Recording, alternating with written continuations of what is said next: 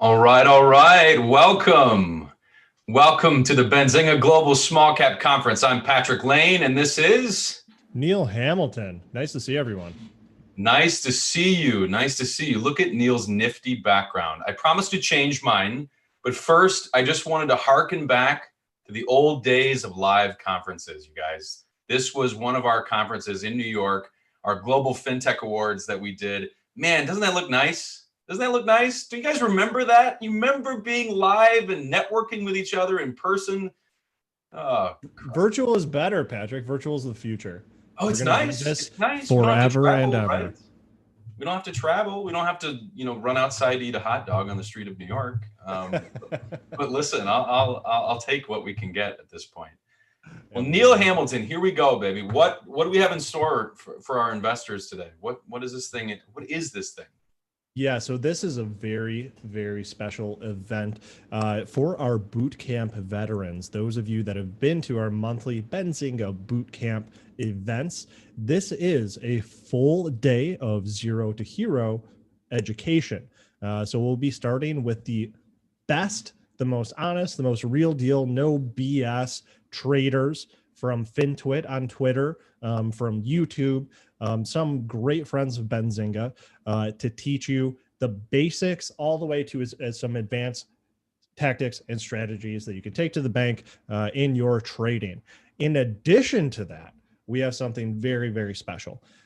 We have recruited, in fact, curated our favorite small cap companies based on community input, as well as the team for Benzinga Premium Ideas, picking out the best small cap organizations that we feel very strongly are on deck to be the mid cap and possibly blue chip stocks of tomorrow. So we are looking at the companies that are disrupting and innovating and have massive growth potential based on their position in the market, what they're offering that's entirely different, and some fantastic fundamentals. So make sure you stick around and stay tuned for those from the horse's mouth, from the leaders of those organizations, talking about what's going on today, how they've reacted to this crazy year of 2020, how leadership has reacted, and what they have in store in terms of strategic investments for growth in the quarters and indeed years to come. Did I do a good job with that, Patrick? Yeah, I mean, it was okay. It was all right. I can't give you too much credit, but I really enjoyed it. I mean, well done, I guess. No, but listen, you guys, I'm super excited. These are some white hot stocks, and some of these are the sectors that are really, really pushing the envelope right now, either during COVID, attacking that disease head on with therapies and vaccines. You'll hear from some of those companies today and tomorrow. This is a 2-day conference. You have electric vehicles. You've got some of the leading cannabis companies. We are all over the map in terms of who we have, and I'm really excited. Some of these stories are going to be the stocks that you're going to want to follow and see what they're going to do next. So corporate access at its best, I think. Absolutely, absolutely. Any housekeeping items, Patrick, that we should? Yeah, a couple. So guys, keep an eye. There's 2 places you could be watching this right now. One on Benzinga's YouTube channels, right? So keep an eye on the chat feature there. And then Umbrella, our networking platform. If you are not in Umbrella, you are missing out on one-on-one networking opportunities. So I'll ask my colleagues, our logistics folks, to please put the Umbrella link in the YouTube chat for anybody who wants to hop on and network, take some meetings with some of these executives and learn a little bit more about their companies. So that's number 1. Number 2, we will be throughout the day posting things in the chat for you. Neil, I think we may even have some giveaways to speak of. Is that correct?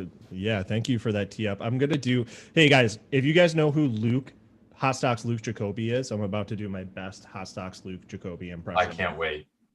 Guys, we've got some amazing giveaways for you today.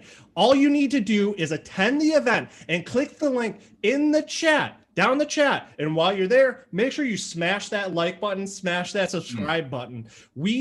All we're asking for you is your email address, your favorite small cap stock, and we're going to put you in a drawing to win things like a lifetime of Benzinga Pro, a lifetime of Benzinga Premium Ideas, the entire suite, and a whole bunch of cool merch like this shirt that I'm wearing today. So It's make nice sure shirt. you pound that like button. All right. Wow. I don't know if I'm more so shocked and awed at how good an impression that was, or that's actually how he sounds and acts. Yeah, I know both are enigmas. I'm exhausted after that, Patrick. I would be too. Although you just pounded a Bang energy drink, so you should be good to go for at least the next week and a half. We don't mention Bang Energy until they sponsor these events. All right. That's fair. I had a generic energy drink. The generic energy drink. Got it. Well, one more thing here. I think this could be helpful for a lot of people to know. Neil, we probably have folks that have either never heard of us before, never attended one of our conferences before, and may not know who we are. Right. So tell the folks at home, what is Benzinga? Who are we? What are we doing? Why are we important in the ecosystem here? Yeah, so that's no small order. Benzinga, in essence, our job to you guys attending this event, yes, specifically you, is to make it possible for you to make money by giving you information and education that's very easy to consume. We're different than the other people out there. I'm not going to name names because we're friends with them, but you know who I'm talking about, the other publications, the other companies that are providing events, services, tools that you can use. In that we're providing you actionable information on stocks to trade. We are really focusing on the small folks, the retail traders like me, probably like a lot of you folks, and the serious investors that are really looking for opportunities. So what we do is produce content that's going to help you be successful in your investing career. We produce tools that are going to be successful, such as Benzinga Pro. Benzinga.com. There are some features there that you can use to find stocks, find opportunities to make money in the markets, as well as a host of events. And we also provide our data to brokerages. So if you use pretty much any brokerage that's based in the US, you see Benzinga news in that. And we also power a lot of the data, such as earnings data and the stuff like that. That's not exactly news items. So we really are sort of at the middle of the whole ecosystem of the tools and information that you use in the stock market. So this event is just a real day of interaction with that whole ecosystem. So newcomers, we welcome you here. We've got a lot in store for you. Hopefully it's equal parts educational and entertaining. But we also want to make some real world opportunities for you. We're not here to sell you anything that's not going to help you. The only thing that you can really purchase today, if you want it, is the recording. So those of you that are on YouTube, you can purchase the full 2-day, 2-track recording because frankly, it's impossible to see everything. And it's pretty affordable to get that. But besides that, we really just want to give you some great education and turn you into big fans of Benzinga, just like we are. Love that, Neil. Love that. And give the folks, because I'm always impressed by these numbers, give the folks an idea of how many people we reach on benzinga.com and through our partners. So this has been a watershed year for us. I mean, previously, we used to talk about touching 26 million folks are using our information daily. And that number has gone up quite a bit, probably a lot closer to 35 to 40 million individuals in the markets are being influenced or are leveraging Benzinga information, news, data to help them be successful in the markets every single day. And that's constantly growing as we create new things like this. So we try to get to you for free to help you become better traders, because we love the stock markets. We love actually all markets, all investable assets. And we want to share that love with you guys and make it possible for you to be financially independent with great information to do so. That's awesome, Neil. I really appreciate that, man. And I think for you guys, this is your first Benzinga conference with us. For those of you who that's true for, network, learn, get to know these people as much as you can. Get to know these stocks, because there are some really cool stories here. And if you need any help along the way, please write in the chat. If you have any questions for these companies along the way, please make use of the chat. We will be moderating those questions to the folks as they are presenting and in their panels. The moderators will be seeing that. So feel free to use it. And obviously, if the questions are good, we'll moderate them to our folks. The other thing is, if you have any questions at all, events@benzinga.com, EVENTS @benzinga.com. Feel free to make use of that, and we'll do our best to help you as quickly as we can. Neil, anything else? Anything else our folks should know today? You know, I just want to put a little bow on that, on what you just said. This event is very laid back, very casual. We are up by the people of the people, whatever order that goes in. We really want you guys to put forth your questions. I and Patrick are both here to be your voice. We're monitoring chat very closely. If you have questions for any of our educators today, put them in the chat, in YouTube chat or Brella chat. No stupid questions. Ask everything, because you need, we need you to walk away from this feeling more confident in your ability to make money in the markets. That's all there is to it. So don't waste this time. Thanks, Bullish, for the shout out. My colleagues maybe don't feel the same way you do.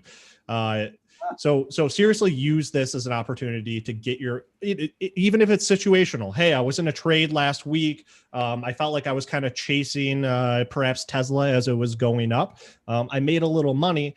What should I do now? Is that a good practice? Should I be watching something like the 20-day moving average? Stuff like that. Ask the questions. We're here for you. That's right. Also, guys, Patrick it has lined up a great host of small cap organizations here, all publicly traded. We'll get you all of their tickers as they come up. Ask them questions too. They want to tell you all about their company. This is a great opportunity for you to get information without having to scour the internet trying to get it, to get in on some wonderful opportunities that you can trade today. So make sure you're very vocal. Super good feedback there, Neil. I mean, this is your chance for some really good due diligence, right? And you're going to get it straight from the horse's mouth that you can follow up immediately afterwards with meetings or in the chat with their folks. I mean, you have the ability to learn directly what these companies are doing now, where they're going, and make some actionable decisions right away with that information. So with that, Neil, I think we can move this puppy forward, man. Let's get this puppy moving forward. Is that what puppies do? Do they move forward? Puppies, yeah. Well, I've heard that puppies cannot walk backwards, so you know there's some credence to that. Little factoid for you guys. We got plenty of those coming for you today, Patrick and Neil factoids. But yeah, it's my pleasure after this brief little introduction to introduce a fantastic trader, a great friend of Benzinga, and someone that seriously knows what they're doing with penny and small cap stocks, Mr. Andy Cole from Mighty Soldiers Trades, if I can say that correctly. Hey, good morning, Neil. Good morning, Patrick. Good morning, Andy. Welcome, man. Yeah, had a really rough night, so bear with me, guys. But yeah, I'm really excited to be here. Thanks so much for having me. A rough night. Here, let me tell you about my night. Let's see if you can beat it. Go to sleep at 9 p.m. because I got to do a small cap conference in the morning. Oddly, wake up at like 3 a.m. Start eating Indian food that I had left over, some spicy chicken. Upset stomach all morning. Pepto-Bismol. Morning with Patrick, and here I am, slightly upset stomach, but very excited to go. I think I might have caused his upset stomach, Andy. I'm not sure. The Pepto-Bismol might be because of me and not me. Yeah, well, let's just say I was up all night for the reason people need that sort of thing, and yeah, that's about all I'll say about it. Oh, God bless you, man. Oh, Good luck. Yeah, well, thanks for making it in. Awesome. We'll let you take it away, Andy. All right, thanks, Patrick.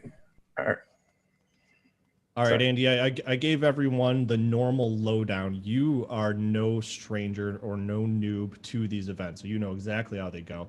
So, Andy, I'm going to let you take it away, and as questions come in from chat, I'm going to make sure they make their way to you. All right, man? All right, yeah. Thanks, thanks, Neil. I'll get started. All right. All right, so I'm Andy with Mighty Soldiers Trades, and we're going to be talking a little bit about pre-market. That's my bread and butter. That's where we make most of our profit. And first, I have to warning, pre-market has increased risk. Do your own due diligence. You know, that being said, you know, there's a lot of things that people tell you to be scared of and not to trade, you know, but I can tell you that there are a lot of benefits to pre-market if you do know how to manage your risk. It's basically how fast do you want to drive. Some people can drive really well, really fast. So, you know, pre-market's more of like driving a little faster, I guess you could say. And like it's Mighty Soldiers Trades is veteran owned. And a funny story is when I first got started trading, I would not call myself a trader at all back then. I knew nothing at all, but I started paper trading Forex in 2008. And the cool thing about it, I think forex.com is where I did that. And they had all the tools that I'm sort of used to now. It was amazing and incredible having all the news feeds and having, different scanners and stuff and different order types that I had no idea, but that actually built into my future in trading. So I understood a little more when I got going, actually trading intraday, thousands of trades per year. And even a funny story though, when I got my first stock, which was the same year, it ended up being a paper stock certificate that I got from a family member. I had no idea what to do with this paper certificate at all. So I went to my bank and I tried to, how do I sell this paper stock certificate? And so I had no idea what I was doing at all. They didn't know how to help me. They said, sir, we've been into the e-trading era for quite a while now. And, you're going to have to talk to somebody else about that. Took my paper certificate home. At the same time, I tried to fund my account with about $12,000 to $14,000, and my banker did not know how to do the wire transfer somehow. So I didn't end up getting that started on that day like I really wanted to. But yeah, so the point of that is just that, wherever you're starting from, no matter how ignorant you feel you are or how hard or difficult, this journey may seem to you, you can do it. It just takes some dedication and learn, never stop learning. So basically the market moves from 4 a.m. to 8 p.m. guys. Don't let anybody tell you any different. The markets move from 4 a.m. to 8 p.m. and there are people trading, and you can trade depending on your broker. So contact your broker and ask. Me personally, I trade all my intraday trades at TradeStation, which starts at the normal pre-market hours, which is 8 a.m. And normal market hours are 9:30 to 4 p.m. and then after hours are from 4 p.m. till 8 p.m. And that's, I would say, when people say be worried about pre-market, I'm more concerned about after hours. That's when the spreads open up a lot. That's when liquidity dies down. But that's just my personal preference. There's people that make tons of money after hours, like on earnings. I do pretty well as well after hours trading. And excuse me. We have a lot of employees, first responders in our group trading with us every morning. And they get a lot of value out of trading pre-market. They're learning how to manage their risk and be in there, for the time that they can right before work. A lot of them literally are walking out the door to work right when they leave their trading desk from us. So you'll hear all over FinTwit, Twitter, whatever. It's best to have the set it and forget it strategy. You don't want to sit in front of your screens all day. Why would you want to waste your time doing that? And then, do I need to be auto trading? How do I do this if I'm working full time and I don't have time to be trading like this? And pre-market offers a lot of potential for people in these type of situations that really can't sit there all day and look at the screens. So it's kind of like Fight Club, generally pre-market trades stay within pre-market. And I would say it's the same thing for sorry guys, rough night, like I said. Anyways, generally pre-market trades stay within pre-market. I would say the same thing for intraday trades. Don't let your intraday trades get out of hand. Don't let them turn into swing trades or investing. 90% of all bags, more than 90% of all bags, they just stay down, they fail, they stay red. It's not worth it to hold and hope and struggle in these trades. So, if you are going to grab something pre-market, especially at a more volatile time when they're setting something up that's bound to come right back down. I'm up, they see me, I'm down, first rule in penny stocks. That's yeah. So anyways, guys, sorry. Scan for what's moving. So how we scan for what's moving in the market, pre-market. Benzinga has some really amazing tools. We have movers, we have signals. We're looking for new highs. New highs let you know what stocks are breaking and making new highs in the pre-market session. Watching those come through more, if I see multiple prints on one stock, I'm definitely going to check out that name. We have the price spike. We have halts that we can look for. And over here in movers, we're looking for top percentage gainers and volume. Anyways, we're looking for the most volume there as well. And for your scanning settings, you might want to set a minimum volume of at least 150,000 so you can weed out some of the noise. And some of our scanning options, you can use relative volume of 1.5. That's a good way to find what's really getting some action. And Charlie over at the Squawk, he's amazing. If you don't see it, well, you'll probably see it in your scanner, but either way, you'll probably hear it from Charlie first. Charlie is going to alert you to everything. If it's moving, Benzinga Charlie over here at the Squawk is going to let you know. Benzinga also rules pre-market, guys. Like, there's no other place to be that offers this much pre-market. I couldn't live without it myself. And one of the cool features that came into Benzinga was the low float scanner. I know that I had been one of the people that had requested that myself. And, so that's really cool that we can now scan by float. And here's basically where you can see the float and the detail pane for, anyways. So you know what you're trading, and low float stocks generally tend to be more volatile. That's how many shares are available. And so, if we're rotating through that float, if we have more traded than what's in the float, that's what we're looking for a beast mode stock that can really get ripping. Oh man, wow, guys. So again, you got Benzinga filter by float. So you can, this was a newer feature back when I got started with you guys, and I'm really thankful for it. So there's a lot of different other filters that you can do. I also like the audible alerts. You get Benzinga offers you a chance to keep your eyes on your chart and hear, what's halted, what's moving, where the price spike is, and all that sort of stuff. So I think that's really awesome feature. Wow. Hey, Andy, I just want to step in and say we are all supporting you. Thank you so much for making it happen today. We're going to get through this together. This is some great content so far, man. So keep it up. Yeah, thanks, Neil. I'm telling you, it was a brutal one. A very, very, very rough one, but I could not be here. So we appreciate it. Jason Raznick said that he's going to send you a lifetime supply of chicken noodle soup right after this. I got it confirmed. Awesome. Thanks, Jason. All right. Thanks, man. Yeah, it was a really rough one though, Neil. So number one thing that I tell everybody, position sizing, you need to make sure that you're not positioning yourself too large in any of these trades. The whole thing here is if you have a position size that's too big, that's going to be those moments when you don't know what to do. You're going to get in, you're going to be like, what do I do? I remember I looked at Sarah. I've done over thousands of trades for over the last 3 years now. And like, I told you, I was not actually a trader at all. When I first started trading and learning all this stuff, I was more of a fan of trading, and I was trying to grasp trading, but it really didn't work. It wasn't until I actually got in there, no matter how much I learned and put in thousands of trades, that I actually started learning quite a bit. But I would get into these trades and I would be Sarah, which is my wife, she's sitting next to me. I'm like, well, what do I do? Should I sell? And it's, if you're in a trade and you're thinking, what do I do? Should I sell? I'm unsure about this position. When in doubt, get the freak out. And if you're asking your wife or you're praying about it, putting smoke signals out there or anything like that, it's probably best to just close these trades and move on. And the best way to build confidence and not be in those situations is smaller position sizes. I like to start with a position size that's more basically almost insignificant. And I find that I get a lot of profit from these insignificant trading sizes anyways. But large sizes creates anxiety, clouds your judgment. And, like I said, then you're asking your wife, should I get out? Should I get out? And that's just not the best thing to be doing. So build confidence with small position sizing. And one of the things that you desperately need is, I believe that, getting out of the way of an order when you realize that things are about to go wrong is super important. So I hear all these questions about hotkeys, how to buy this many shares and, buy it bid +1, bid +3, buy it ask -1, buy it any of this stuff. And anyways, the most important hotkey to me, the only hotkey that I definitely 100% need, no matter where I'm at, is cancel last and cancel all. I find that to be very important.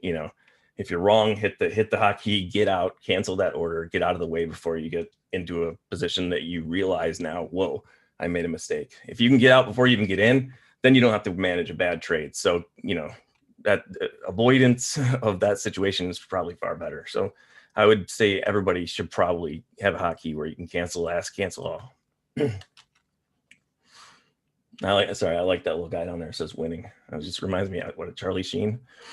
I'm sorry, guys. Tap into your tiger energy, man. I love it. Love it.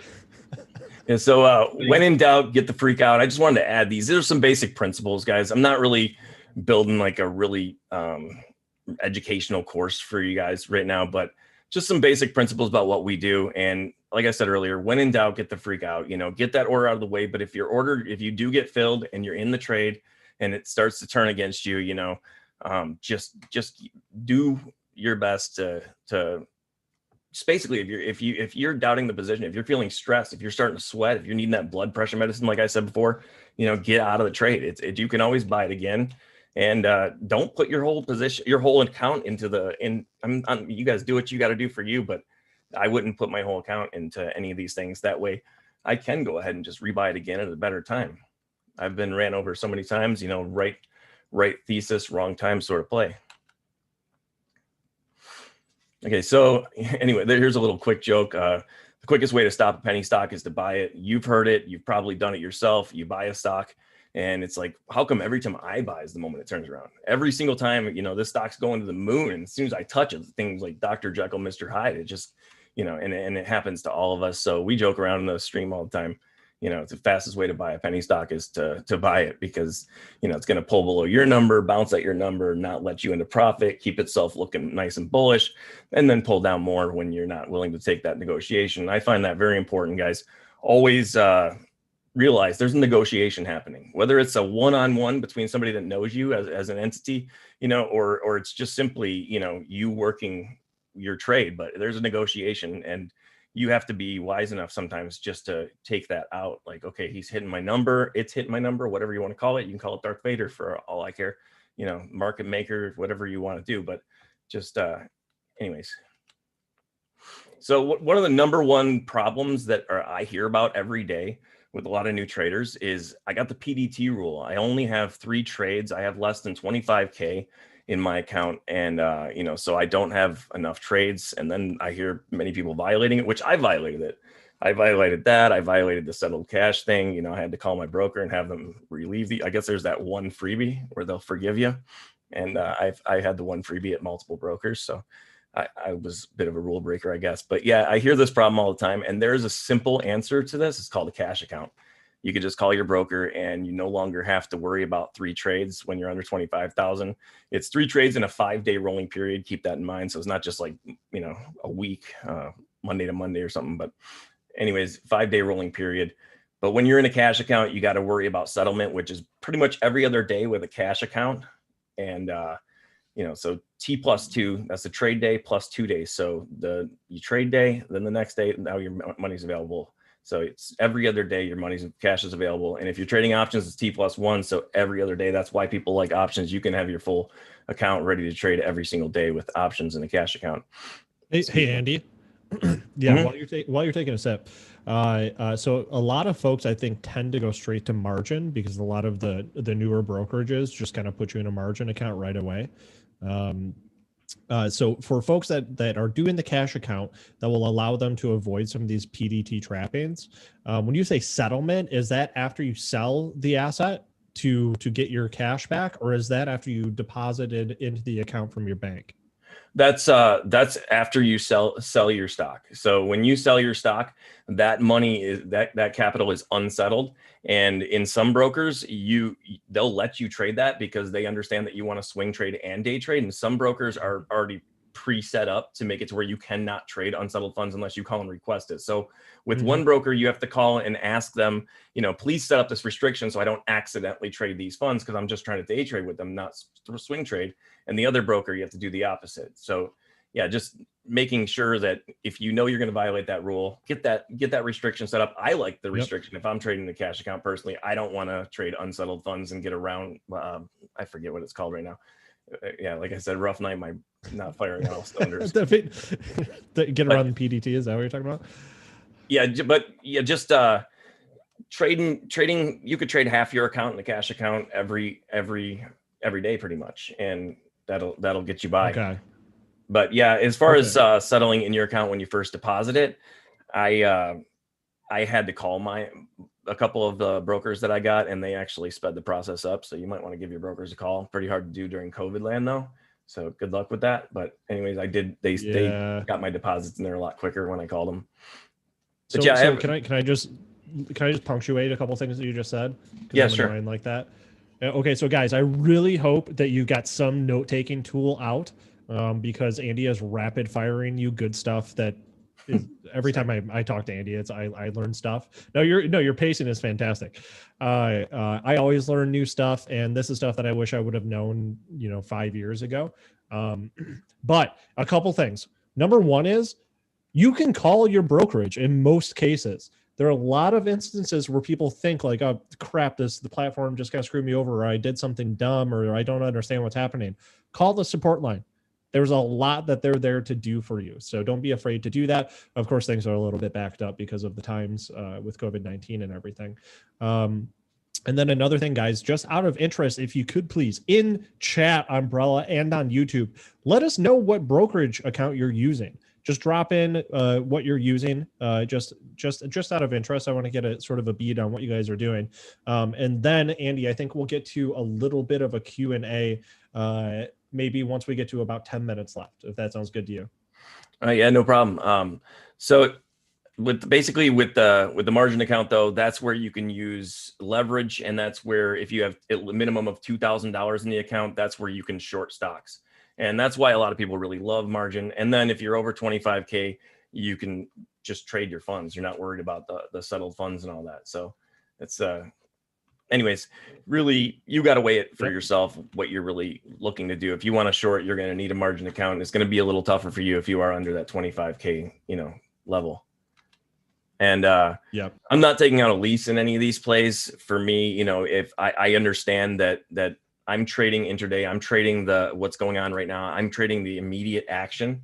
So, if I get the idea that somehow now I don't know, I love this stock, or it's pulled down, I'm going to hold it, that's where stress comes in. That's where sleepless nights come in. So I'm not taking out a lease in these things. I'm in, I'm out, I'm taking my profit, and I'm moving on. I'm trading the volume, the action, momentum. And let's just take some technical analysis and make it pretty simple. Take away the whole book, like sort of like it's a trading engineer, and let's just make it pretty simple. Here's your candles, and we have for the green candles, you open at the lows, you close at the highs of the real body, the big bulk of it. Let me see if you guys can see my cursor right there. That's the real body. And this is the upper shadow, and this is the lower shadow. So this is how low the stock went, how high the stock went, where it opened and where it closed. And it's the opposite over here. We have the high, we have the low, and then the open is the close, because we're bearish, we're going down here, and bullish going up here. And it's really simple, guys. We're looking for higher highs, higher lows, lower lows. We're looking for support and resistance. We're looking for trend lines. Just try upper shadows, lower shadows. If I didn't say that, we're looking for where the price could not hold. Just trying to keep it really simple. You don't have to. You should learn everything you can, but you don't have to know everything to get through this. So during an uptrend, price makes higher highs and higher lows, as you can see. So we've got a higher high here, we've got a higher low here. We're just keeping up. And then the same thing here with the lower highs and lower lows. This is a downtrend, and to me, I always tell you guys, this level right here, this is where the averagers got stuck. They bought anywhere up here, they drop down here, they try to buy more so they can get out with profit. And this real body is going to stop right at their level. These upper shadows do not mean that you can get out. The spread could be there or anything. And, so anyways, you're rejected and move down to another level from that. So during a downtrend, the price makes lower lows and lower highs. And we're always looking for resistance. We're always looking for support. And new traders, guys, are always looking for trading that resistance break. This part right here that did not hold, it's an upper shadow. You can see price didn't hold. There's no real body up there at all. And this is exactly where all new traders are looking to trade. And what happened to that guy? He got in profit really quick. He might not have sold. He might not have scaled out. He might not have sold half of his position and then stopped out back where he entered. So now he is down here, in a loss. He could be now in a situation where he's starting to average into his play just to try to not lose. And this thing could just rest on the bid and go down forever. So, new traders, I don't know why, but just gravitating mostly towards resistance breaks and hammers. I traded and looked for hammers all the time. Hammers are great. When you can find a hammer, it's really great. That's going to work out And if it's got to be at the lows, and it's so it is a good opportunity. I have a slide later. I'll show you guys how, where to put a stop and stuff. And then again, here's some more resistance rejection here. And then we pull down. And what happens is, if you're in this play, if you're in from any place, honestly, even if you're in profit and you pull down to this level, which would be the support for the consolidation, the potential consolidation that would happen right here. And then, we can break and make new highs if we're in a bull flag. As soon as you break that support for that consolidation, it's a different play. You should probably be out of it, considering maybe a new trade, because at this point, we broke this, and what's going to happen, we're going to drop down, and then we're going to come right back to that previous support, which is now going to act as resistance, and we're going to get rejected there. So expect the rejection and have a stop at this level. I hear so many people all the time asking me about plays that are in this spot right here. And yes, these can work out in a, they can turn into a rounding bottom deal. There's a lot of different ways that these can break and make new highs. In fact, you can have a cliffhanger like this where it's about to teeter and break down, and then all of a sudden the thing breaks and makes new highs. But that's the exception to the rule. That's not happening all the time. So that's not the setup that we're necessarily looking for. And so here's the hammer. You can buy at the break of the real body here. That's some pretty nice profit, actually, a nice reversal. You can, and your max stop can be at the low of the hammer, because sometimes, we might have a bit of a lower shadow that you're a little too much for you. For me, I don't like that. I prefer to have a tighter stop and stop out at the break of the real body of the hammer. As you see, this held right here to the base of that real body. I'm always looking at these real body levels. Real body levels are key to my profit daily, and I recommend you guys also to learn as much as you can and pay attention to them. But that's where I would like to get into this play. And as you see, it worked out fine. It didn't break my stop at all, and would have had some pretty decent profit. And I'm not looking for these things to go to the moon. Like I said, where I see the previous support, that's where I'm looking to get out. And so I would have had some decent profit, and then it turned around. And then I could look for another trade doing the same exact thing down here. As you see, we come down, we bounce, we come down again, bounce a little bit. And it's just happened day in, day out. So looking at these hammers, though, these potential hammers, this just actually failed. But, they do have some decent trades. But new traders, like I said, they're always looking for hammers and resistance breaks, in my opinion. What time frame are you looking at for those candles? What increments? This is probably going to be, I look for all my patterns on the 5 minute. For my intraday trades, I'm mostly looking at the 5 minute, and then I'm going to look for the 15 minute, and I'm going to look at the daily for anything where I'm looking for hammers or chart setups or anything like that. 15-second is not really for that at all. That's just to basically see the resistance forming or the support forming before anybody else can really see it, to see the like I said, the nails in the road, just to know where you're going, how to manage that trade and get out quick enough before it. Because when they turn around, they can turn around so fast. You can feel so secure in your trade, and instantly it just gets pulled out from underneath you, and you're really in for a disaster. So having that 15-second chart really gives me the ability to see what's happening and get out before that happens, or right at the moment that it happens. And what we're going to see in pre-market all the time are these straight spikes. So definitely make sure there's a confirmation before entering your trade. If you don't have a continuation where a real body holds above the first spiked candle, and then we're looking for that continuation up. We're looking for maybe some bull flag consolidation here, and then double that flag, basically the flag pull. That's the stuff we're looking for. But these straight spikes happen all the time on news. It sounds like the greatest news ever, and as soon as you touch them, they drop right back down to where they opened. And if you're putting in bigger position sizes, that would be devastating to your account. I've done it. I've actually bought stocks here and had them drop. I mean, below support, way down to where I was losing 80% of my trade in one trade. Actually, that was a halt though. And here again, pre-market spike, and here's that real body rejection I was telling you guys about. So instead of getting that, and for these real body rejections, even if this upper shadow is way up here, which is not going to be an upper shadow at that point, it's going to be a solid bodied green candle all the way up here, breaking and making new highs. I'm still looking at it and considering that we could end up with that real body rejection. I see it all the time. Usually not with an upper shadow this huge, by the way, but yeah, even though we're way up here, we will come back down and get rejected at that real body level. And then, we start that stair stepping action down where people are trying to average and save their hide or whatever.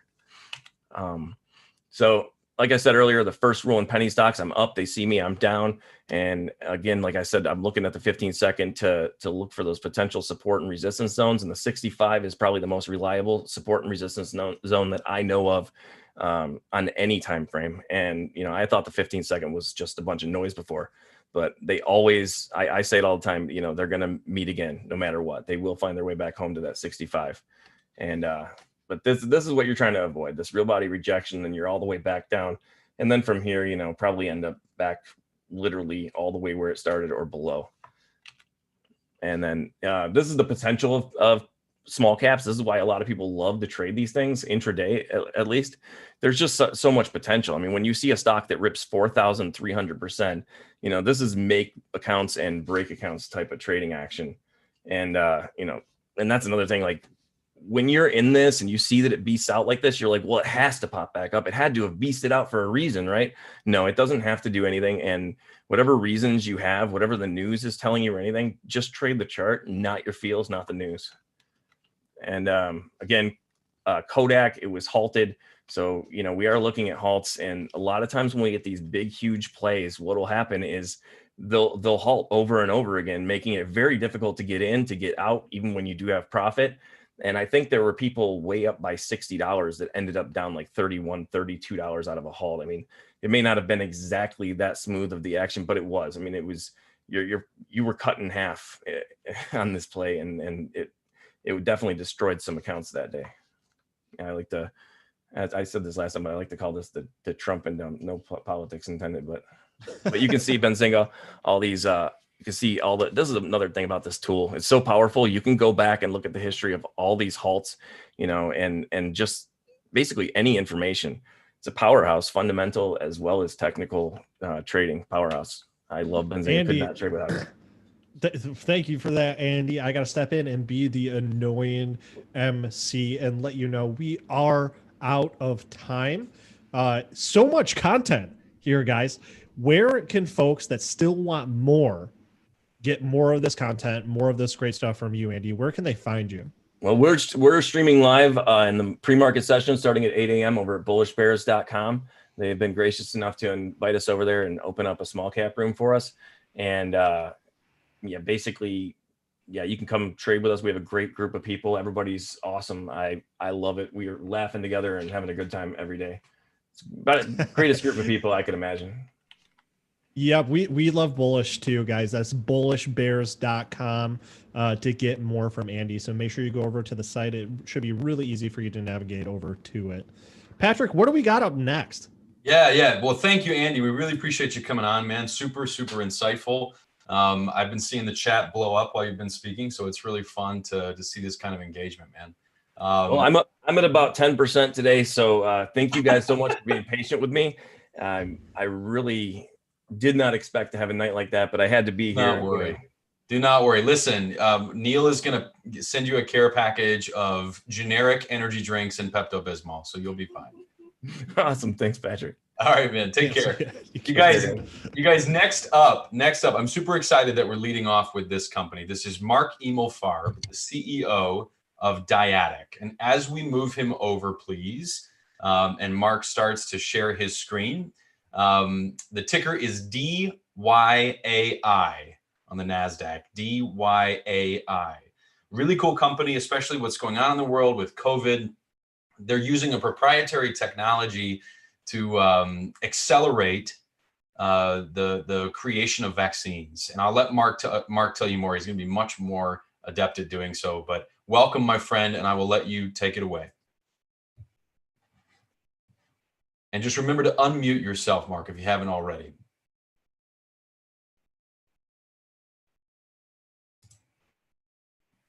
Yeah, hi. Can you see my screen or not? We can see your screen and we can hear you. Take it away. Okay, if I go to full slideshow, will you still see it? So I know if I can. I believe so. I believe we will see it. We're going to find out.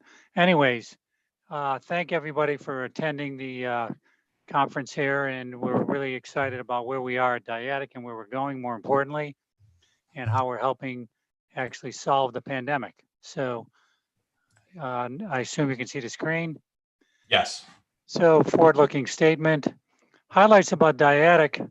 first and foremost, realize we are well capitalized. We are not raising cash. We don't need cash. We have plenty of money. I think if you look into the history of the company, I and my family own about 30%, so we're very dilution sensitive. And in fact, the last thing we did is we bought $22 million of our own shares back with some of the cash. Investment highlights, we're really developing a way to mass produce proteins. And by proteins, we mean things like vaccines, antibodies, therapeutic drugs, cancer cures, diabetes, insulin, et cetera. And we've spent over 2.5 decades creating this technology for the industrial business, and we moved it over to the pharmaceutical industry after selling off our industrial business to DuPont for $75 million. We kept the rights to this patented C1 gene expression technology, which is really a hyperproductive cell that can bring biologic vaccines to the market quicker, faster, and cheaper. We have data that supports all of this, that's getting bigger, broader, more robust, more versatile. We have partners in both animal and human health. We're doing research, proof of concept studies, and some preclinical studies in the animal health side with all the top four animal health companies on the planet. We have top 5, top 10, top 25 pharmaceutical partners funding research, and the business opportunities are growing and diverse in both animal health and human health and infectious disease. And we have a very experienced management team. We operate globally. I'm not going to spend a lot of time on this due to lack of time. You can see here that on our management team, we're highly motivated, we're highly experienced. We've created value on multiple occasions for our shareholders. Dr. Bose from Pfizer, 34 years, Barry Buckland from Merck, 29 years, and Michael Tarnock at Carex and also at Pfizer as well. So really, it's multiple shots on goal. This is not a typical biotech cure cancer, go broke story. This is a way to help speed the development, lower the cost of hundreds, if not thousands, of potential drugs for animal and human health. We have external programs, as I mentioned, they're fully funded, proof of concept and preclinical collaborations for specific therapeutic agents. We get upfront access fees, milestones, and royalties. That's the model. We did that in industrial business with people like Shell Oil, BASF, DuPont, and Avicanna Bioenergy, and raised over $110 million doing that non-dilutive. Small biotechs, if they don't have the money to pay the upfront access fee, we can take equity, milestones, and royalty payments. And we have governmental programs with governmental agencies and grants. And then we're working on internal funded programs, because what we're doing here is we're continuing to modify and optimize this technology so it can be used more broadly, more widely, more applicable across all animal and human health protein biologics. The addressable markets are massive, so we're not going to get into the details here, but you can see here from recombinant vaccines to therapeutic proteins, to monoclonal antibodies, to biosimilars, and metabolites. So the key here is that there's a huge growing need for rapid, safe, scalable vaccine manufacturing platforms.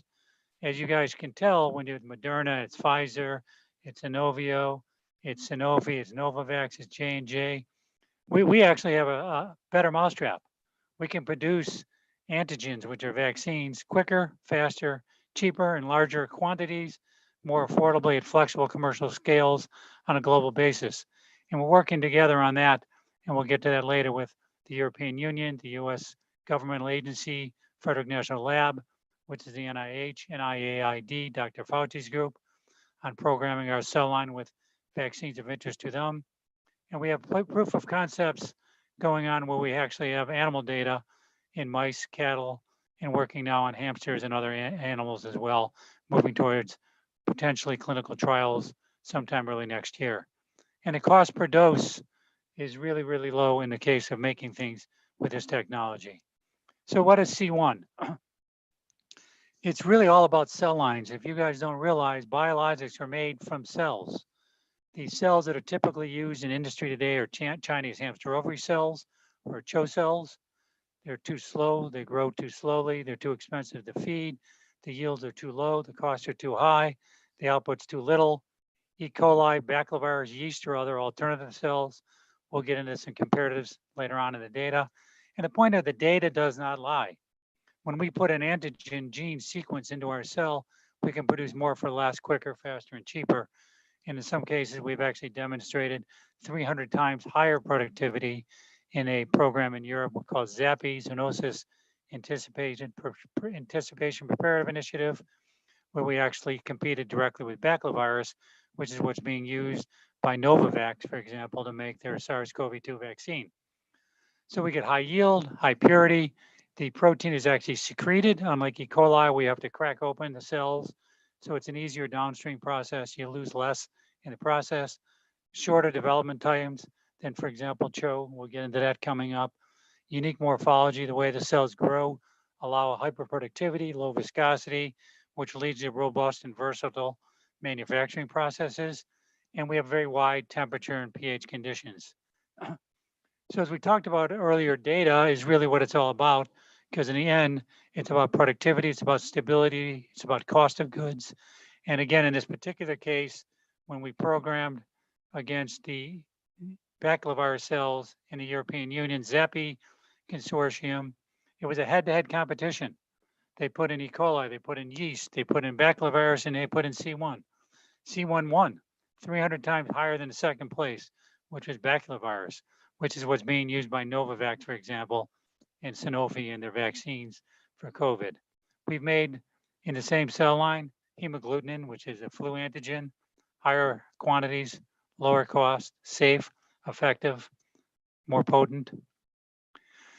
So C1 is a powerful platform that's propelling biomanufacturing. We're going to disrupt this space. The pandemic, if it hasn't taught us anything, it's taught us about the inefficiencies of biomanufacturing and the need to have quicker, faster, more robust, more versatile manufacturing processes. Because what's happening today is Pfizer showed up. What do they have? They have a good vaccine potentially that's safe. They can't make enough of it. It's not stable. You got to keep it in minus 90 degrees. You got Moderna, same issues, not as so much as the stability, but slow to the game to come out of the gate. C1 could have provided probably billions of doses at the same time point if we would have been warp speed funded. But we're getting there on our own, moving with partners, which we'll get into as well. We're working with the Israeli Institute of Biological Research. We've got 9 different collaborations going on, running these studies in the animal trials. Antibodies. Let's switch from vaccines for a moment to antibodies. These are the things like Regeneron that President Trump got. Chris Christie got the antibody from Lilly. This is a big problem because we can't make enough antibodies using CHO cells. Remember, CHO cells are these things that grow too slowly, take too long, they're not productive, they're high cost. Even if there was no cost issue, which there is, they can't produce a fraction of the amount of antibodies that are going to be needed to treat patients in America, let alone globally. This is a major issue. We can supplement what's going on here because we can produce 4 batches in the same time as 1 batch of a CHO cell at higher yields at lower cost. So we can make a huge difference in antibody COVID treatments, as well as traditional antibodies like Keytruda, Humira, Enbrel, the multi-billion-dollar drugs that is about $300–400 billion and growing. And so we've demonstrated time and time again hyperproductivity for antibodies. Those are the MABs, 24.5 grams per liter, 3 grams per liter per day. The average in a CHO cell is 4 grams per liter over 12 to 14 days. The media, the food you use, is in our case 10 or 20 times cheaper. Again, the antigens in the bottom, 3,000 milligrams per liter. We've demonstrated here with the RBD antigen in a SARS-CoV-2 candidate. When we compared that, of course, to the baculovirus in the ZAPI program, we had 1,800 milligrams per liter of the SPV antigen, and baculovirus was 6. Huge difference. So again, it's plug and play. We're ready to go. We can take and change. If the virus changes, we can quickly just drop in a new sequence, and within 1 or 2 months time, we have a new cell line. It's stable, it's high productivity, it's robust, versatile manufacturing process, and we can move it into the clinic and advance things very quickly. So the key takeaways here of this technology platform are proprietary patented C1 gene expression technology It's designed to bring biologic vaccines and drugs to the market faster, in greater volumes, at lower cost. It's here at the right time in history. With the pandemic, what's the problem? Mass production. C1 solves that problem better than any other cell line. Quicker, faster, cheaper. We can tech transfer it all over the globe. It runs in standard fermentation vessels like E. coli, stainless steel, or single-use bioreactors, microreactors. Competitive advantages, it supports the protein expression, validating partnerships. We talked about animal and human health. We talked about governmental agencies. We talked about academics. We've hit virtually every aspect of what you need to do to bring a product quickly, fast to marketplace. And we're moving forward doing that. Opportunistic business development, global.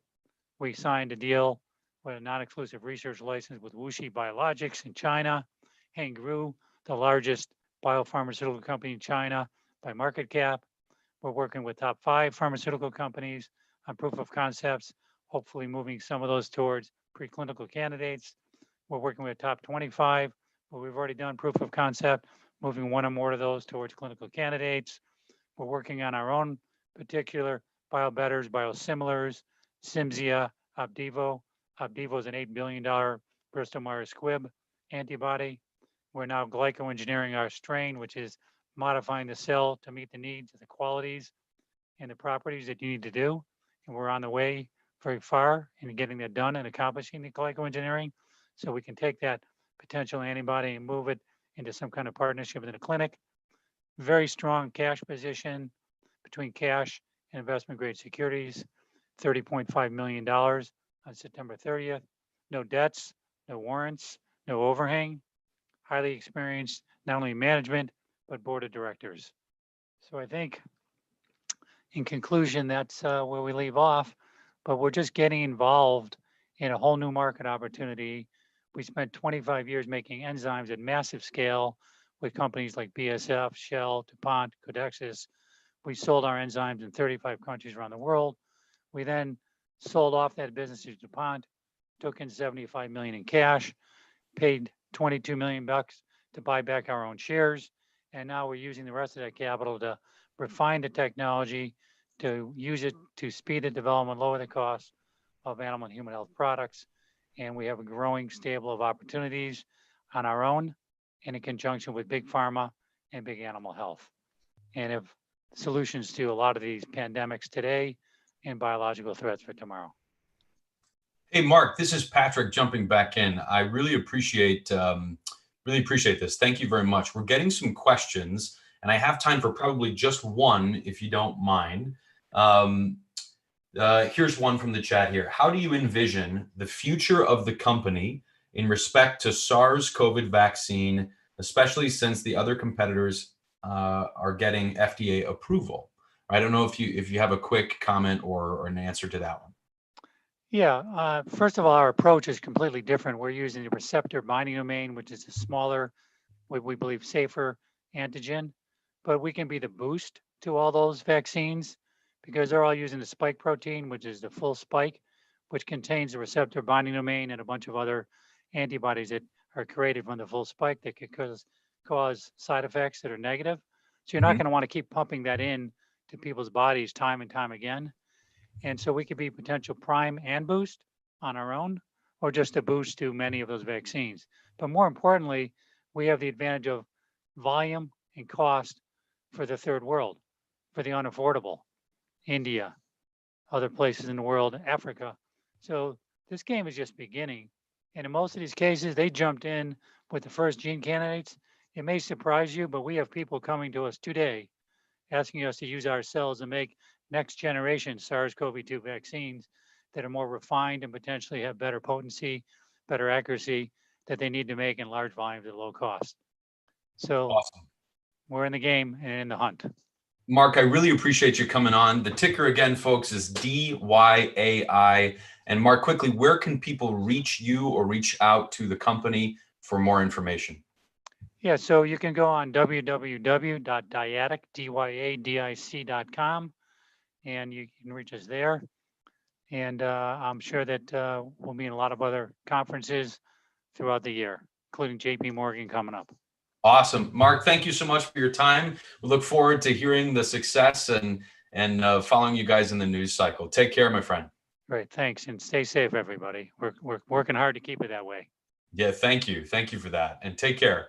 Thanks. Next up, my friends, we'll keep this rolling right along as we move over our next presenter. This is Richard Byworth, the CEO of Diginex. Diginex's ticker is EQOS. I believe that is on the NASDAQ. And while we're getting Richard over and the screen shared, this is a cool company too. This is the first fully digital asset ecosystem. I didn't say that right. The first full digital asset ecosystem listed on the NASDAQ. Richard, you can do a better job of this, man. Take it away. Thanks very much. Okay, great. Thanks very much for the introduction, and good to be here today. So today I'm going to cover our business model at a very high level, how we identify the key opportunities, and how we position ourselves for the future. So the key vision of the company is to bring digital assets to the world, institutions and individuals alike. And by digital assets, I'm talking about anything from crypto through to securities on blockchain networks. Diginex is the first and only full digital asset ecosystem comprising a crypto exchange to be listed on NASDAQ. And this statement is important as it demonstrates a level of transparency and governance that this industry has been significantly lacking to date. In just the last couple of months, we've seen a clear demonstration of why an SEC-approved company with NASDAQ standards of governance is needed. So two of the largest players in the digital asset exchange derivative space have had significant issues that have impacted their clients. One around governance saw a key man being arrested by Chinese authorities, had the effect of freezing hundreds of millions of dollars of assets on their platform. The other saw all of its key leadership indicted by the CFTC, highlighting significant concerns about regulatory breaches and poor KYC and AML. The industry and asset class is growing fast, and we're focused on two key areas within that industry. First of all, derivatives. The majority of institutional investors need derivatives like futures and options to optimize their portfolios. There are several pieces of the infrastructure missing from current offerings, which we've addressed in our first products and our future roadmap. The other opportunity is the disruption that this technology can bring to capital markets. Blockchain technology has the capacity to move value fast, efficiently, and cost effectively. And there are already numerous examples of illiquid assets that have been tokenized, which means structured into an SPV and represented as a highly divisible asset on a blockchain network.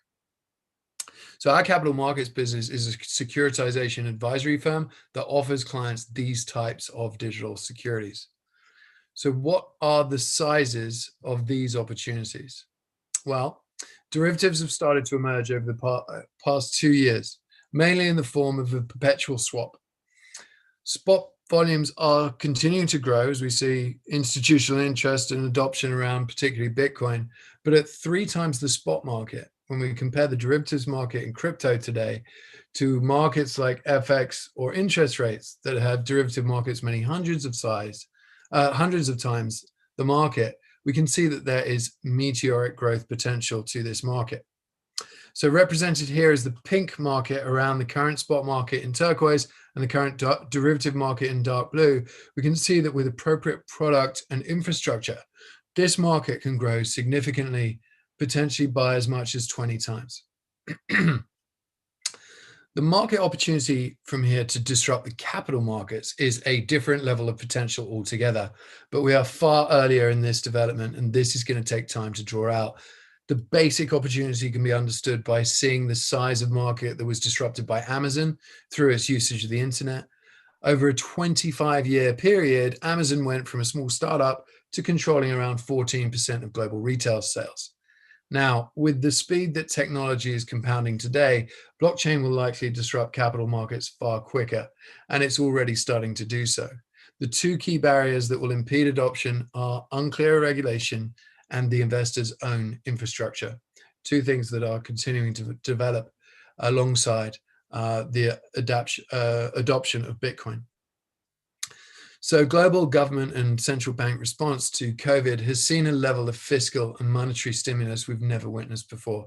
These stimuli have been the notable reason for much of the institutional adoption over the past year. In fact, MicroStrategy's CEO was quoted as saying he felt as if he was sitting on a melting iceberg with $500 million in his corporate treasury before converting $425 million of it into Bitcoin. Yesterday, he announced that he was launching a $400 million convertible bond with its use of proceeds to buy more Bitcoin. Paul Tudor Jones, the macro hedge fund manager behind Tudor, has now allocated even more to Bitcoin, citing it as the likely fastest horse in the next great monetary inflation cycle, and last week stated that it was the wrong price altogether. Stanley Druckenmiller, arguably the world's most famous bond trader, stated publicly a few weeks ago that he now holds Bitcoin as well. PayPal watched over the last year and a half as Square's Cash App increased sales of Bitcoin quarter over quarter, constantly, with the last quarter coming in at $1.63 billion of purchases, and Square themselves adding $50 million of Bitcoin to their own balance sheet. On October 21st, PayPal officially launched their own service, immediately opening up 26 million vendors globally to cryptocurrency holders. And the banks are coming too. We've got DBS, Goldman, and JP Morgan as some of the earlier movers. Nearly all these developments have been made in just the last few months, so momentum is clearly compounding. So how does Diginex address the business model with these two sizable opportunities? Well, first of all, we've built and launched our own exchange, Equos. Equos operates under an exemption from the Monetary Authority of Singapore within their new Payment Services Act. A regular question is, why does the industry need another exchange? So here we present some of the many differentiating elements of Equos. First of all, we have a very clear regulatory focus with an exemplar KYC and AML process, including tools used to analyze provenance of crypto assets entering the platform. This is a core requirement of any institution and most high net worth individuals as well. Nobody really wants to own Bitcoin that's been used in criminal transactions, and we screen for this. Institutional investors also require some level of segregation of duty. You don't want a Nick Leeson style situation where your trader is covering your back office. So we have sub accounts for different functions ranging from operations to trading to treasury management, audit and compliance. As far as we know, Equos is the only exchange that offers this basic need for institutional investors. Another key to unlocking billions looking to allocate to this asset class is managed account functionality. So a key part of traditional finance post the financial crisis was the capacity to invest in a fund without the same credit risks or mandate drift risks of investing directly. Managed accounts will allow investors to allocate to a fund manager within the Equos ecosystem, providing a far better credit and a regulated counterparty, but also the ability to halt trading if a manager veers off mandate. Today, we only list Bitcoin and ETH. The focus on derivatives across the market is mainly around these two assets, with Bitcoin especially becoming the core collateral to many players. We do intend, to list a few more crypto assets, but future listings will be going through a similar process to that which we see today on traditional exchanges. And this will serve as a first layer of investor protection against many illegitimate projects. Most exchanges in this industry offer no such protection. So finally, innovative products and infrastructure are heavily centered around what we're doing around derivatives. And that includes things like an improved approach to the perpetual product, portfolio margining, and cross-asset collateralization, all rolling out in the coming quarters, which does bring us nicely to the roadmap. Our current offering includes spot markets in the highlighted pairs, and this quarter we'll see the first rollout of derivative products with Bitcoin perpetuals coming next week. The exchange credit will be offered to select liquidity providers, and by 2021 first calendar quarter, our fiscal year fourth quarter, will bring borrowing and lending. Our first fiscal quarter of 21-22 seeing the launch of options product and portfolio level margining. Other key features targeted much more towards retail will feature later in the roadmap. So as discussed, the exchange is differentiated in terms of the offering and roadmap. However, we are a very nascent exchange, having launched just 4 months ago. The growth of Daily volumes organically from zero to a fairly consistent $5 million per day was hard work. We don't market make on our own exchange, which is an important requirement for professional traders who have pretty much all suffered at the hands of every other exchange who trade with full visibility of the order flow against their clients. Diginex Group is obviously a lot more than just an exchange, as I will set out later. But for this slide, we've assumed it was just an exchange and applied today's valuation to it against some recent industry valuations. So these are private market valuations and not entirely transparent always, so these can't be relied upon. But an example, Binance, one of the largest Chinese operated spot and derivative exchanges, announced this year that it will make $1 billion in profits. They also accidentally released a document explaining how they circumvent US regulations. So as you can see, there are a lot of issues in this industry around regulation. And so it's for good reason that the more white hat and regulatory focused exchanges trade on much higher multiples of volumes. So as a crypto fund manager said to me today, the industry is at a turning point. The next wave of growth is institution-led, who all need players like Diginex. So obviously the exchange is central to what we've built, but there is a lot more. So here I'm going to take you through the rest of the ecosystem and how it supports and accretes value to the exchange. So first up is our segregated custodian, DigiVault. DigiVault is in process of license application for digital security custodian with the FCA, the UK regulator, and it's currently being integrated into our exchange as a part of a multi-custodian offering. DigiVault is CREST certified and Cyber Essentials Plus accredited for cybersecurity. And that Cyber Essentials Plus accreditation was designed by the Ministry of Defense in the UK, and we're the only digital asset firm in the world that has received that accreditation. The team is led by ex-Ministry of Defense security specialist and ex-Royal Marine Commando, Rob Cooper. Rob's hired and built an exemplary team and product, which continues to add features and functionality required by some major financial institutions. Our offering operates out of the secure vaults of Malka Amit, the highly secured, strategically located storage facilities for valuable assets. The importance of a reliable custodian cannot be overlooked. Indeed, it's the foundational piece that major financial institutions look to solve before even engaging in this asset class. When you have such a solid custodian offering, and as balances build, and we add other features like borrowing and lending, you get to a point of stickiness around these assets. And this is very similar to the investment banking prime brokerage model, where you have core collateral and your clients can borrow and lend and build derivative optimizing strategies around your base capital in an capital efficient manner. For retail, it's a bit like having your own private bank around digital assets, where again, borrowing and lending and portfolio underwriting and overrating are essential tools for wealth protection and generation. The stickiness to the platform creates increased balances, which become more accretive to the offering and increased profitability. Ultimately, this is where we're going with the design of the platform. And again, it really helps client acquisition that we are a regulatory focused firm and of course, publicly listed on the NASDAQ stock exchange. Next, Diginex Access. Access is a multi-venue trading algo platform.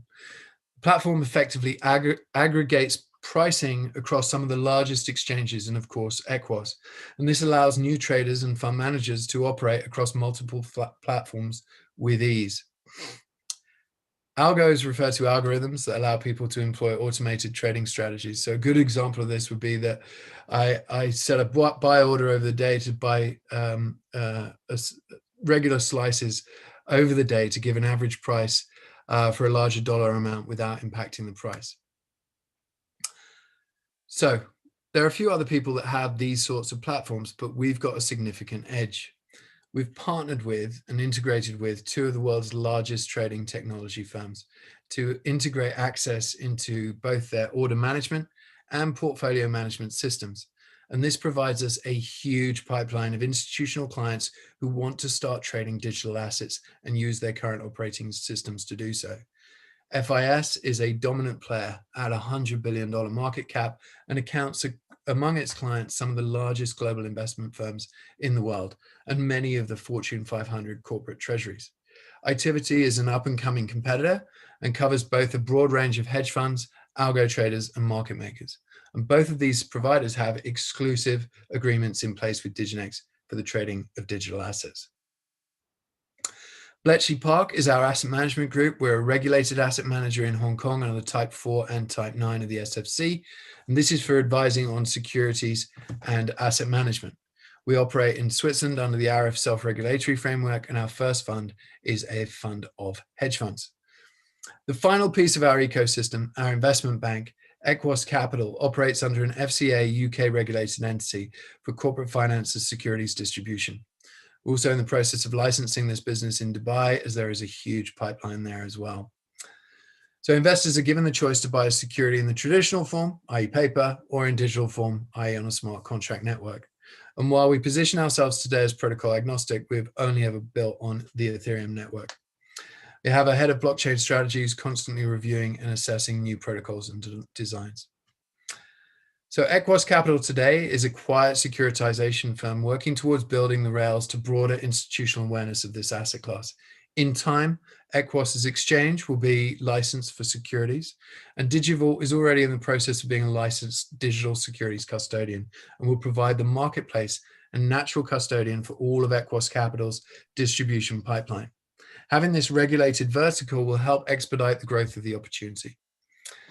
So now you see the complete ecosystem under the Diginex group, and it's hopefully clear how everything pulls together, drives business to Equos, and accretes value. The digital asset opportunity has been massively expedited this year with the advent of a global pandemic. Next year is going to see likely significant acceleration in the value of Bitcoin and broader digital asset adoption. And Diginex is the pure play digital assets company and the first and only to be listed on NASDAQ. Richard, thank you. This is Patrick jumping back in. We are out of time, my friend, but what a great spot to leave us on. I mean, just with the acceleration of Bitcoin and crypto and what we expect over the course of the next year, we really appreciate Diginex joining us. And quickly, the stock again is EQOS. And Richard, where can people reach you or the company should they have any questions? I'm at richard.bioeth@diginex.com. We have ir@diginex.com as well, and our website, www.diginex.com. And if you want to check out our exchange, it's equos.io, EQUOS, the ticker being EQOS. Awesome. Thank you. Thank you, Richard. Take care, my friend. We look to hear from you more soon. Thank you, thank you, thank you. And we will keep this moving right along, my friends. Next up, a good friend of our company, Aras Azadian from Avicanna. This is a very, very interesting company, a medical cannabis play that's involved in all aspects of that market, it seems. I know Aras has been jumping into some of the cosmetic space lately with some of these offerings that he's got rolling. So Aras, welcome. Thanks for having me, Patrick. Nice to see you. Nice to see you, my friend. We'll get back to live someday soon. I know it, but I'll let you take it away. Thanks a lot. Just want to confirm you can see my screen? I can. Perfect. Well, thanks for the introduction. My name is Aras Azadian, and I'm the co-founder and the CEO of Avicanna since inception. Which is really 2015. Avicanna is a biopharmaceutical company focused on cannabinoid-based medicine. And over the past 4 years, we've dedicated our time and resources into the development of proprietary and much more advanced cannabinoid-based products. Today, we cover 3 different segments, including cosmetics, which is a dermatology line, to a medical line called RHO-Phyto, to a pharmaceutical division that is actually going through various stages of clinical development and drug registrations. I'll give an overview of the company at a very macro level. We are a recently commercialized company. We began revenue generation in January. So as a biotech biopharmaceutical company with focus on drug development and medical products, it takes us a longer period of time to get into revenue generation. This started in January for us, and we are now commercial in several countries. We have international footprint that is across Canada, United States, LATAM, Germany, and the United Kingdom. We are currently commercial in several of those markets. In Canada, we're exclusively selling our medical products with Shoppers Drug Mart, the largest pharmacy chain in Canada. And we have a very comprehensive commercial portfolio, as I mentioned in the previous slide, that is spread across cosmetics, medical, pharmaceutical, and actually the raw material business. On the scientific side, we've established a leadership position. We've developed one of the most comprehensive scientific platforms in the industry, which includes everything from R&D to preclinical and clinical infrastructure. This is something that we've spent 4.5 years developing. And considering that we're a Canadian company in Toronto based, we have the opportunity at a federal level to conduct a level of research that is not permitted in the United States. We conduct all of our collaborations and partnerships with world-class companies. This includes leading academic and clinical institutions in Canada, and this includes some of the major pharmaceutical and agricultural companies in the world. We own all of the intellectual property that we're utilizing. So all of the IP developed, all of the patent pending formulations and proprietary methodologies that have been developed are established and owned by Avicanna. And we've established a low-cost vertical integration. So the philosophy was, we're going to establish the most advanced products in the market, but we need to ensure that we also have the raw materials to sustain that at an affordable, economical, and actually environmentally sustainable way. And therefore, we have built our infrastructure to include cultivation and extraction in Santa Marta, Colombia. I'll get in just to the R&D. We actually commenced a lot of our research and development work inside of a Johnson & Johnson incubator called J Labs in Toronto's Mars Discovery District. This is Canada's Silicon Valley, and we are still the only cannabis-based biopharmaceutical company that operates out of that research center. This allows us to collaborate with the leading academic and clinical institutions in the country, including University of Toronto, University Health Network, the Hospital for Sick Children. These are some of the world's leading medical and academic institutions, and they're certainly leadership position in Canada. So for a very small company, it's our credibility and our dedication to the actual research that has gone us and allowed us to collaborate with these companies and organizations for the last 3 years. I'm just going to get into the products quickly. We have a hemp-derived consumer product line called Pura. This is actually a dermatology line that's sold under the cosmetic banner. This utilizes purified CBD in combination with other natural ingredients. So as an example, for acne, we have rosemary extract combined with CBD. For eczema, it's colloidal oatmeal combined with CBD. These products are now commercial in Colombia. They're actually going through commercialization with a distribution partner, Red, White, and Blue, another publicly traded company in the United States. We have the distribution partnership established for Canada with Shoppers Drug Mart, and we're about to launch this product line into the European Union, where it has already been registered with the European Union Cosmetic Portal. So the product line has had an early success as a proof of concept in LATAM, and we are now extending it out to the European Union, United States, and the Canadian market. This includes 13 SKUs that have been scientifically developed and optimized by Avicanna's R&D division. And what's unique about these products is that we've actually conducted and completed clinical trials on these products. So 3 of these products, including the acne, eczema, and the anti-aging products, have gone through up to a 2-month study with about 55 patients per study. These were successfully conducted, concluded, and now the results are being published. But in addition to that, we're actually leveraging off the results, which were quite impressive for marketing purposes. This makes Avicanna's dermatology product line, Pura, the only known CBD consumer product line that actually has human efficacy data behind it. What's very important for us is our medical program under the brand of FLYHT. So FLYHT is currently the most advanced medical formulary or medical product line that is commercial in Canada. Currently, the products are being sold through Shoppers Drug Mart, which is again the largest pharmacy chain in Canada's portal. But the product line really includes a full formulary, meaning sublingual, oral, transdermal, topical formulations that are offered in CBD, CBD and THC in various doses that we have specifically designed and optimized to meet medical comorbidities and medical indication needs. The products have gone through a pharmaceutical pathway and a pharmaceutical development strategy that is up to the standards that Avicanna and the pharmaceutical industry would expect. They have gone through advanced drug delivery to preclinical analysis to ensure that the formulations are in fact doing what we expect them to do and what we want them to do. This includes stability studies, in vivo and in vitro studies. And finally, the products are manufactured under the GMP standards. The products are designed for easy use, for pleasant flavor, to be discreet, and very importantly, to be consistent. So every product, every dose is consistent batch over batch, time over time, which allows the patients in the medical community to cooperate in actually finding the optimal dose and optimal product for a patient with respect to cannabinoids. In Canada, medical cannabis has been commercial for several years, but we have not yet had a medical formulary that is this advanced and this consistent and this well respected by the medical community. The question I often get asked is, well, Aras, what is the medical cannabis line used for? And the general way to describe this is comorbidities, which means anxiety, depression, appetite, pain, sleep. These are the major comorbidities that we're treating with the Raw Phyto product line that can be spread across several disease areas, such as, of course, oncology, pain, but even areas such as neurology, which includes epilepsy and multiple sclerosis. In all these diseases, of course, you have your primary endpoints, but you also have the secondary comorbidities. And with the Raw Phyto product line, what we're seeing is that we can support the comorbidities, which then in fact has a positive impact on the major clinical indications as well. In Canada, as I mentioned, we launched this with Shoppers Drug Mart. The manufacturing was done by another one of our partners, MediPharm Labs. Shoppers Drug Mart is part of the medical program today in Canada that has about 300,000 patients.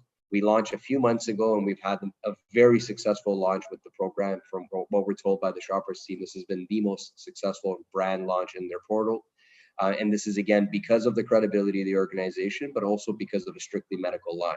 Some of the key indicators we had early on that I want to share includes the fact that with 4 SKUs that we've launched, we're going to be reaching 10. We've had the most successful launch of a product line within, again, the largest pharmacy chain. We are now selling products nationwide in Canada. And what's very interesting about the demographics is that majority of our products, over 80% of our products, are sold between the ages of 51 plus, which means 51 to 60 is actually the largest demographic, but these products are being used as medicine. These are not being used as adult use or recreational products. So far, we are supplying 13 clinics, and we're working with 140 physicians within the first, again, few months of this program. So for us, this was a very successful proof of concept, and we're leveraging off of this to expand to the rest of the market in Canada across several different channels. We're also launching this product line in about a week in Colombia. So in Colombia, we are launching this under a prescription medicine program. We're one of the only 2 companies that currently has a medical license to sell these products. We're the only one that is selling it at advanced formulary. This is very important. I keep using the word advanced. 99% of the medical cannabis or cannabis products that are in medicine format that are sold are basic MCT oil, meaning coconut oil. Our formulations are not. Our formulations take a much more sophisticated approach. And in Colombia, we will be the only people launching an actual advanced formulary, including sublingual, topical, and oral formulations with CBD and CBD THC, with patient education, physician education, and a patient support program all in the next week. And we believe that the 50 million population of Colombia is a lucrative opportunity. And it's an opportunity for us to set a gold standard within the medical sphere here in LATAM, where we can then export this into markets like Brazil, Mexico, and other pending markets.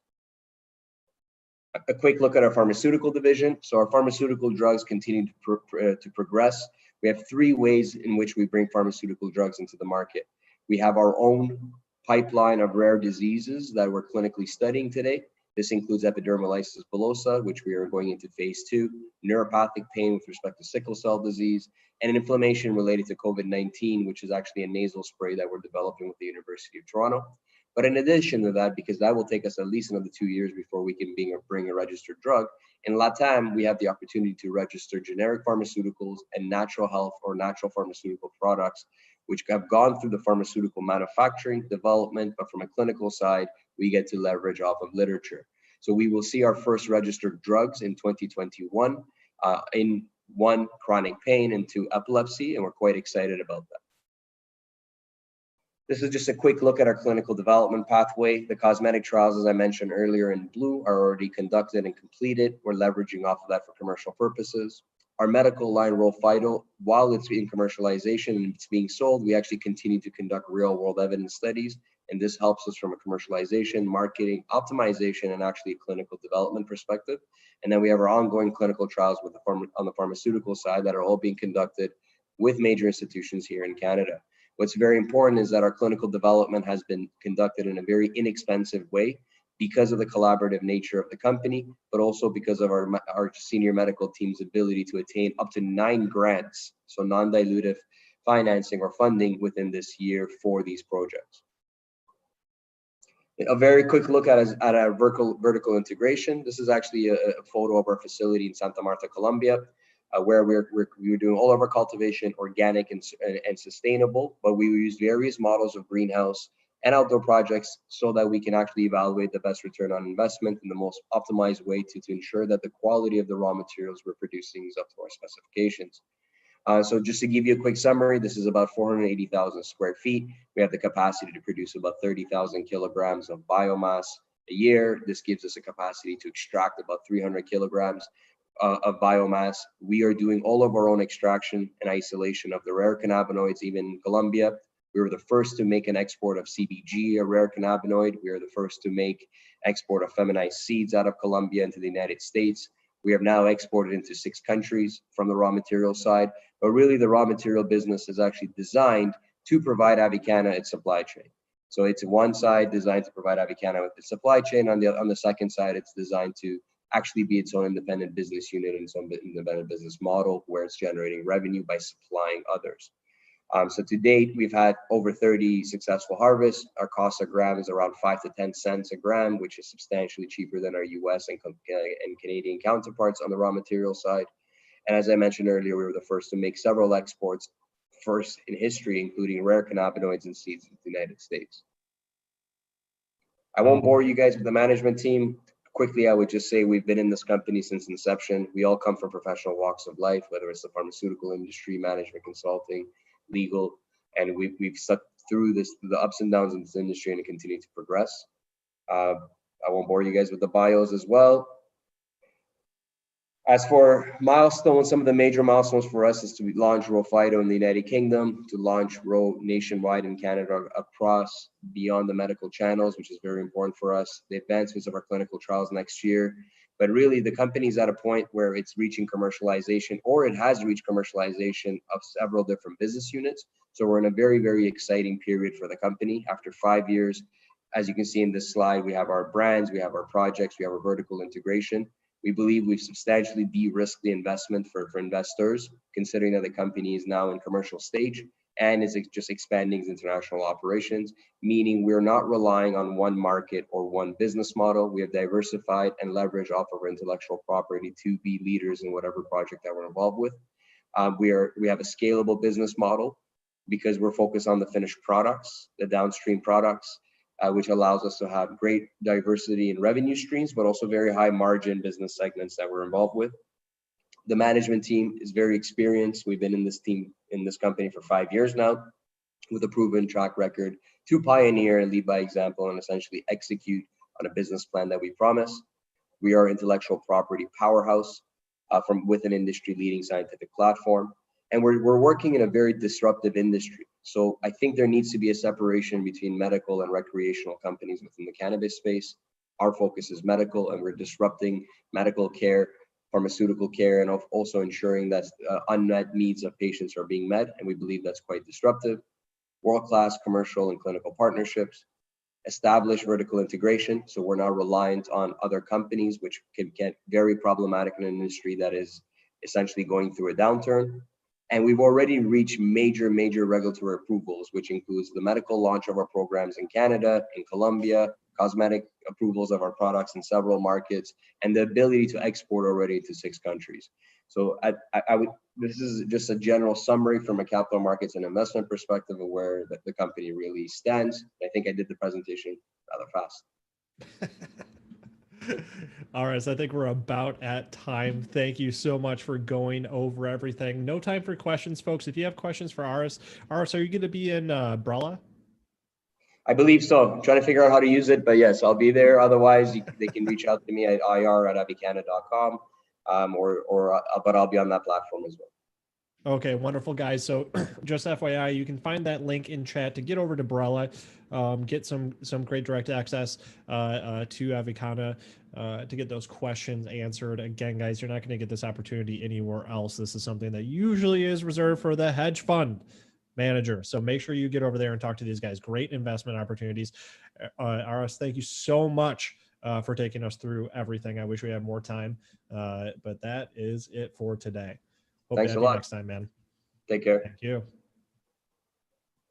Next up, ladies and gentlemen, we've got the beach trader. We've got CJ Borochov. I hope I'm saying it right. CJ, come on and correct me if I'm wrong. And while you are coming on, guys, I want to announce our first winner of the giveaway. If your email starts with WISE, C-I-T, WISE, W-I-S-E, C-I-T, and your favorite ticker was PSTH, please shoot an email to neil@benzinga.com. I'll drop that email in chat, neal@benzinga.com. When I see an email from you, let me know which prizes you're interested in, and we'll enter you into the additional raffle to get that lifetime of Benzinga Pro, lifetime of Benzinga Premium ideas. But definitely give me your sizes and stuff, because we're going to get you some Benzinga merch, t-shirt, hat, mug, etc. So WISE, CIT, if you're listening, shoot an email to neil@benzinga.com. All right, Craig. How are you? Good. How are you? Good. It's Happy great be to here. have you. Yes. So when I was asked to do this, I've put a lot of thought to it, and the topic is, how do penny stocks work? And basically, a penny stock is, most people think of a penny stock as a 2-cent stock or this, but it's any stock under 5, some define it under 10, and they kind of trade a little differently. So the best thing I can do, I've done this for about 20 years, and I really enjoy giving back to the community, is to explain actually how they work. And you can go, there's basic tools out there, there's stock charts, there's FinViz, and I recommend all traders who aspire to do this to do that on their time. But basically, the psychological side of the penny stocks is everything. And as someone who's been doing this since about 1999, that is the main thing, because everyone has access. A lot of traders will talk to you about the technical side, the analysis. That is one component, but the main thing of how they work is basically psychology and reason. And I want to try to explain to people to focus on the process. And through that, if you focus on the process, then eventually the money will come. But everything is about the process. So at any time, if you want, I'd love to open it up to questions, or if people want to ask anything, because I'm on Twitter. I answer hundreds of messages a day, and I speak to a lot of people on the side. But I try to explain to them basically how this works. And the main thing about small caps or penny stocks, it's about speculation. So how I go about it is I look for reason behind the charts. And I'm going to go over 2 big themes that happened this year. The first one, actually, as we know, was COVID, the world we're in right now. And basically, when COVID came out, there's major big player stocks, Pfizer, we know that, and Regeneron. But the small caps are a space where speculation is everything. And sometimes they stay right there. Sometimes they actually can become larger cap stocks, like you saw in Novavax this year. But the main thing about doing this is about being early and positioning yourself. Eventually, the traders will come in, the scalpers will come in, but as a small cap trader, you need to think about the money flow and the reason behind everything. So the first theme I'm going to discuss that came up this year was the COVID stocks. And just from following for many years, and this is also a big part of what we do, is a lot of stocks will have memory in them and patterns.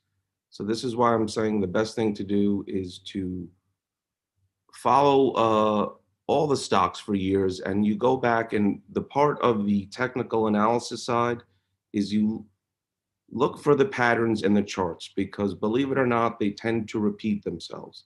The charts have memory, and the biggest thing, believe it or not, someone who's been here for 20 years, you might be here 1 or 2 years, the traders have memory. So the two kind of go in sync together. So that's one of the best things I can teach you. And then as well, so back to the COVID, a lot is the speculation. So a lot of traders will be looking into these smaller vaccine companies. So you saw those if you someone who followed the sector, you can kind of see the movement and then the money flow that gets behind it. And then how small caps work completely different than large caps, which are more hedge, fund, institutional based. Small caps are much more retail based. So as well, this is why it's key to know what you own, because there's a reason why a stock is a penny stock. Everyone wants to find the next big thing. That's understandable. But so much of what we do in the small cap space is money management and risk tolerance. And as someone who's actually made every mistake, if I can save you from that, that would be great as well. So when I say know what you own, know why the stock is here, know why you're speculating, and spend the time to do the diligence and the research. Because then as well, you will know what you're putting in, what you're risking, and what the reason is behind it. And when I talk about reason, I go over that as well. And most traders will just look at charts, and I was discussing before, look for patterns up and down. But if you can find a chart with reason, I can't stress this enough. Whether you're a swing trader, a scalper, a day trader, this chart, it just works better with reason. Why? Because people have eyes on it, the money flows into it, and if there's a dip, it will be bought because it has reason. If you're just into something as a penny stock trader, you see something going up, you don't know why, there's no reason, this is how you get burnt. And this is the psychological side I'm talking again, is you have to know why these stocks are being bid up. Why is the speculation happening? So again, when I can tell you one of the best things to do on the psychological side, and actually how I start, and I've done this my whole life, and it's been the biggest edge.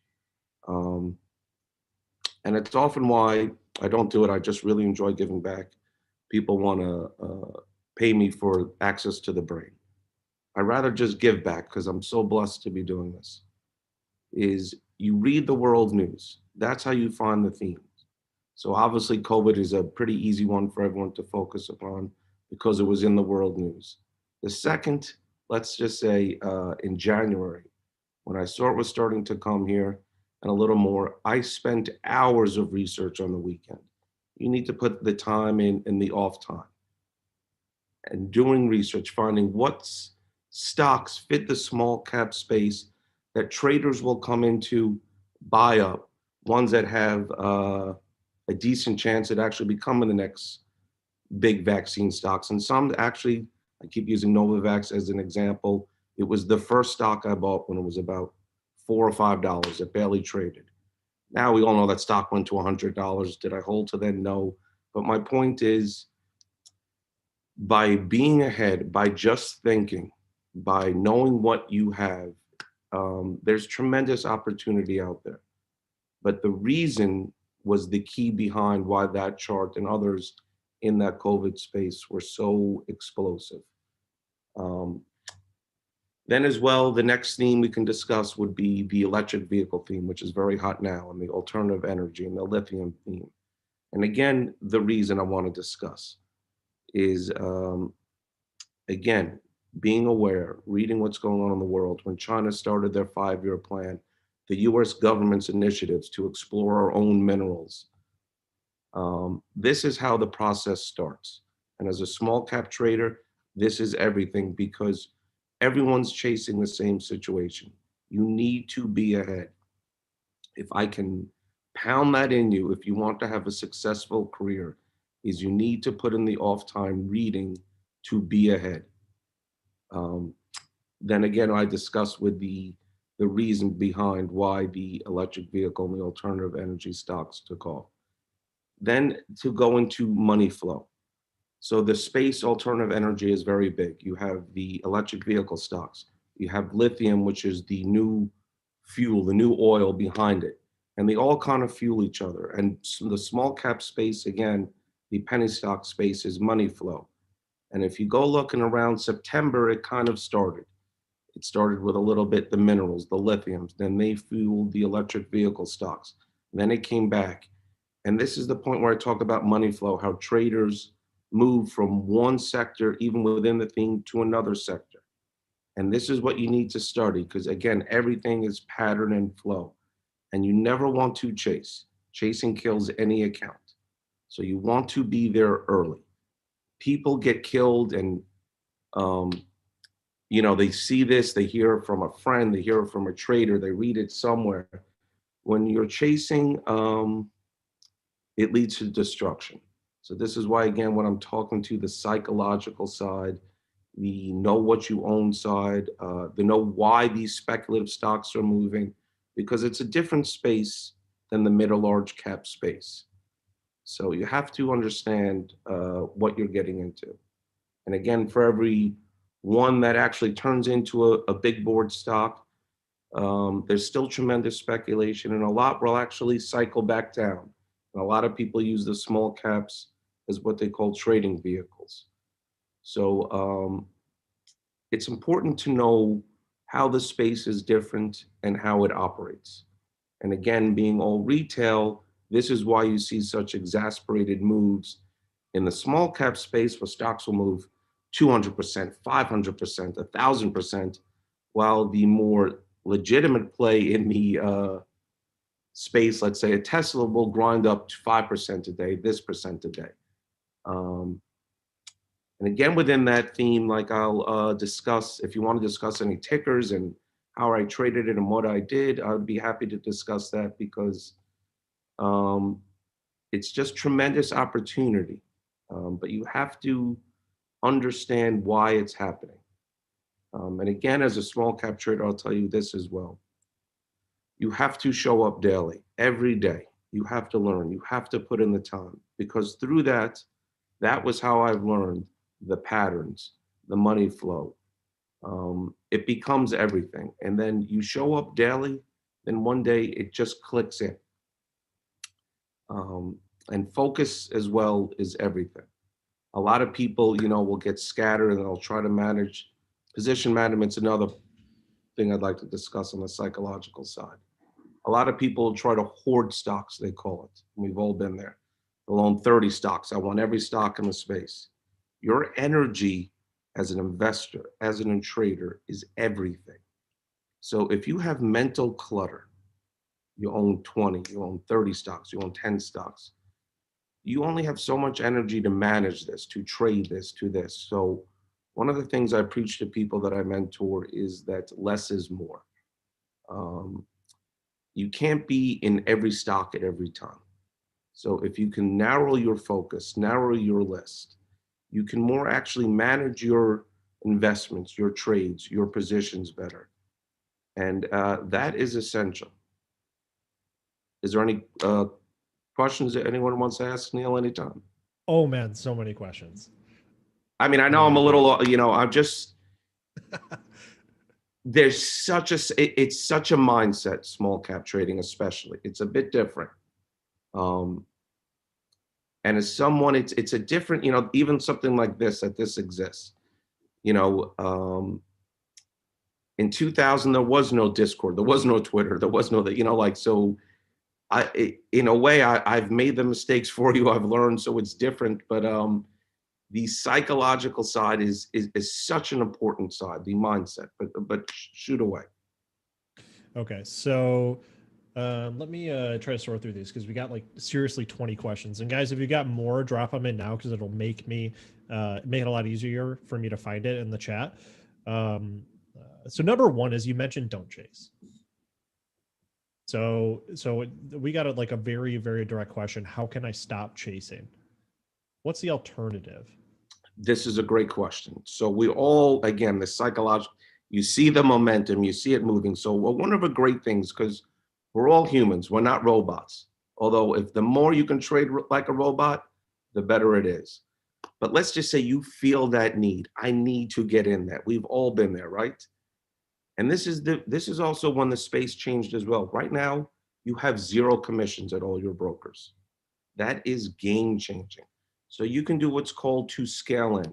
Let's say you're going to buy 10,000 shares of stock XYZ. You don't have to buy all at once. Where, you know, I've traded from where stocks commissions were $100 a fee, went down to 15, and they dropped us to 250. Now it's 0. So that was truly game changing. So if you feel that need, you know what? You're going to buy 10,000 shares. That's what you allocated. Start with 1,000. Okay. You're not going to get charged for the fee. You can always do what's called scaling it. Okay. So you can start a small position, then you can watch it, and then you can see, okay, this momentum is going to continue. I've made a mistake. And if you made a mistake, you're small. This is where I say light wins. You're safe. You're protected. You can also you can come in if you started small on a little bit of a chase. You can add another 1,000 shares at a different point. But again, it's the capital management, your risk management. This is essential. So there's no need. Even when there were fees, I never went all in. I would scale into any trade and I would just take the fees. Now it's easier for everyone because you're not getting charged the extra commissions. Right. So I would say to scale into any trade or to not, resist that urge to go all in and chase, because another thing I wanted to discuss as well is how you buy and enter a stock. So if a stock has reason, and let's just say, we've all been there. I've missed it, whatever. I was busy. I was watching something else. I look, I'll follow the stock, and again, I'll look for a pattern. And if I can enter when the stock is actually red, that was a game changer for me years ago. And I wish someone taught that to me 15 years ago, because when a stock, and this is when I discuss, when a stock has reason, and now you're entering on a dip when it's red, your risk management is completely different. So instead of chasing at 20 cents up, you're getting in, let's say, 20 cents down. And then from there, everything is risk reward. You just completely changed your risk reward. If you want to stop out, if you want to sell, it's really a double point swing by doing that. So I try to, if I miss something, I will basically always enter it after I follow it when it's red, because that changes my profits, my gains, my risk analysis, everything. So that's a great question. Yep. So guys, I hope you got that. All right, next one. Do you have some one or two examples of some stocks that you could sort of explain how you played it in recent memory? Yeah, so two of them I would say were in the electric vehicle space, or the battery space. One was a symbol OPTT. It kind of does the lithium battery subsea space. And this is when the sector was truly igniting in the fall. And again, this is what I discussed. Every stock you see in the space is starting to fly.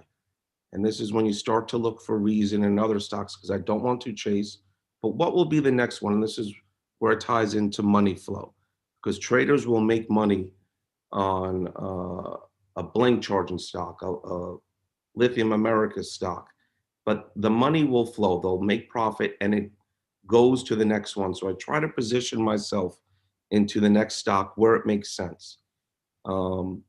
So that's where I would say I would start to scale in daily when the stock kind of baselined.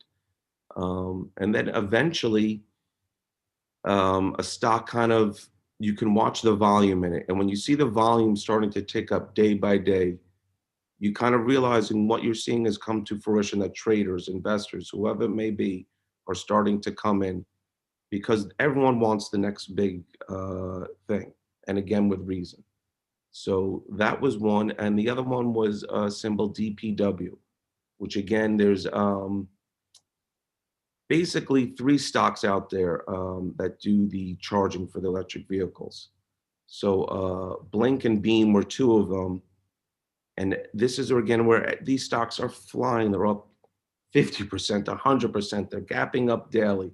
So my first thought is, okay, people want in, but they don't want to chase these. Where is the next place they're going to go? And this is the speculation process. And there's only one other stock in the sector. So this is where you put in the work. Are they coming out with a chart? They're actually coming out on January 1st. And I actually re-entered this trade this morning, which is interesting, because January 1st, they're coming out with an electric vehicle charger on Amazon. So this is catalyst-based trading. So today I kind of re-entered the trade. DPW is the symbol. And this is an example where you can watch me. I'll start to scale in. I'll start, the chart right now is kind of working for me as well. And it gives me a couple of weeks because I have a catalyst. And a lot of times it can be actually small, mid, large cap. A stock will run into a catalyst, whether it's a sell the news event. We only know in hindsight ever. But this to me is tremendous risk reward because I'm thinking January 1st, symbol DPW, it has a catalyst. So eventually people will catch on to this. And this is a prime example. It'll be interesting to come back to a month later and see how this worked out. And this is the best way to see it. And this is where I talk about where a chart meets a theme. And anything could happen anytime. The stock can raise money, and it can dilute, everything is risk management. But this is a prime example of what we do. And if you can have a catalyst and reason, this is where I believe where the chart will just work better, because people will know January 1st, there was a major electric vehicle event and on Amazon where they'll be selling it. And this is where I say dips will be bought, that there will be a reason behind the chart. And eventually the crowd, I will say, will come in, and this is how stocks move. Mm-hmm. So we've got a lot of great questions for you, and we're at about 3 minutes. So I just want to do two things. One is briefly, if you don't mind, Craig, could you please talk about managing issues with liquidity and volatility in small caps, which I know you've touched on that kind of stuff throughout your talk here, but really directly and specifically about that, and then let folks know, because we got a ton of questions, where they can find you to get more from you. Great question. Again, is liquidity of someone who's made every mistake. Volume is very key. And when a stock is illiquid, it will move differently. It'll get bid up. But there's an inherent risk behind that. So when it's illiquid, and a lot of traders early on make this mistake, you get caught in a liquid stock, it's extremely hard to sell because of its liquidity. So, as I developed in my career and as I moved on, I look for liquidity because it's essential. If a trade goes wrong, I can sell easily. If a trade goes right, I can sell easily. So you don't want, if a stock trades 50,000 shares a day, and a lot of traders will do this, they'll buy 10,000 shares. You don't want to be 20% of the volume. That's tremendous risk reward. You look for a stock that trades millions of shares a day. And everyone sees these low float stocks. They move on air. And if you're going to do that, I will just say, I pound this. I preach this. Light wins, because your risk management is set. So if the stock moves, you're so light, it doesn't take much shares to make money. If it goes the wrong way, it's illiquid, you can bail, for lack of a better term. So liquidity can dry up in a small cap stock because it's, again, all retail. It's not, or it's mainly retail. It's not, an Apple with tremendous hedge funds behind it and institutions where the liquidity is more than you can ever hope for. So yeah, that's a great question, Neil. It truly is, and something I learned early in my career. And I've lost early, before 2008, and in the dot-com, like getting burned on illiquid stocks. And, a lot of small cap traders will go through this. So if I can tell you that is, look at the volume and then realize what percentage of the daily volume you are being. And that's a tremendous thing to look for. And you need to exit a trade. You need to enter a trade. And if a stock, even if it moves as illiquid, it's tremendous risk to manage in a situation. So liquidity is key, and volume as well, based upon this, is usually a tremendous indicator that a small cap stock will move. Craig, thank you so much for letting us learn from your experiences over the years.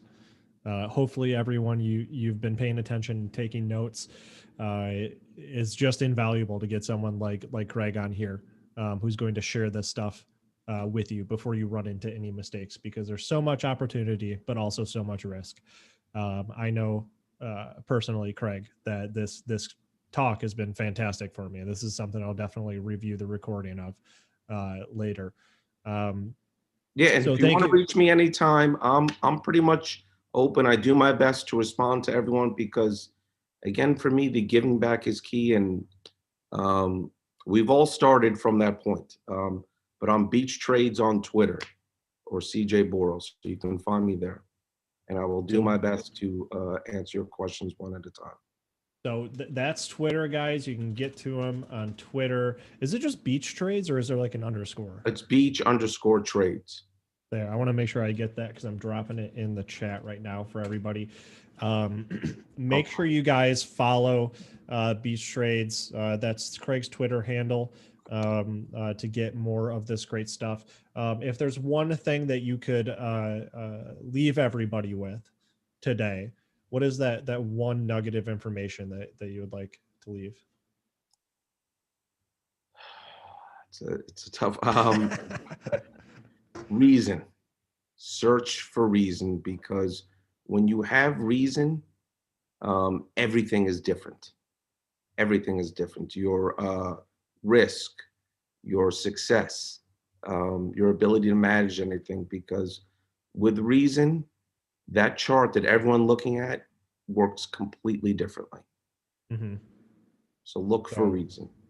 Okay, so that and you're talking about the reason behind the what's reason happening with the behind the chart. chart. Yes, why are people here? And most Wonderful. people, they just want to focus on the TA side, the technical side. But the reason you have to be a little different anywhere in life, trading anywhere. Why is this happening? And from reason, you also know what you own. So it's just a tremendous psychological edge. Excellent stuff. All right, that's all the time we have, Craig. Thank you so much for being with us today. You're welcome, Neil. And go blue. Go blue. I'm a state guy, but Michigan nonetheless. Thanks, man. Take care. Next up, ladies and gents, everybody, people that are present, we have Gianni DePoce, a good friend of mine, the editor and maven of Benzinga Breakout. He is our resident breakout trader. Do we have Gianni on the Zoom call so I can bring him in? Gianni, are you there? In the meantime, guys, just want to remind you, Gianni's getting in right now. Gianni, just 1 second. Sorry. Love the background, by the way. I just want to remind everyone, we are doing giveaways. So make sure you scroll up in chat to find that giveaway link. Producers, if you can drop that Google form giveaway link. All you got to do, give us your email address, tell us your favorite stock right now, and how you heard about this event. And we're going through that list through the day and giving away all kinds of prizes. So make sure you get in there. Right after Gianni, I'll announce 2 winners. So I'll start with the beginning of the winner's email address. And if you hear that, go ahead and shoot me an email, neil@benzinga.com, dropping it in chat right now. And I'll make sure that we hook you up with some awesome stuff. All right, Gianni, I got that out of the way. How are we doing today, man? Oh, not bad. How about you? A little cold here, but can't complain. It's winter almost. Yes, Gianni and I are both in Michigan. It is a bit dreary outside, but hey, we've got a great event going on today to preoccupy us, so no complaints. Gianni, why don't we start off with a little bit of an introduction to you, your background, and what you're going to be teaching folks today. Sure. So I've been trading now about over 9 years. I spent about 5 years in the financial services industry as a financial advisor, where I was the head trader for a $250 million portfolio. During that time, I spent a lot of time working closely with various institutions, your Fidelities, your Vanguards, your Schwabs, and they basically gave me their playbook, and I had a very inside look on the type of criteria they would use to trade breakout stocks. So that's what I'm going to talk about here today. We're going to look at breakouts as it pertains to swing trades with a large emphasis on small caps, because that's what we're here to talk about. So let me go ahead and share my screen. I think we can see it, right? Okay, so let's get started here. So how to find breakout stocks. Let's see. Okay. So first things first, let's talk about the tools and concepts that we use to find these types of stocks. So we start with technical analysis. We are chart analysts by nature. We like to look at trends and trade with the trend. The trend is your friend. And we use technical analysis to spot opportunities ahead of time because the best predictor of the future is the past. I'm not so much a fan of the history repeats, but history does rhyme.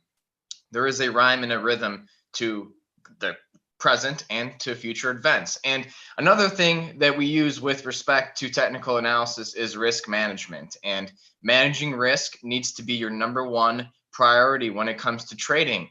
You have to view your trading as a business, and your inventory is your capital. Okay, so if you run out of capital, you're out of business. And you need to approach your losses like business expenses. Okay, every single business out there has some sort of business expenses. And when it comes to trading, your losses are your expenses. They are inevitable, and no trader out there has a 100% trade success rate. And if they're telling you that, they're probably not telling you the truth. And another reason why we like to use technical analysis, because we're operating from the premise that sentiment follows price, not the other way around. So let's even look back to March of this year during the Corona crash. And, it seemed like the world was ending. Everyone was very bearish, the economy's in the doldrums, so on and so forth. But now here we are in December, just 9 months later, and we're up over like 50% from those lows. So, now we're starting to see, bullishness become the predominant sentiment, and that's okay for now. Remember, peaks are formed in euphoria and bottoms are formed in panic. I don't know that we're quite at euphoria yet, but there certainly are some signs of greed starting to take hold in the market. And another thing that we like to, incorporate into our analysis is the notion that there is a natural order to our world. The whole concept that there are no coincidences in nature, and by extension, there are no coincidences in the market. Nothing happens in a vacuum. Something that's happening in the currency market, for example, is going to have an effect on the bond market.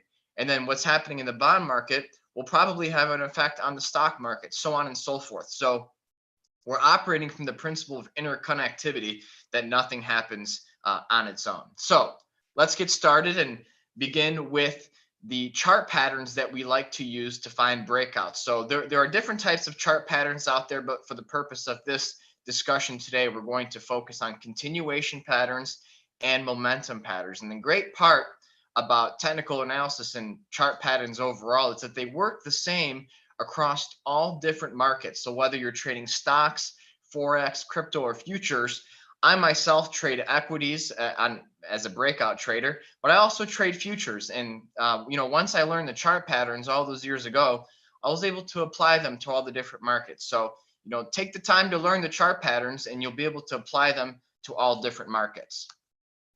So let's start off by looking at some of the continuation patterns. These are an example of them. We have the ascending, descending, and symmetrical triangle, what I call part of the triangle family. We have the rectangle and the ascending and descending price channels.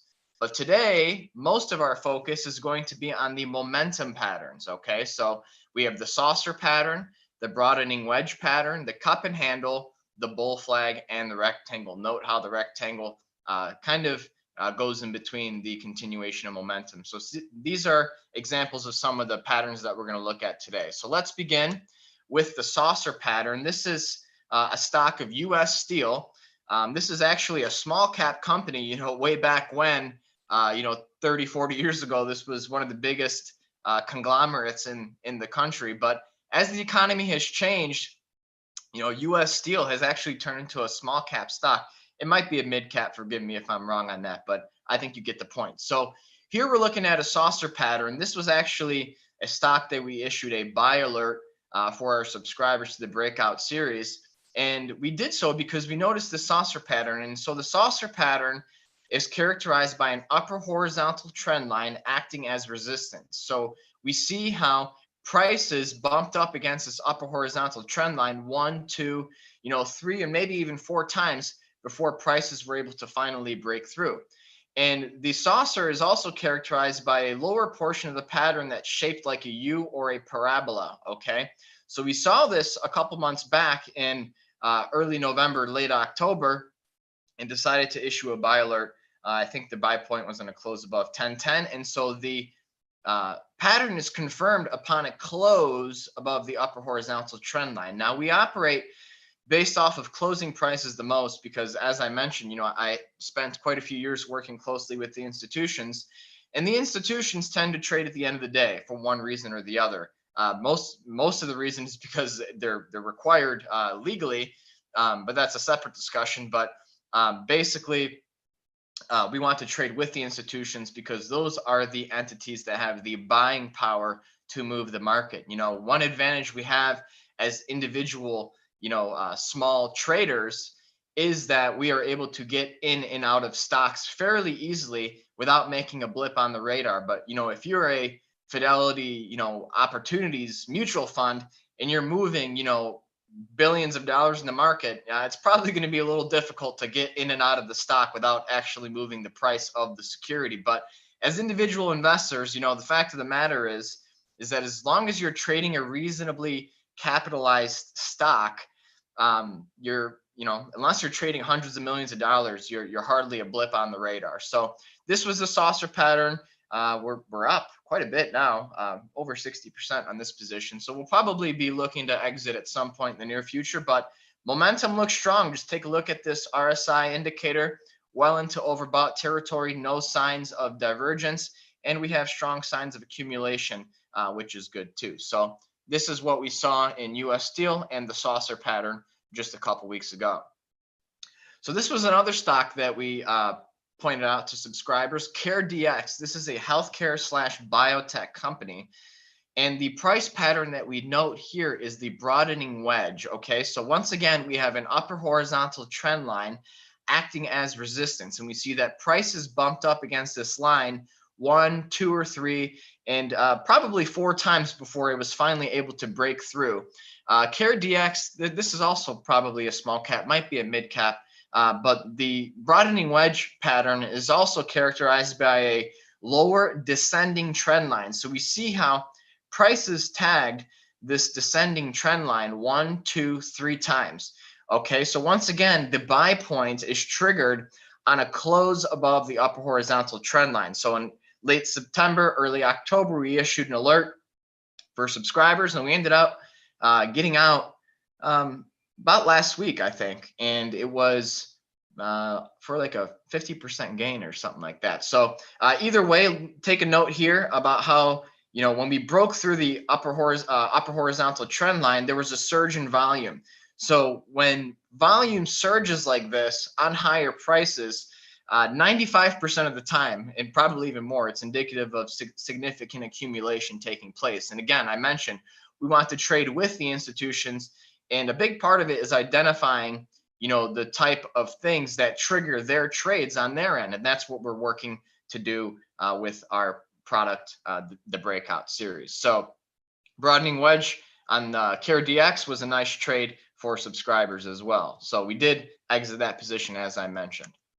Cup and handle. This is another great momentum pattern. This pattern was actually made popular by renowned trader and analyst William J. O'Neill. He's also the founder of Investor Business Daily.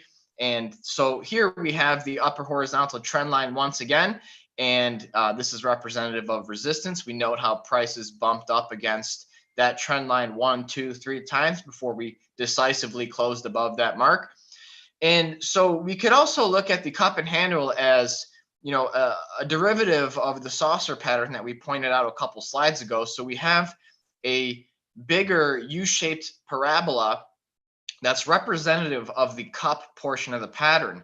But then there's like a secondary miniature saucer pattern that is representative of the handle portion of the pattern. So these are very powerful momentum patterns. And, we note how there once again are indications of significant accumulation taking place. So this is a trade that we just put on alarm.com. This is a small cap company as well. And we have a little bit of divergence here, bearish divergence in price from the RSI indicator. That is, price has made a new high, but the momentum indicator did not. So it'll be interesting to see how we consolidate or digest the recent gains, whether it's through price or through time. You know, just because you see a divergence signal does not mean that you need to jump ship from the stock. Many times a stock will digest their gains through time and trade in a sideways manner, consolidating those gains. So they don't always have to retrace the move. They can consolidate and digest those gains through time. So this is an example of the cup and handle pattern from alarm.com. Bull flag, these are also very powerful momentum patterns, and I call these fast patterns because they happen very quickly and you can score large gains in short amount of time. So if you're a momentum trader or a breakout trader like me, whenever you spot a bull flag, you're going to want to try and capitalize that on as much as you can. So let's go back to the June, July area, because this is when we issued a buy alert on EXP World Holdings, which has actually been one of the strongest performing stocks in the market, if I'm not mistaken, year to date. But basically, when you see a bull flag, it's characterized by the establishment of a flag pole. So what happens is a stock will emerge from a period of low volatility or sideways consolidation and experience an upward surge and establish the flagpole. And so then what happens is that in the days or weeks following the establishment of that flagpole, we see a miniature consolidation. And these consolidations, or the flagging portion of the bull flag patterns, can happen in a variety of shapes and forms. So here, the bull flag, it almost looks like a descending triangle price pattern, but many times they unfold as rectangles, which would be two horizontal lines, and prices trade in that range as a form of resistance and support. The buy point is when prices close above the upper horizontal trend line, and then we want to initiate long. So the second part here that I want you to pay attention to is the second bull flag, and this is more like a pennant type of pattern. And so what we noticed is at the end of July, we issued a buy alert for the stock, and we got out unfortunately a little early. But one thing I want you to take away from today is you don't need to buy the low or sell the high of each move to make profit. There's plenty of meat in the middle to get good returns. So we did unfortunately sell out of this position early this year, earlier than we would have liked, but it was a good gain nonetheless. It was about 40 to 50% in just a few weeks. So we'll take that to the bank every day. Now, as we're looking at this stock, EXP World Holdings, we're noticing a saucer pattern. So this was a pattern that we covered a few slides back. And, this could be a pretty good opportunity to get long on this stock. Let's say, buy on a close above the $60 mark, and always keep your stop losses within 7 to 8% of your entry point. And the reason behind that is because if you cut your losses short and let your winners run, you can actually afford to be right or have a trade accuracy of 1 out of 4 times, assuming your winners are around the 30% range. So in layman's terms, if you place 4 trades and one of them is correct, and that one trade that is correct returns 30%, but your other 3 losers have you losing 7%, you'll actually still come out ahead. So those are pretty good odds that we're going to take to the bank every single time. So, I shared this chart to give an example of the bull flag, but looks like there's another trading opportunity here in the form of a saucer pattern. So keep an eye on this stock, EXP World Holdings. It's been a strong performer year to date. Okay, let's move on to the next one. FLYHT Therapeutics. Okay, this was an example of an ascending triangle price pattern. So we issued a buy alert for subscribers on this one in late July. The ascending triangle price pattern is characterized once again by an upper horizontal trend line acting as resistance. So we see here that prices bumped up against this level of resistance 1, 2, 3, and maybe even 4 times before decisively breaking higher. And then the lower portion of the pattern is characterized by an upward sloping trend line. So we see that prices bumped off of this upward sloping trend line 1, 2, and maybe even 3 times. So these are known as continuation patterns, which means they tend to resolve in the direction of the underlying trend. Remember, I said early on in this presentation, the trend is your friend. You want to trade with the trend as much as you can. Believe me, I'm speaking from experience. It will save you a lot of pain and a lot of losses if you trade with the trend. And another thing to keep in mind is the longer the trend, the stronger the trend. So when in doubt, zoom out. This is an example of a weekly chart, okay? But if I was uncertain of the trend, which in this case I'm not, it's clearly an uptrend, you know, zoom out and look at the monthly time scale. Or if you're looking at a daily chart or an intraday chart and you're unsure of the stock or the securities trend, look at the longer or the wider time scale. Remember, the trend is your friend, and when in doubt, zoom out. So an uptrend here is characterized by a series of higher highs and higher lows. So look how each subsequent high and low was higher than the previous one, okay? So we see an uptrend, and then we note a price pattern that is known to be a continuation pattern, which means it tends to resolve in the direction of the underlying trend. So we want to buy on a close above the upper horizontal trend line, and we did that on FLYHT Therapeutics. We exited for a 60% gain on Monday, or excuse me, last week. I think it was Tuesday of last week, and then yesterday on Monday, the stock gapped up and rallied 40+%. So we could have had a 100% return on the stock, more or less. But like I said, we don't need to sell the high or buy the low to make profits in the market. Can't be upset with the 60% gain in 2 months, but it would have been nice to have the 100% one. So I'm just showing you this as an example that it doesn't have to be perfect. There's plenty of meat in the middle to still make a profit. So I'm sure you're asking, Gianni, how do you find these stocks? How do you find these charts? Well, there are two approaches to take. So we can take a bottom-up approach or a top-down approach. I take a top-down approach, but there's a lot of successful traders I know out there that do individually. They take the bottom-up approaches. So they'll scan hundreds and thousands of individual stocks trying to find a theme. But I like to look at the broader secular trends in the market and then narrow them down accordingly. So what do I mean by that? So there are four main asset classes to watch, and arguably even a fifth now with the cryptocurrency market. But the way I was trained all those years ago, we look at four main asset classes. We look at currencies, bonds or interest rates, stocks, and commodities. Now, keep in mind, nothing happens in a vacuum. All of these markets affect each other in one way, shape, or form or another. But for the sake of this presentation, we're going to assume we're investing in the United States only. So that eliminates the need to look at currency differentials or to some extent interest rate differentials. But keep in mind, capital is like matter, capital in the sense of money. It's never created or destroyed. It merely transfers from one asset class to another, and it does this from country to country and asset class to asset class within those countries too. So we're assuming we're in the United States only, and so we eliminate the country search, right? So the next step is to look at the strongest performing sectors within the United States.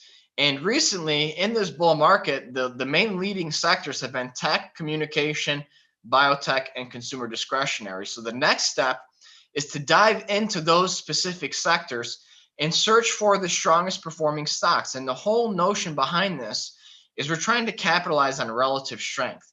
Because if your goal is to outperform the benchmarks, the best way to try to achieve that is to focus your buying efforts on the strongest stocks within the strongest sectors. If the stocks that you own are not outperforming the benchmark, you're not going to outperform the benchmark. And that might sound simple at face value, but quite frankly, it starts with buying a stock in an uptrend and not a downtrend. So we're doing this with the goal in mind to outperform and paying respect to relative strength. So this chart is your introduction to the world of ratio analysis. Okay, so this form of technical analysis enables us to look at relative performance. And this is an example from stockcharts.com, not paid or compensated by them, but this is just who I use to perform this type of analysis. And what you do is you take a particular security, put a colon in between, and then put the S&P 500. So what this chart here tells us is that the technology sector has been outperforming the S&P on a relative basis tremendously in the last few years. And this chart only goes back to Q1 2016, but this trend's been going on even longer than that. So what this tells us is that as long as this ratio is rising, it means that the tech sector is rising more than the S&P when they're both rising together. But it also would tell us that the tech sector is declining less when both securities are declining. And that's an example of relative strength. Which stocks rise the most when the market is rising, and which stocks fall the least when the market is declining? We want to focus on that relative strength. And the beauty about ratio analysis is that chart patterns still apply. So here is the ratio between BioTech and S&P, and we're seeing the potential resolution from a multi-year rounding bottom or saucer pattern. So this tells me that biotech is poised to be one of the hottest sectors going forward into 2021 and possibly even 2022, especially when we see this multi-year base. Here's another saying I want you to take away from today is the bigger the base, the higher the space. So we see that this consolidation has been going on for almost 2 years. And this tells me that we could be on the cusp of seeing a major new form of leadership from the biotech sector with respect to this bull market. So another thing we want to look for, and I mentioned this a little bit earlier, is we want to look for signs of accumulation. You know, we want there to be more buyers than sellers. And when there are more buyers than sellers, you get rising prices. And when you get more sellers than buyers, you get falling prices. But if we're buying breakouts, you know, we have to keep in mind that short squeezes are our friends too. So a short squeeze usually happens when short sellers are forced to cover, and they do so by buying back those borrowed shares. And you might have noticed a little moving average on my volume portion of the charts, and that's the 20-day exponential moving average. So let's just keep that in mind. When trading activity goes above the 20-day exponential moving average, it's usually indicative of some sort of accumulation, or if it's on falling prices, it could be significant distribution that's happening in the stock, and in most cases is noteworthy. So timing the breakout. Time is not money, time is precious. Time is more important than money. Money is infinite in the world of quantitative easing, but we only have so much time in all of our lives. And an improperly timed purchase of a breakout can damage your risk reward ratio. And this is the number one thing with respect to technical analysis, is we need to manage risk. I mentioned earlier that closing prices matter the most. So most of our trades, if not all of our trades, occur within the last 5 minutes of the trading day. So this is important. You know, we might issue a buy alert, but the stock, you know, might trade a few percent above that buy point as we approach the end of the day. And that's okay. A good rule that we tend to follow is so long as a stock, you know, is not 5 to 7% above our buy point, we'll still enter. We don't want to chase. We don't want to skew and damage our risk reward ratio.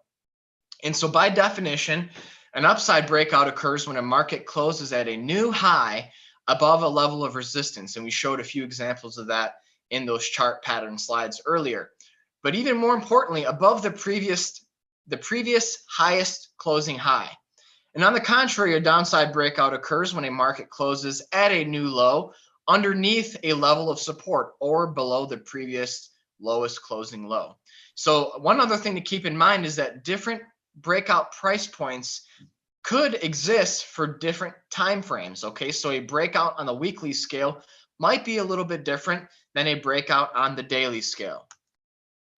So as you can tell from this discussion we've had today, chart patterns are not all we use. We use our 3 delta trade factors, and we go into more detail during our breakout opportunity letter publications, which is a monthly publication. We share our top stock pick for the month, and then our weekly breakout trade alerts. So we focus on our 3 delta trade factors in these 2 publications. Again, the breakout opportunity letter is a monthly publication. The breakout trade alert is a weekly publication. And then we have our Breakout Elite subscription, which is we issue alerts 3 times a week, and we can issue up to 3 trade ideas per issue for a total of up to 9 trade ideas. So we get into a few more details in those publications. We call them our 5 alpha factors. But I just want you to keep that all in mind, that there is more to this process than just chart patterns, even though that's what we focused on by and large today. So I know I threw a lot on you, but I like to consider myself a forever student of the market. I'm not really a big fan of the word expert, because that implies the notion that we've arrived and we don't need to keep learning. That is not a concept I'm a fan of. I like to be forever a student of the market. So there are multiple free online resources to continue your education. Benzinga.com is always putting out great content. You have resources like Investopedia, stockcharts.com, many other free resources online. But just keep in mind, free advice can sometimes come at a cost. It can come at a cost from your wallet. But a couple other books I want to run through real quick that have been influential with my trading process. You have Technical Analysis of Stock Trends, or Technical Analysis of Financial Markets by Edwards and McGee, Technical Analysis of Stock Trends by John Murphy, and then we have Intermarket Analysis by John Murphy, and Ultimate Book on Stock Market Timing. It's series volume 1 through 5 by Raymond Merriman. And then, of course, as I mentioned in the previous slide, the Breakout Opportunities series. We give you actionable trade ideas in the process, and it gives you an opportunity to earn while you learn. And that's what's so unique, is there's an educational component to our publications in terms of we're laying it out on the line why we like our particular stocks, and there's an opportunity to profit from those trades as well. So that pretty much covers what I have for today. So I saw Patrick pop in. He gone. Thank you, man. Thank you. Yeah, Neil must have been pounding an energy drink. Well, what else is new? I really appreciate you joining, and man, that was so cool. I love to see how different these techniques and strategies are, man. Thank you for joining us. Yep, my pleasure. Always happy to contribute. Awesome. Well, we'll see you again soon, I'm sure. Neil, how did the energy drink taste? Like something not edible, something that I shouldn't be drinking. I loved it. Sugar. Yeah, I like sugar. To get our own or something close to it. Guys, if you want to get some of Gianni's trade ideas, he delivers those like so many trades. I mean, how many trades are you doing a week, Gianni?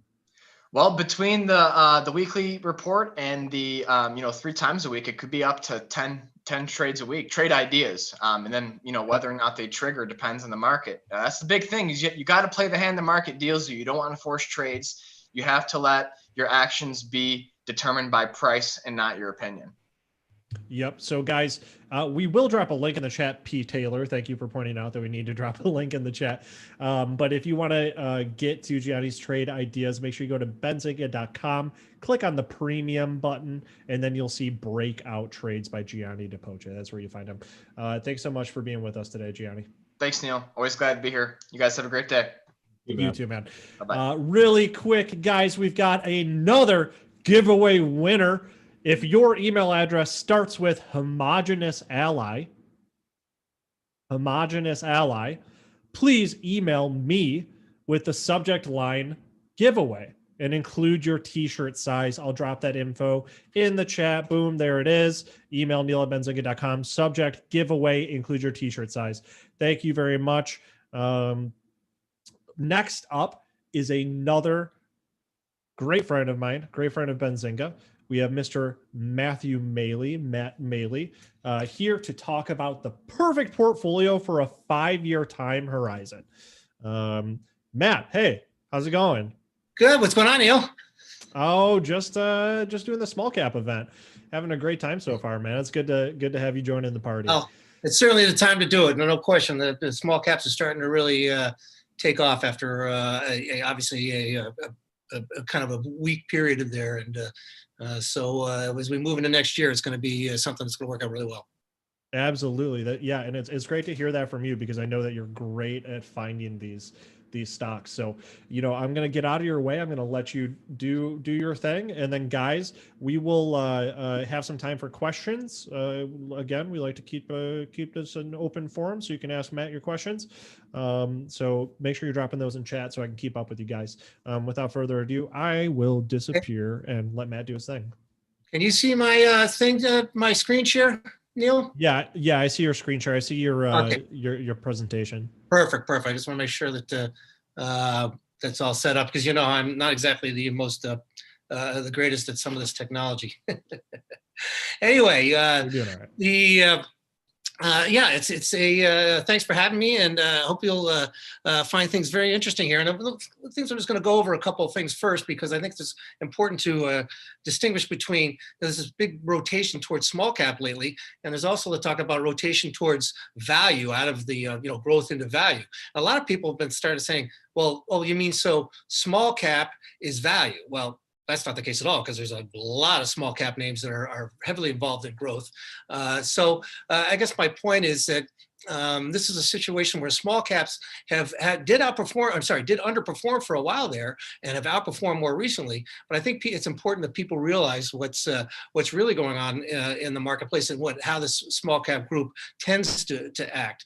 And then I'll talk a little bit about what the way my view. I'm a macro strategist at Miller Tabak, on top of writing the author or editor of the Benzinga stock picks market letter, as well as the mailer report. But since I write the stock picks letter, we're going to go over some stock picks and talk about ones that are more longer term oriented, and I think really should be part of everybody's portfolio as we go forward.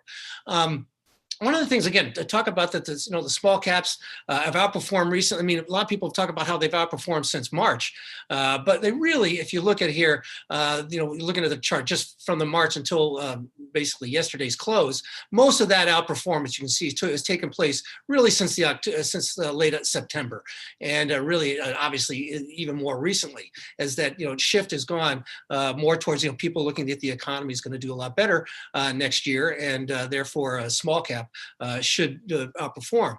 And of course, we know that they had done very, very poorly for a period, especially when you're going into the highs back in 2018. We saw where the see here, and again, now the yellow line is still the Russell 2000, which is a small cap index. And again, from middle of June in 2019 until the highs of this past February, it underperformed by quite a bit. But again, that's when a short-term time frame. It's not been something everybody keeps talking about. Yes. Value has underperformed growth for several years, but small cap has not. And again, if we go to we look at we go back all the way back to the credit crisis back in 2000 and 2008, 2009, the stock market, as the economy has done well, and it did well obviously for many years there, you see that again, the yellow line being the small cap Russell 2000. There were some time frames where it got hit a little bit harder than the rest of the market. But as you can see, as the economy was doing well, coming out of that incredibly deep financial crisis, the small cap area did very, very well. So again, I want to make sure we distinguish between small cap and value. There's a lot of great value names in small cap, but there's a lot of great growth names as well. And the best thing though is that growth is not dead, not by a long shot. The thing is that the people aren't willing to spend as much, or the big valuations, the big premium valuation that they had been for these big, the big cap growth names. That's where it was all concentrated. Remember how narrow the market was over the summer. That's not the case. It was not the case in the growth names in the smaller cap areas. So we still want to be looking at growth and value as we move into next year. Okay, one thing though I do want to talk about, and the picks I'm really talking about right now, is that I've been bullish on the market here near term in the last several months, and I think this rally will continue into the end of the year. However, and I think it really should trickle into next year as well, but a lot more than I think a lot of people understand, is being driven by this liquidity that being provided, not only fiscal liquidity, but by the Fed as well. We've known that. We are going to get another round of fiscal liquidity, but it's not going to be very additive. Really what President-elect Biden wants to provide, that's going to come later. And if history is any guide, he's going to back end load it, because even though it won't be announced that way, he's going to be looking towards his reelection, or maybe he doesn't run, but Kamala Harris, whoever, he wants his his programs to continue past him. How do you do that? You get reelected. And so when these presidents, Donald Trump didn't do it, and he front-end loaded everything, look what happened. He didn't get reelected. Same thing happened to the first George Bush. The other people, though, other presidents in the past, they back-end loaded their programs. The economy was doing fine or really well in some cases in the last 2 years, and they got reelected. So watch for that fiscal stimulus. It's not going to be as forthcoming as people think. And also from the Federal Reserve, more importantly, is that their big thing right now is they want to make sure that they keep the credit market stable through this second wave of the crisis. They really stepped to the plate in March last year because the credit markets froze up. That's the main reason why they stepped in there. That created the rally, the main reason for the rally. But we had the combination of fiscal stimulus, monetary stimulus. It's still there. It's going to take us higher over the near term. But longer term, I think 2021 is going to be a tougher year than the vast majority of people looking for, because as the Fed realizes, as the coronavirus backs off, and we get the vaccines, we're not going to get a third wave of it because the vaccines will prevent that the next time we get cold weather. So we get through this next few months, they're going to back off a little bit. And with the market's valuations as high as they are, and in other words, all this monetary stimulus and fiscal stimulus of the last 9 months has pushed the stock market up much faster than it usually does when it's coming out of a recession. And therefore, it's gotten very expensive and well ahead of itself, priced in anything or pretty much anything we can expect in terms of next year and in early 2022. So what I'm saying is that the stocks we're looking at right now, we want to be buying, okay? But we want to be nibbling a little bit more than just nibbling, playing these names, and then look for I think what we'll see is a correction next year. Most years we get corrections. A lot of people forget that. And we get those corrections. That's when you can really back up the truck and really buy these names. Now, one of the things, of course, that we always talk about is technology. You think of small cap, you think of tech, and that's great. And there are a lot of technology stocks, and I'm going to mention one today. But the thing is that people get too caught up in the stocks, and they have to be careful. Again, I'm concerned about the market here. Even if we don't get a correction next year, even if the market takes a breather, some of these tech stocks have gotten incredibly overbought. Now, this great run is one of the things I've been very, very bullish on and really pushing very hard in the last month or more is the semiconductor stocks, and they've had an unbelievable run, and they continue to rally. But one of the stocks that has also done very well, but it's a smaller name. Now, technically, it's not a small cap stock, but it's certainly much smaller than most of the other semiconductor names. But look at this stock. It's been in vertical. Okay, it's incredibly overbought. This is its weekly RSI chart. It's up above, well into the mid 80s, and it's back at the same level that it's reached it hasn't been. It's higher than it was in 2019. These may not look like big corrections, but one was 20%, one was 16%, because this vertical line has been so steep. These ones don't look so big. Well, this one back here was the last time it got into the mid 80s when the RSI, the relative strength index, got in the mid 80s. This thing sold off 50%.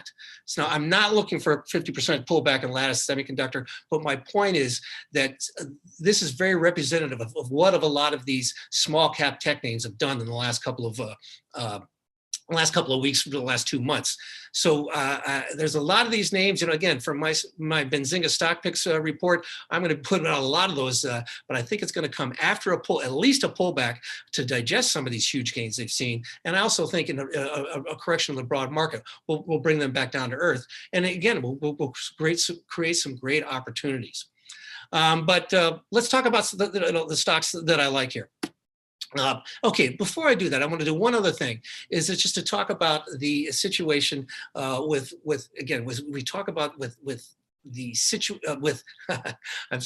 the tech stocks, is that everybody's focused small cap. Okay, that means I'm going to buy the next small cap stock tech company that's going to become the next Microsoft or Amazon, or I'm going to buy the next biotech company that's going to produce the next, like Moderna has with the next thing that's going to save the world. Okay, we have to look at a long, this is, the topic of this discussion is a 5-year term. We want to look at the trends that are going to work really well. And some of those trends obviously involve technology, that is the future, but also in biotech areas and healthcare overall, especially with a new president who's going to be in here for 4 years, or at least, for four more years and maybe longer, even if it's not him, another Democrat, because usually the president, the sitting president gets reelected. So we should be thinking about 8 years of a Democratic presidency. It's whether you like it or not, that's just what history tells us. I'm not trying to be political here at all. But so we want to look at those things, and some of those areas will include others, like the financial stocks. I think that some of these financial stocks, which have been underperforming for a long time, we all think of JP Morgan and Citigroup and Bank of America. There are some small cap names that will work out very, very well here going forward. We're also going to see in the area of energy. I mean, we're clean energy. That's the future climate. I use the term climate, but really clean energy. That's going to be another big one for not just for the next 5 to 10 years, but much longer. But we're going to need a bridge to get us there. So there's a lot of different ways that we can work on that in that situation as well. And then finally, of course, China, the exposure there. There's going to be some tensions, more tensions with China, but the growth in China is not going to stop anytime soon. They could see deep corrections, all big powers as they come into taking over or becoming one of the world powers. They see big deep dips. China has seen that. They're going to see more, but that is going to be the future. And we want to be able to take advantage of it. So let's move on to some individual stocks. Microvision. That's the technology stock that I really want to be focused on here again, because a lot of these other names have really kind of run away from us. Now, Microvision, it's why do I like this stock? It's got a couple of different things. What are we looking forward towards in the future? They have what's called, they talk about what's called LiDAR technology, and what it does, it's basically this situation where they set a signal off to something, it bounces back, and it tells how far you are from something. And this is going to be essential for self-driving cars. We already have it in our cars right now. A lot of people already have it in their cars. So you get this warning. Some even have brake early. I mean, if you have a newer car, a lot of them will jam on the brakes if you're backing up and something comes into your way. It's basically a radar, but it's not going to be something that's going away anytime soon. A lot of people are wondering, well, is this going to be the future of transportation? I think it is, but even if it's not, we know it's going to grow in a significant way. But it's not just going to be for transportation. Robotics. I mean, all these robots, they're going to be bumping into walls and things like that.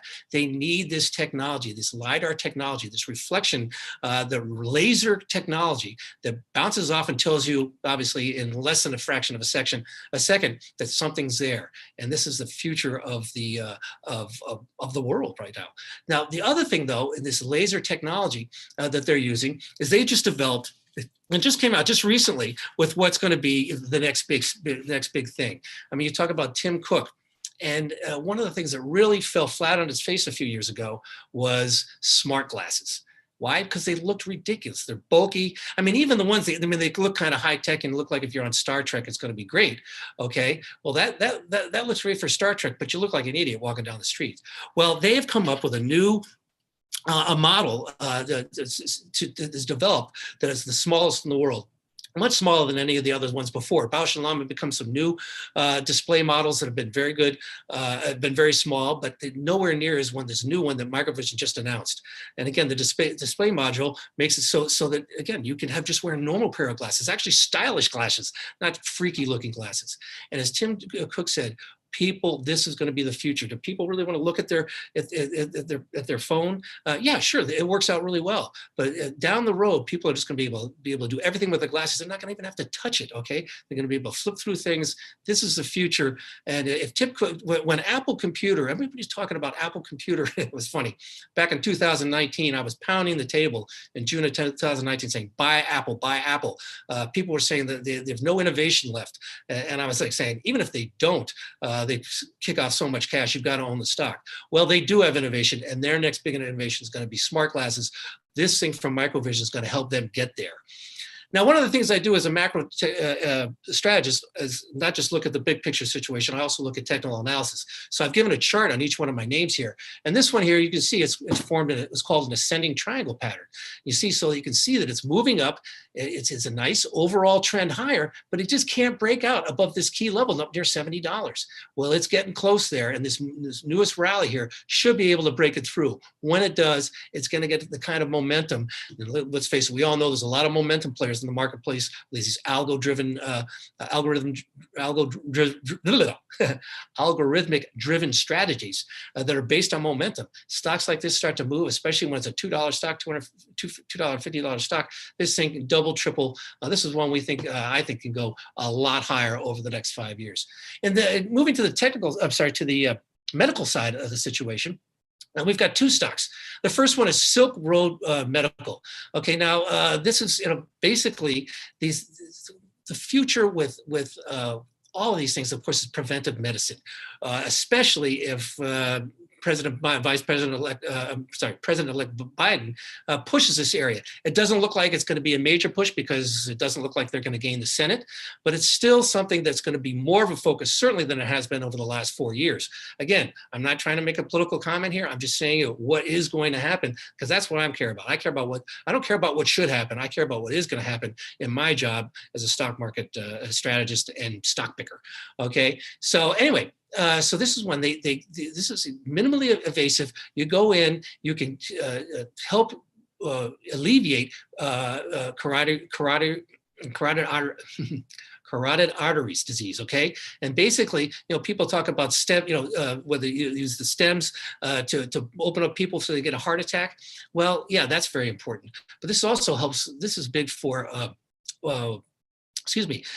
for people for strokes. I mean, there's 800,000 people a year here who get strokes in the United States of America. That's not millions of people, but this is this type of thing that the President Biden and his administration is going to focus on, preventive medicine, because the amount of money, people who get strokes, it is a huge amount of money for them to continue their lives. And the insurance cost on that is massive. They want to move in areas like this and get places where they're going to sit there and say, okay, we're going to, this because hundreds of thousands of dollars a year that we have to pay these 800,000 people. Can we wipe that down to 50,000 people? Can we wipe it down to 5,000 people? Can we get to them before we have the problem?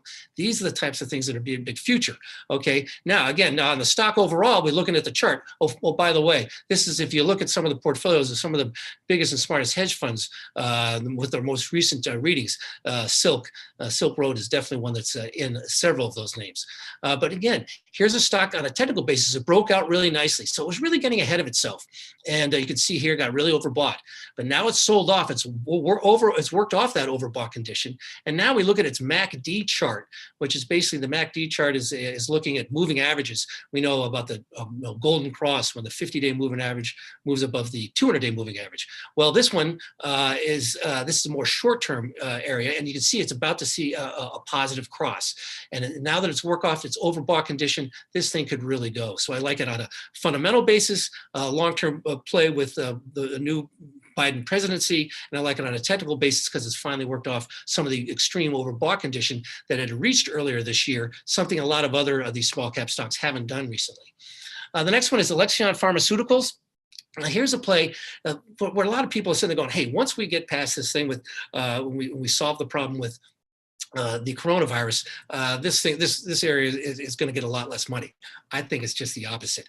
People, we just know, again, we have a new president, preventative medicine. How can we help specific areas in the marketplace through drugs and other areas and through research? And this whole situation where people try to say that we'll wait for it and take care of this, of these problems as they arise. These are the kind of companies that are going to take care of it before they happen. Now, Alexion Pharmaceuticals, they're in specific disease-causing segments. They tend to be ones that are a little bit more rare. And I know that can be a problem. People saying, well, if it's rare, I mean, not many people are going to use the drug. Well, first of all, the immune system is one of the most important parts of obviously things. So if you break down your immune system, it affects everything else. You need more doctors. Again, this is something, if you can help patients with their immune system, you're going to keep them from getting other problems, costing the system, the healthcare system more money once their immune system breaks down. So what I have here is this Lexaria Pharmaceuticals. This is a stock that also looks good on fundamentals. I mean, its EBITDA growth has been 25% for each of the last few years. They have low levels of debt. And again, it's another one where the stock looks good on the charts. It's looking at an inverse head and shoulders pattern, you see, with the head, shoulders here. It's trying to break out. It's trying to break out. It hasn't quite done it yet. But again, this is one that I think has long-term prospects that will do really well. And this is one that can go up many-fold. I know I'm looking at the time, but I do have a couple other names. Now, here's the financial area. Again, we're talking about different sectors. What are going to do well? The Federal Reserve, one of the things that they want to do, they want to keep interest rates low, but they want to keep the yield curve steeper than it has been. So in other words, they're going to keep short-term interest rates low. They're going to let the interest rates rise a little bit. We've seen them already rise on the longer-term basis, and that's, I think, going to continue to happen. People forget we had the banking crisis of the 1990s. Okay, what the Fed did to get them out is they steepened the yield curve, and they said, banks, ride the yield curve, and that they did that over several years, and the bank stocks went from incredibly bad underperformance in the mid-1990s to having a great decade for the rest of the decade, the second half of that decade, along with the rest of the stock market. The Fed wants to do that again right now. We can see the steepening in the yield curve. And this one here is a small cap name out of the Midwest. And one of the reasons I like it is I'm very bullish on commodities on a long-term basis. I think the bear market, I called the top in 2011 in the bear market in the month it took place. I thought it would last a long time. I didn't think it would last this long, but we're coming out of that now. We're on the cusp of a new bull market in commodities. They're in the Midwest. They're based in Kansas City.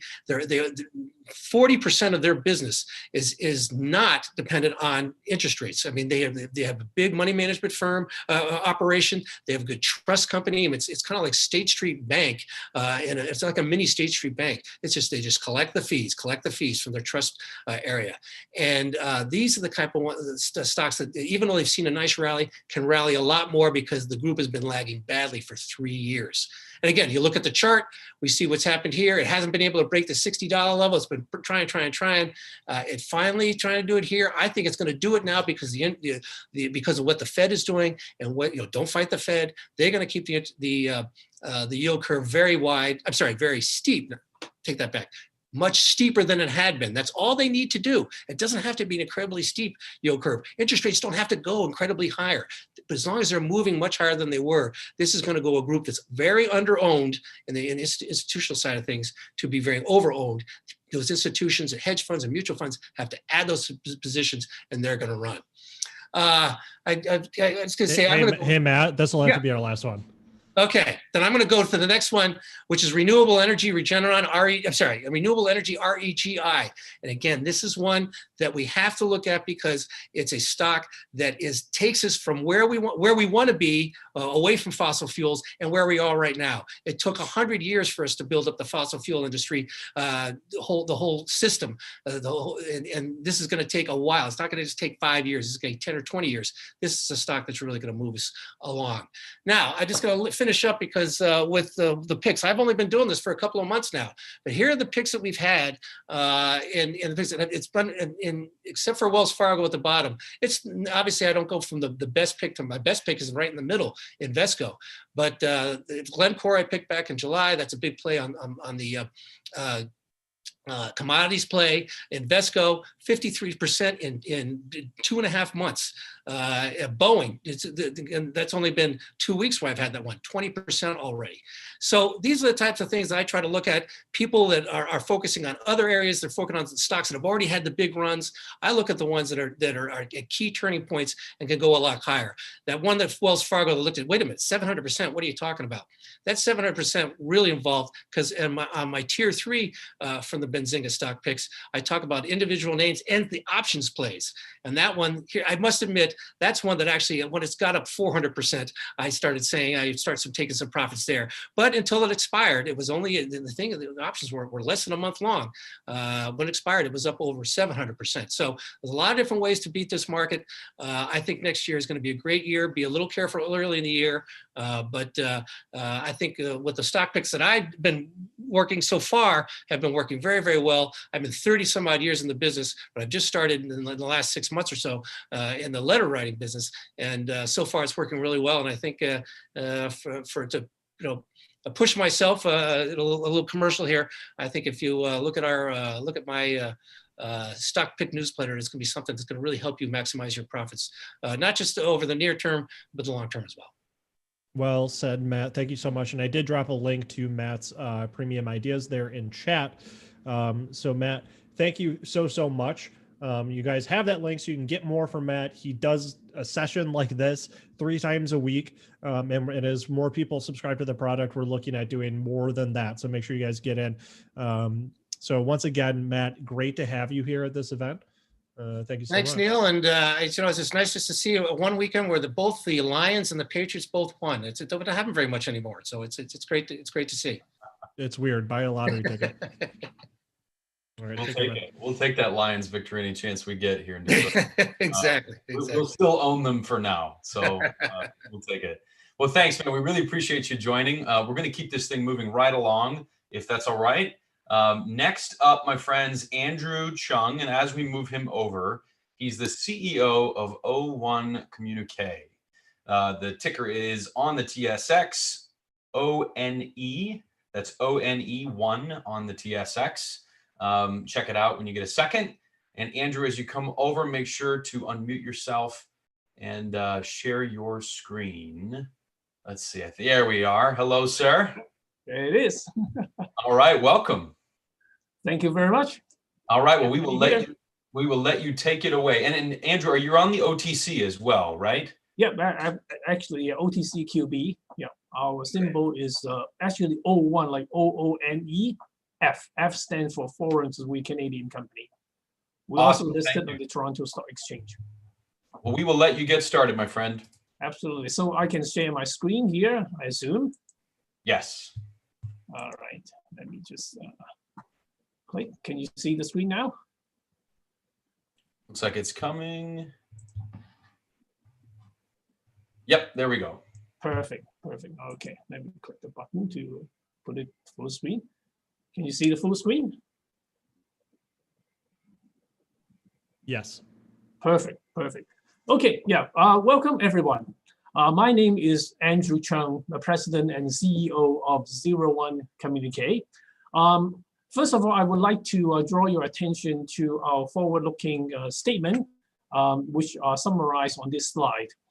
Please take time to review them. You can get additional information on our company by reviewing our public disclosure documents, which you can find located online at CEDAR, www.cedar.com. So very quickly, this presentation, I'm going to only tell you one thing, why it is a golden investment opportunity entry point for the company. I bet everyone knows about quantum computers nowadays, so there's really no need to explain what it is. We are in a unique position to capitalize on this upcoming trend to cover the dark side of it, that their excessive computing power is going to render modern cybersecurity useless. The industry is generally referring this as Q-Day when this is happening. Q-Day is a matter of when, not if. In short, what we have created is what we believe to be the first to market enterprise-level cybersecurity software for the post-quantum world.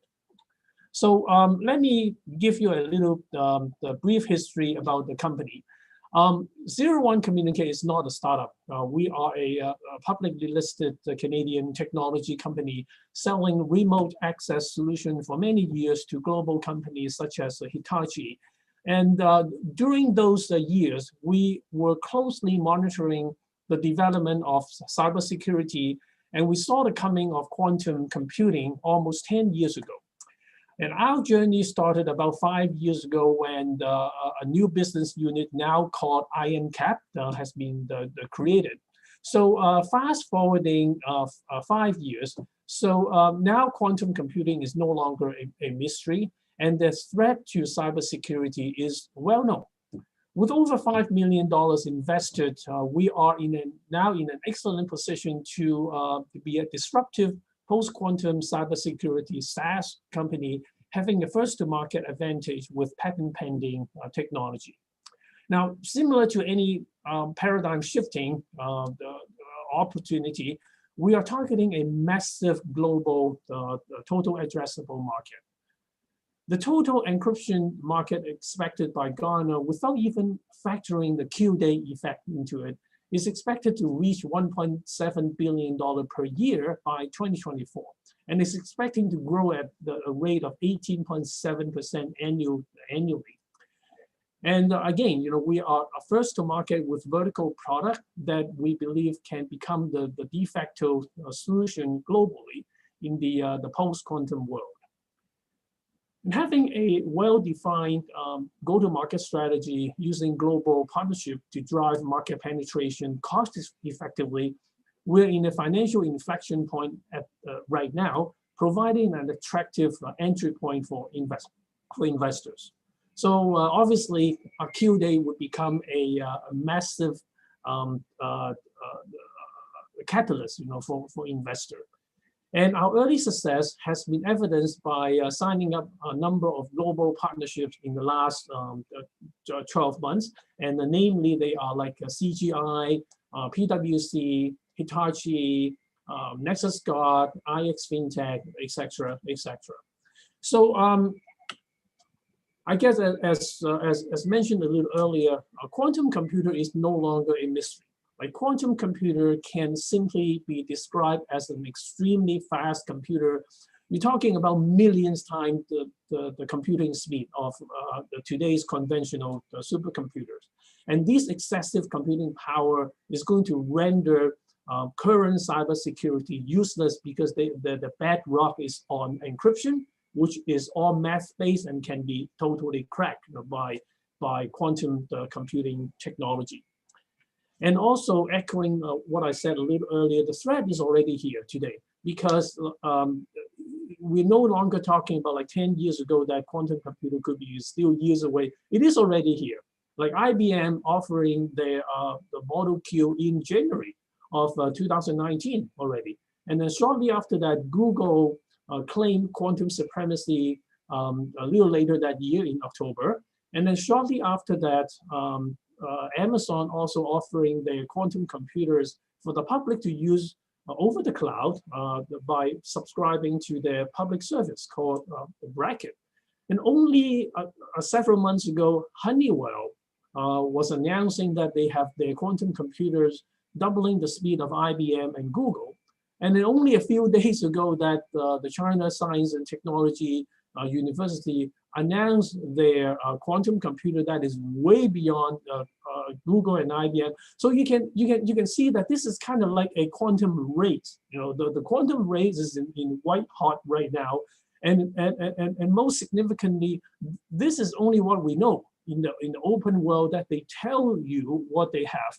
And what we don't know exactly is, but there's the fact that national level or many countries are also spending billions of dollars into research for quantum computing. So you don't know what they have. There's really, really white hot the quantum race is going on. So in other words, Q-Day is just coming closer, much closer, faster than what people want to believe. And more significantly is that like the protection cannot be started on Q-Day because hackers can simply grab your data today and then just keep waiting until they get hold of a quantum computer to hack it. So the threat is already here today. And I keep saying that the difference between making yourself quantum safe 2 years too early versus 2 years too late is everything. That's the fundamental truth. So I guess IronCAP is really designed to protect the whole marketplace with everything that involves encryption. Just give you some example is like email encryption or cloud storage, website security, payment process, the blockchain security, remote access, password security, 5G IoT devices security. The list just goes on. And this is echoed by Gartner's expectation, as mentioned a little earlier, that the global encryption software market will be growing at a rate of 18.7% and reaching 1.7 billion per year by 2024. And it is also important to note that this expectation by Gartner has not even factoring in the Q-Day effect. I'm going to give you some live example of the market size, like Visa and Master alone. They have a total of 2 billion credit cards, and each one require a X509 certificate to become the quantum safe, and that alone represents a $2 billion per year market for our IronCAP product. On another example, like there are 170 million active websites in the world, and each one also require an X509 certificate to be quantum safe, and that represents $3.4 billion per year, the market size for IronCAP. Last but not least, email accounts. There are 730 million business email accounts, and $10 each, representing $7.3 billion market size for IronCAP. So these haven't even include what I mentioned before, like remote access, blockchain, the money transfer, et cetera, et cetera. So this is a massive market that is facing this quantum shifting. As mentioned earlier, that our go-to-market strategy is very well defined. It's actually very simple and clear. IronCAP is kind of like a Tesla in the post-quantum cybersecurity industry. We offer both the encryption engine and the vertical solution, so kind of like the car. And we believe this is a huge differentiator that differentiate us with our competitor, because our competitor are mostly offering just the engine. The IronCAP engine has been released about more than a year ago in August of 2019 already. And several months ago, we have also rolled out our first vertical solution, IronCAP X. X stands for Exchange, that it is the world's first quantum safe end-to-end email encryption the product. And our first offer was a free personal usage product, and the business version that we charge $100 per user per year will be available about 2 or 3 months from now. And I think it doesn't need the rocket scientists to figure that we are employing a freemium the penetration model, whereby we are using the free product to penetrate and giving a viral growth while using the business version to make money, right? So more vertical solution will be on the way, such as quantum safe remote access solution and quantum safe VoIP, et cetera, et cetera. So beside our freemium penetration model, we also plan to grow by signing up the partnerships around the world, because they can reach the enterprise customer that we couldn't, right? So in the last 12 months, we have already signed up quite a number of partners around the world, and the more notable one would be Hitachi in Japan, and PwC, and CGI, and among other different ones. So this is very important things for us to do, and you can probably recognize that we are kind of like Gretzky, trying to meet the puck. We anticipated where Q-Day and when Q-Day would be, and we are trying to work with our partners to meet the puck, and embrace the coming for the Q-Day for the post-quantum cybersecurity world. So I guess now you have heard about our well-defined go-to-market strategy, and how we plan to grow our top line and bottom line, the revenue from 2021 and 2025, right? And with the massive total addressable market, it is not difficult to see how an early player in this industry can quickly grow to to 100 million or more when the market is embracing into the Q-day modes. So as indicated, growth would be supported by our freemium penetration market, and which is expecting to accelerate the adoption of the technology. And our goal, simple, we want to be the de facto product, de facto technology in the post-quantum cyber security world. So also that we are planning to, in the next few years, to expect growing, to continue investing in company infrastructure such as sales and marketing, R&D, finance, and the business processes and things like that. So these investments will also support the growth. And with the high profit margin nature of a SaaS business model, we have confidence to achieve industry-leading profit margin by 2025. And now that you understand our growth plan and long-term strategy, I think it is time that we quickly touch a little bit about our basic capital structure. Hey, Andrew. Sorry, this is Patrick. This will have to be the last slide, just so you're aware, but go ahead. Right. Yeah. The capital structure is that we are listed on the Toronto Stock Exchange and recently upgraded to the OTCQB OONEF. And we have, at this point, we have 1.2 million cash and no debt. And our burn rate is only a few $100,000 a year. And we are very confident that we're very well capitalized and ready to grow. So I guess, as a summary, we are at a tipping point where Q-Day is at least arriving, if not already here. And IronCAP is the solution to this soon arriving quantum threat. Our technology is patent pending, already proven by a public hackathon that we hosted about a year ago. So we are well funded and expected a massive growth between 2021 and 2025. So I guess thank you for attending. If you have any question or would like to know more about our company and our growth plan, I will be available for a one-on-one meeting.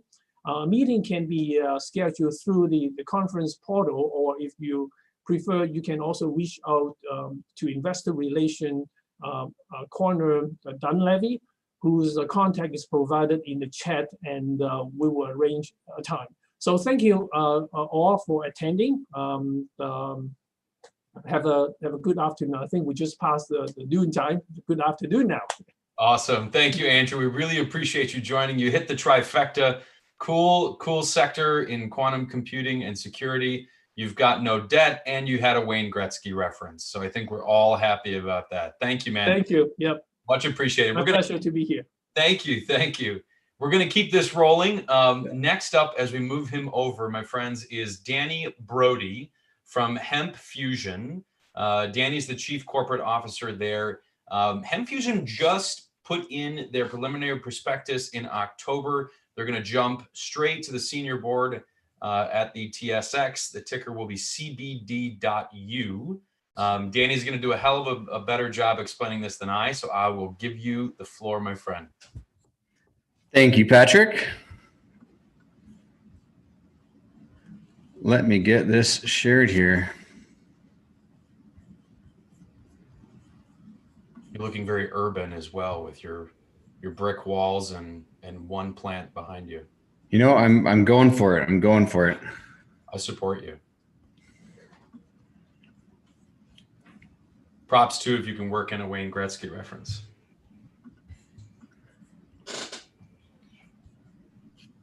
The only shot you miss is the one you don't take. There it is. I think that's the one. We started. All right, Google Chrome, mail, preview. Is this it? Hopefully this is it. We've got some technical difficulties here. Take your time. Am I live or what are we? Did we get the projected ticker right? CBD.U? Yeah, you're good there. Awesome.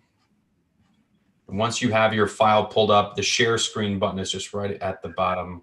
Yeah, I got just changing my security settings here for Zoom to allow sharing. Cool.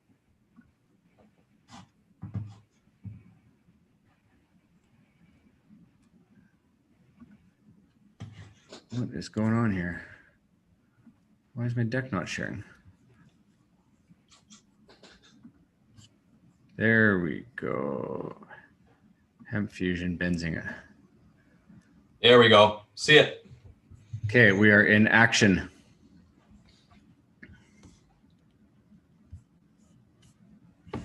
All right, ready when you are.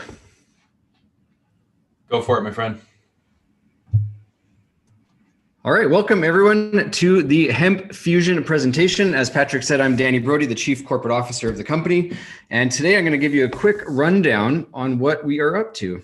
So without further ado, HempFusion is a full spectrum hemp-based CBD company utilizing the power of the hemp plant. And at the end of the day, that's what it all comes down to. We've got an incredible company built on a foundation of regulatory compliance and human safety.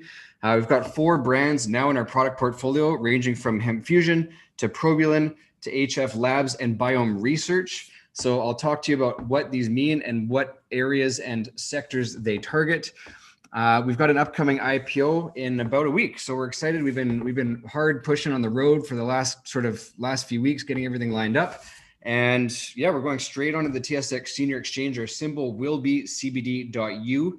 And we feel that we're going to be one of the top 3 brands sort of left standing over the next few years as the industry unfolds further. So I think we've got an incredible story. We're very well cashed up. We're going to have almost $40 million when we go public, which will be the 2nd largest cash position of any CBD company in the space. And we've got the right ingredients to create a successful company. So we've got everything from an incredibly diverse product offering. We've got 46 products on the shelf now. We've got a full research and development division of the company. We have another 30 products under development. We've got a very strong focus on regulatory compliance, which forms the foundation of our entire company. I'll talk to you more about what that means and why that's important coming up. We've got a 5 revenue driver channel, and I'll break down what that means for each division of the company and each channel that we're targeting, all the way from the natural channel straight through to food and drug mass, to the convenience channel, to the e-commerce channel, and last but not least, the doctor practitioner channel. I'm going to fill you in on our bolstered management team, our C-suite. We've got an incredible team that can take this from a small to mid to large company, all the way through to our IPO. We've got a bolstered board of directors as well. And we're taking everything international. So we're selling or have purchase orders in 8 countries right now. And we're tackling every single area of the globe that we can. We've got a very unique Trojan horse strategy that I'm going to fill you in on with our probiotics division. And again, we've got the 2nd largest cash position in the entire CBD sector. We've got a very large cash position and of course, no debt. So let's just jump right into it here. On to slide 7 here, the domestic opportunities. So the fact of the matter is we've got a very strong, incredible opportunity just in the United States alone. So we've got the natural channel, we've got the food and drug mass channel, we've got the practitioner channel, the convenience channel, and last but not least, e-commerce. So what I want to point out here is the fact that everybody knows that we've got a $16.8 billion industry, but we don't always know how you're specifically going to target that. And that's exactly what I want to explain today with these 5 revenue drivers. So getting right to it, we started in 2015. We launched in the natural channel. We expanded on that. We're in over 2,000 natural only stores right now. 2018, we really started expanding our e-commerce, but we're still only 6% of our sales are online, which means that 94% of our sales are in retail stores, which means we have a massive opportunity to take that market from the retail stores and add to it online direct to consumer. Not only is it cheaper for us, it's much more, it's still very efficient, but direct to consumer is a great model, one that some of our competitors are pushing 70 to 75% in, and we expect to meet those numbers as well. So you can just imagine what that'll do for our revenue growth. Obviously, COVID hit. We were delayed by COVID. There's been FDA headwinds. There's been payment processing challenges, but now we've got an incredibly strong foundation. We spent the last few years, we raised $42 million last year, getting that foundation firmly established. Now it's all about taking that to the next level in 2021, where we're going to see and expect to see some significant growth. So you heard about our e-commerce channel a little bit. I'm going to expand on that. You've heard we launched in the natural channel. Where we're going next is the food and drug mass channel. So that stands for food and drug mass, FDM. That is the largest by dollar volume channel in the entire US market. That's your Publix, that's your Kroger's, that's your Walgreens, that's your Costco. We are targeting all of those. And we just launched in one of the top 5 largest FDM retailers a couple of weeks ago through 800 stores. That is called Publix. So we're aggressively expanding throughout the entire United States and pushing that ahead. FDM is huge for us. That is the largest dollar volume channel that there is. So we're targeting products, our CBD products, and our probiotics products in every single retailer there. I'm going to talk about our team and how we're going to get there in a second. Next, we're expanding to the doctor practitioner channel. So we've got specific products, CBD products, probiotics products targeting that channel. And last but not least, we have the convenience channel, which is one of my favorites. I love the point of sale impulse purchases. I love the CBD gummies. They're 10 milligrams, perfect price point for us. We got over 20,000 stores that we're targeting there. That's with a very aggressive expansion plan. Now, again, we started with natural. We're in over 2,100 natural stores. In the last 12 months, June to June, we did just over $4 million US in the natural channel only. You can see here, we're looking at over 10,000 natural stores for the entire, getting all of our products into those stores. You can extrapolate what you think our revenue might be just from that revenue stream of the natural channel. Next up, we've got very wide distribution already. We're already in the vitamin shop. We're selling on Amazon, Whole Foods, Thrive. We're in Sprouts Farmers Market. And on the bottom right side of your screen here, you can see an undisclosed top 5 FDM retailer. I can disclose that now because it is public information, but that is Publix. So we're very excited for that. Next, you can see our large scale distribution. We're in all 50 states. We got products everywhere. You can see it. It's lit up like a Christmas tree. Over 4,000 retailers in the States right now, more coming. Now, FDM, this is the biggest opportunity for us, and it all comes down to our OTC drug listed topical products. This is something that really differentiates us from the pack in the sense that only a handful of other companies have these OTC drug listed topical products.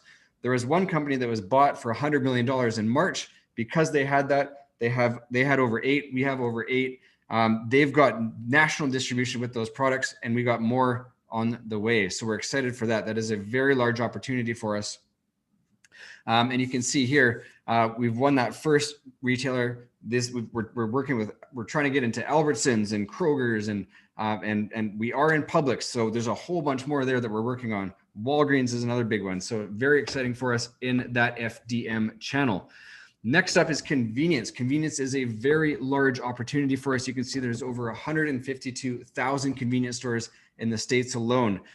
27,000 of those are the ones that we are targeting right now with our brand new launched CBD gummies. So we're very excited to really start ramping into that convenience channel. Now, without a firm foundation established in compliance, we would be nothing. And the fact is we have been so compliant. We've been compliant since 2015, long before the majority of other hemp CBD companies came to market. And the fact is we now have USDA certified organic products. All of our oils are USDA certified organic. Again, that's a big differentiator for us. We're on the US Hemp Roundtable. So we actually advise on different policies for the hemp industry. Ola Lessard, our chief marketing officer, is the head, and she's the president of the US Hemp Roundtable. We're working towards our self-GRAS affirmation, which will be a very strong point for us as the FDA opens up regulations when it comes to ingestible CBD products in foods and things like that. We're part of the largest US liver toxicology study ever done called Valid Care. Again, it's all about trying to push the entire CBD industry forward and for the betterment of the entire industry. We want to always be at the tip of the spear when it comes to regulatory compliance on that front. We're working with the EU for a novel foods application. We've got DNA verified industrial hemp that we use. And again, it always comes back down to having the highest quality raw material that you put into your products to keep that standard high, to set that bar high and keep your customers expecting the best and coming to know your brand as a premier brand. One of the other things that we've done is not a lot of other companies have done this, but it's called the NOAL for topicals. So that stands for no adverse effect levels. That is a huge one for us, one that we want to be pushing all the way through. Next up, I've mentioned this briefly, but the Valid Care study is a very big one for us. There's only 10 companies participating in this. So we're one of those 10. And the fact is this really helps the betterment of the entire CBD industry. It's a liver toxicology study. So it's diving deep into that. We've got over 1,000 registrants that are coming together to make sure that this study that means something, and it's in response to the FDA. So we're working very hard to make everything possible happen on that front. And again, we always want to be pushing the industry forward and leading that charge. And to put that in perspective, what does that actually mean? So you can see us against some of our competitors here, where we stand. We believe that we are the most compliant company. And why that matters to investors is because when the FDA comes out with more regulations, we want to have the bar already way up here versus our competitors that'll be down here. So we can make sure we can continue selling products and we can continue leading, right? We're already one of the top 3 most recognized CBD brands in all of America. We want to make sure that we continue that. I'm coming up on my time, so I want to just really run through a bunch of this. We've got our doctor practitioner channels, 27,000 doctors that we're targeting right now. We got 70,000 chiropractors that we're going after. So we're excited for that. And we've got specific products specific to these divisions. We just launched HF Labs. We just launched Biome Research. These are 2 new brands targeting specifically that doctor practitioner network. That's a $2 billion market as well. Next up, the e-commerce front. It's very tricky to advertise for CBD companies. So we're doubling down our SEO efforts. We're doubling down on our influencer strategy. We've got over 25 influencers now with a reach of 2.5 million people. That will expand to 250 influencers with a reach of 25 million people. The wellness portfolio, again, we've got 4 brands in our product portfolio, from HempFusion to Probulin to HF Labs and Biome Research. These are just some of our sample products. We've got tinctures, and one of the unique things with our tinctures, one of the unique things with our capsules is the fact that we've got products for sleep, for stress, for energy. Not a lot of companies do that. It's a lot more important than just having a couple of drops of CBD under the tongue and seeing what happens. We actually have products for specific ailments, for specific conditions, which leads me to the FDA drug listed topicals. These products are a game changer. It took us several years to formulate these. They're proprietary. It cost over millions of dollars to make sure that they're compliant. Again, this establishes a significant barrier to entry for us ahead of our IPO. These target not just the CBD market. This is the biggest thing. We're now targeting the global pain market, trillion-dollar markets. We're targeting the eczema market. We're targeting the wound care market. We're targeting the anti-aging market. These are massive, massive markets. Well, Danny, I'm so sorry to interrupt you, but we are at time. Is there anything, one last point you want to leave our audience with? This is fantastic. I didn't know you guys were expanding so rapidly. Oh, we're expanding very rapidly. Yes, guys, we're going public in less than a week. It is expected to be trading next week. We're working with the TSX to come up. Symbol is going to be CBD. We're one of the top 3 most recognized CBD brands in America, and we're listing straight onto the TSX. So watch for our IPO. We've got an incredible share structure. We've got an incredible company, and we've got an incredible management team that can take this company to the next level. Anyway, thanks for listening. I'll leave you with this slide here. Our share structure, as most people that are part of this is going to want to see that. Less than 20% of our outstanding shares are going to be free trading on IPO date for 6 months. So should be pretty interesting. Great. Well, thank you, Danny. I've already had some requests for your deck. So I'll be connecting those folks with Spencer and yourself. And Beautiful. obviously, if you need more information, check out the chats. You can find those corresponding email addresses there. But Beautiful. IPO next week. CBD is the ticker. Really excited, Danny. Good luck, brother. Thank you, Pat. Talk to you soon. All right, later on. Cheers. We're going to keep this rolling, my friends. Next up is Issuer Direct. Very, very appropriate company for today and also for the times, of course, that we live in, right? So as we move him over, this is Brian Balbirnie. Brian, if you don't mind sharing your screen, popping your video and mic on as you come over, we will keep this rolling right along. You guys in the chat, make sure to let us know if you have any questions along the way. We will moderate those to the speakers. Reminder to check out Brella for one-on-one meetings and corporate access to these folks.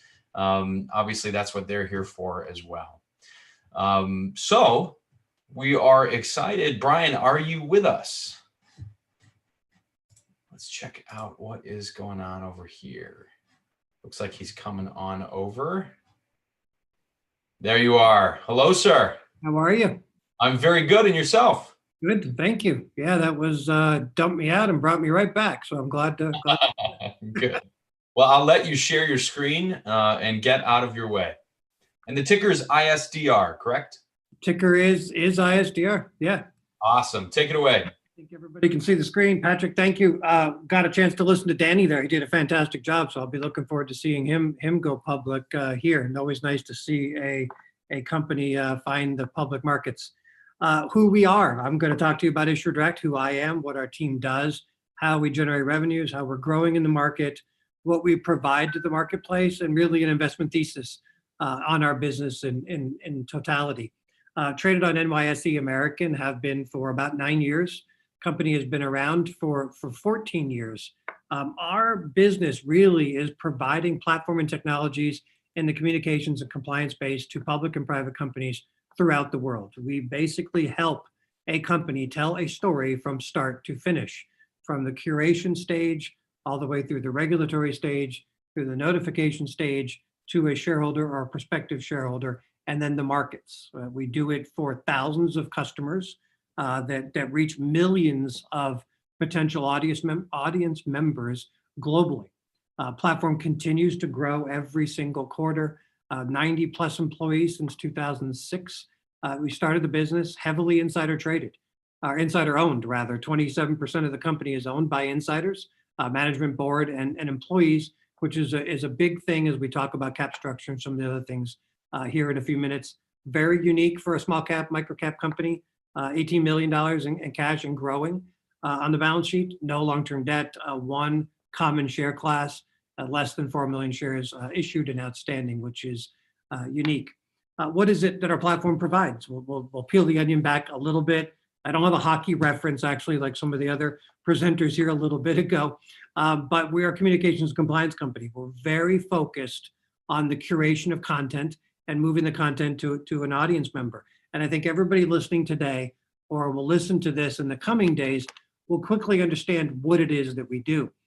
As we all ingest earnings data, let's think about it as press releases, earnings call webcasts, IR platform updates, shareholder meetings and voting, shareholder issuance, reading 10Ks and Qs.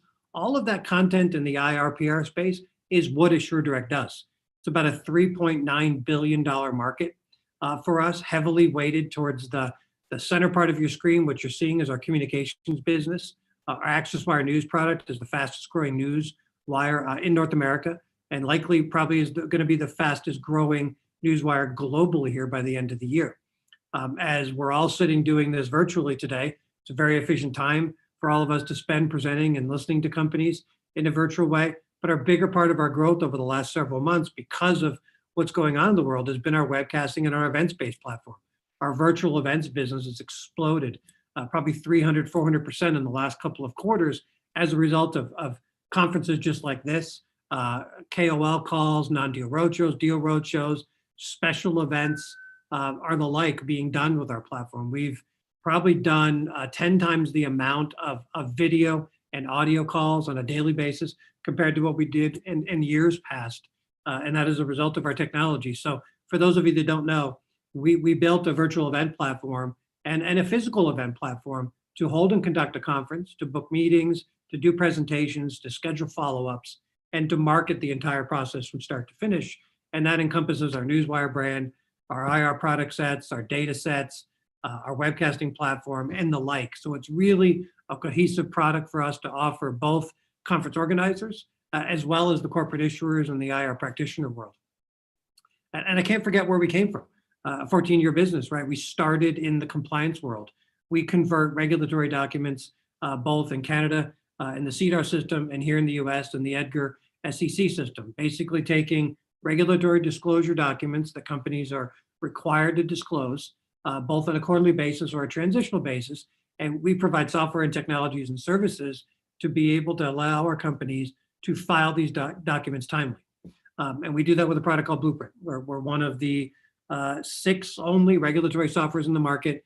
Our focus really in that space is the small microcap space. So it's very near and dear to the market that we're presenting and the like to today. That entire side of the compliance business generally follows the shareholder from going public like Danny's business is in the prior example earlier, taking those shareholders, those physical certificates and depositing them into Street to allow those folks to potentially trade their security at some point in time, managing dividends like we do for almost 100 community banks in North America, managing that dividend process and that shareholder process, and then all of the voting in the annual meetings, or conversely now virtual annual meetings, is what our platform provides. That's what we do today. We do it in both a small cap, micro cap, and we also do it mid and large cap. So a lot of folks think of us as having over 3,000 customers, all in the small micro cap space globally. It's not really the case. A couple of months ago, Ford announced a new CEO. They used our webcast and event platform to bring that to market. Johnson & Johnson uses our platform virtually every week as it relates to their COVID-19 response and the things that they're doing vaccine trials and research-wise.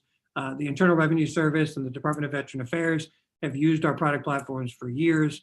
And then you've got companies like Sherwin-Williams and Kellogg's to do their earnings announcements with us that for the last 8 years have done their quarterly calls with our platform. It doesn't really matter what industry or sector, we're really agnostic. If you're public, we have a platform. If you're private and want to tell your story to maybe one day go public or just find new audience members, we also have a platform for you. So we're really agnostic in many regards. A growing business, almost 5 million in revenue in Q3 alone, grew 21% year over year. Likely going to be very similar on a year over year basis. Again, this year, as you see our revenue continue to climb as it results in more virtual products, more communication tools, and more newswire businesses. That's where our folks tend to gravitate towards. So what we do today, what we'll do tomorrow. We talked about how we generate revenues, the products that we offer. Now what you're looking at is really an enhanced communications product platform. Today we sell a communication subscription to a public or private company for a flat fixed fee. And we offer several components, but there are components that we don't offer. And those components are highlighted here as media database, media monitoring and analytics, and a newsroom bolt on to our IR product platform set. The reason why I bring that up is we think through growth for our business, absent of Danny going public, there are not hundreds of companies going public every single day. But conversely, there are hundreds of thousands of private companies that consume very similar communication subscriptions that need and use our platform. That's where we see the growth. If we think about Newswire today at a $600 million global market, we account for a little over 1% of the market and growing. We envision that to be 5% by the end of 2022. And that doesn't account for any of the other products that we've got that have equally or broader or greater market opportunities from a total addressable market perspective. So we feel very confident if we round out this communications offering, we're really going to be able to see significant growth in our businesses over the next 3 to 5 years. You know, while we maintain this compliance business and use it as a way to engage our customers that are public and are going public. Something that I talk a lot about in this slide really is about where we're headed as a business by a percentage of revenue perspective. When you think about where we were several years ago in this evolution of subscriptions, platform and technology, and that reoccurring revenue business, we tended to be much smaller in revenue in our platform and technology, our communications business. And we messaged about 1.5 years ago that we wanted to get the business to be 70% pure subscription. That doesn't mean reoccurring because about 80% of our business is reoccurring, but pure subscription only platform and technology. That far surpassed that in Q3. We'll likely even continue to grow that again here in Q4 as we kind of close the year at over 18 million in total top line revenue. That communications business continues to be the driving force as this compliance business tends to retract a little bit. And that's a retraction that's kind of average in the market. And you'll all identify with this because if you went back years ago, you didn't receive material, you received materials in the mail rather to vote, both annual report and proxy statement. Today, you do that electronically. And as a result of that, it's less printing. I mean, yes, it's great for the environment and it's more efficient for the shareholder. But for us, it's a little bit of revenue change. And it gives us an opportunity to focus on that highly scalable, highly repeatable, higher gross margin subscription business that tends to be high 70s, low 80 subscription gross margins and mid 20s EBITDA margins, which I think is really important to focus in on. Kind of recap, I want to be really cognizant of time to kind of get the conference back on track in timing here. Today, we have this scalable communications business that we've talked a little bit about, led by our Newswire product. It's a highly reoccurring, sticky product set. They're not making many newswires anymore. We're one of 4 national fair disclosure newswires, according to exchanges and Bloomberg terminals and the like. We want to continue to innovate that product and out innovate the incumbent that is there, which enables us to get this higher gross margin average than the industry, and then utilize all this free cash flow that we get from that business, continue to invest in these additional products. Think about M&A, think about buybacks, all the additional things that we do and have been doing over the years, so that what that sets us up for in the future is slimming down our product set to have a more communications subscription focused rather than product set focuses, and that builds us scale and what we're about to accomplish here, which again, as I said, will get our Newswire business 3 to 5% in growth by 2022. And then conversely, this 3,000 customers in this time to 2022, we'll likely see our customer counts grow by 3 times the amount, which we think is very important for us. So as we end the back half of the year and we continue into next year, I think the most important part of this slide is to focus on the last bullet. Is we have a capital allocation strategy. It's very transparent. Not a lot of microcap companies tend to do that. We've bought back our own stock in the last year. We continue to invest in people. We've hired 12 new people this year, have plans for a couple more before the year end and another 6 more in Q1. So we'll get over 100 headcount. That's us in a sales and marketing way, pushing our product faster, getting us to about 25, 30% of the overall business in our sales and marketing team. And then lastly, really being very cognizant of the market, trying to find products that we can bolt in and or synergies we can find via M&A. We've got a strong balance sheet to do it. And that's really where we want to end the year and then begin the next year. In closing, final easy comment, right? We want to be the trusted platform for both the customer and the market. Regardless of what the message is, we want to be perceived as being that technology that drives that today. I hope to get a chance to talk to most of you on some one-on-ones. I appreciate your time. I know there's a big panel coming up. So with that, I will end it now, Patrick, if that is perfectly okay with you, sir. Perfectly fine with me. Thank you so much, Brian. This is very helpful. ISDR again is the ticker, you guys. And Brian, where can people reach you to find more information about the company and the opportunity here? Yeah, it's sales at Issuer Direct if you want to hit the team. It's IR at Issuer Direct if you want to talk to us and our IR team and our management team. Both Steve, my CFO, myself are happy to talk to you folks anytime. Either one of those emails will get you there. Great. Well, guys, make sure to reach out to Brian in Brella. I'm sure he'll be available for meetings and be interested there. And folks on YouTube, check this company out. Obviously, it's a great time to have a virtual platform like this. So, Brian, take care, man. And I'm sure we'll be seeing you very soon. Take care, everyone. Thanks, Patrick. Talk to you soon. Of course. Take care. All right. So Neil is not on. He must be pounding another energy drink. It's probably his 7th of the day. Oh, there he is. Hey, so weird to see you. For a second, anyway. Oh, there he is. What do you want, Patrick? Listen, I like to talk to you every once in a while. I just want to, I feel like the crowd might want a little bit of you and me action, Probably not. Probably not. What do you want to talk about? Stocks? Should we talk about stocks? Yeah, well, hey, let's get some stuff from chat. Hey, chat, let us know so far what you think of the conference. Give us a 1 if you think that you're getting some good, valuable trade ideas. Give us a 2 if you think Patrick should change his clothes and do a funny dance. I'll do it, or I'll do the Luke. Yeah, do the Luke my hands more. And just and while Patrick is doing the Luke Jacoby, just a reminder to everyone, please, if you want to talk to these companies one-on-one, it's a great opportunity to basically pretend you're a hedge fund manager and get some insights directly from these leaders. Hop on over to Brella. That link is in the chat. If you scroll up, I'm seeing a lot of 1s. Thank you so much, guys. It's really great to hear that from you guys. Somebody gave us a 10. I don't know if that's commenting on our looks or overall MC skills? Let's say both. A couple 10 out of 10s, perfect Michigan 10s. Awesome. Well, thanks everybody. Much appreciated. We're excited that you're here. I think we are ready to keep this thing moving, Neil. Yeah? Yeah, I think so. What's up next? I think we have, let's see 1 second. Yeah, I think we've got US Global Investors. Frank Holmes, the CEO. I think we are playing a video from them. Why don't we go ahead and do that, Kelsey, if we are ready. Give me 1 second. Take your time. Oh, you guys heard a voice from behind the curtain. Good afternoon, ladies and gentlemen. It's great that you're here with us. I want to talk to you about a bit of the history of the company. The history goes back as the first no-load gold fund. It was originally military officers that set up an investment company, and all of a sudden it grew that they created a mutual fund. Today it's evolved, it's changed. We have two well-known ETFs, in particular one, which is the only airlines ETF, and that's been a massive win for our company this past year, in particular in the past 9 months.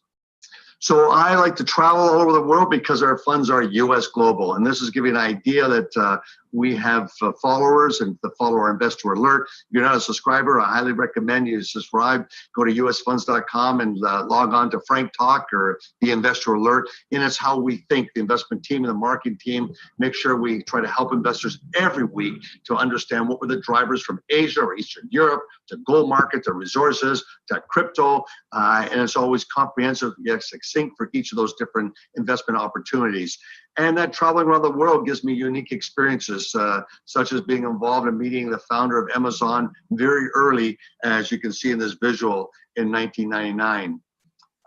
Viral publicity is gained through media interviews.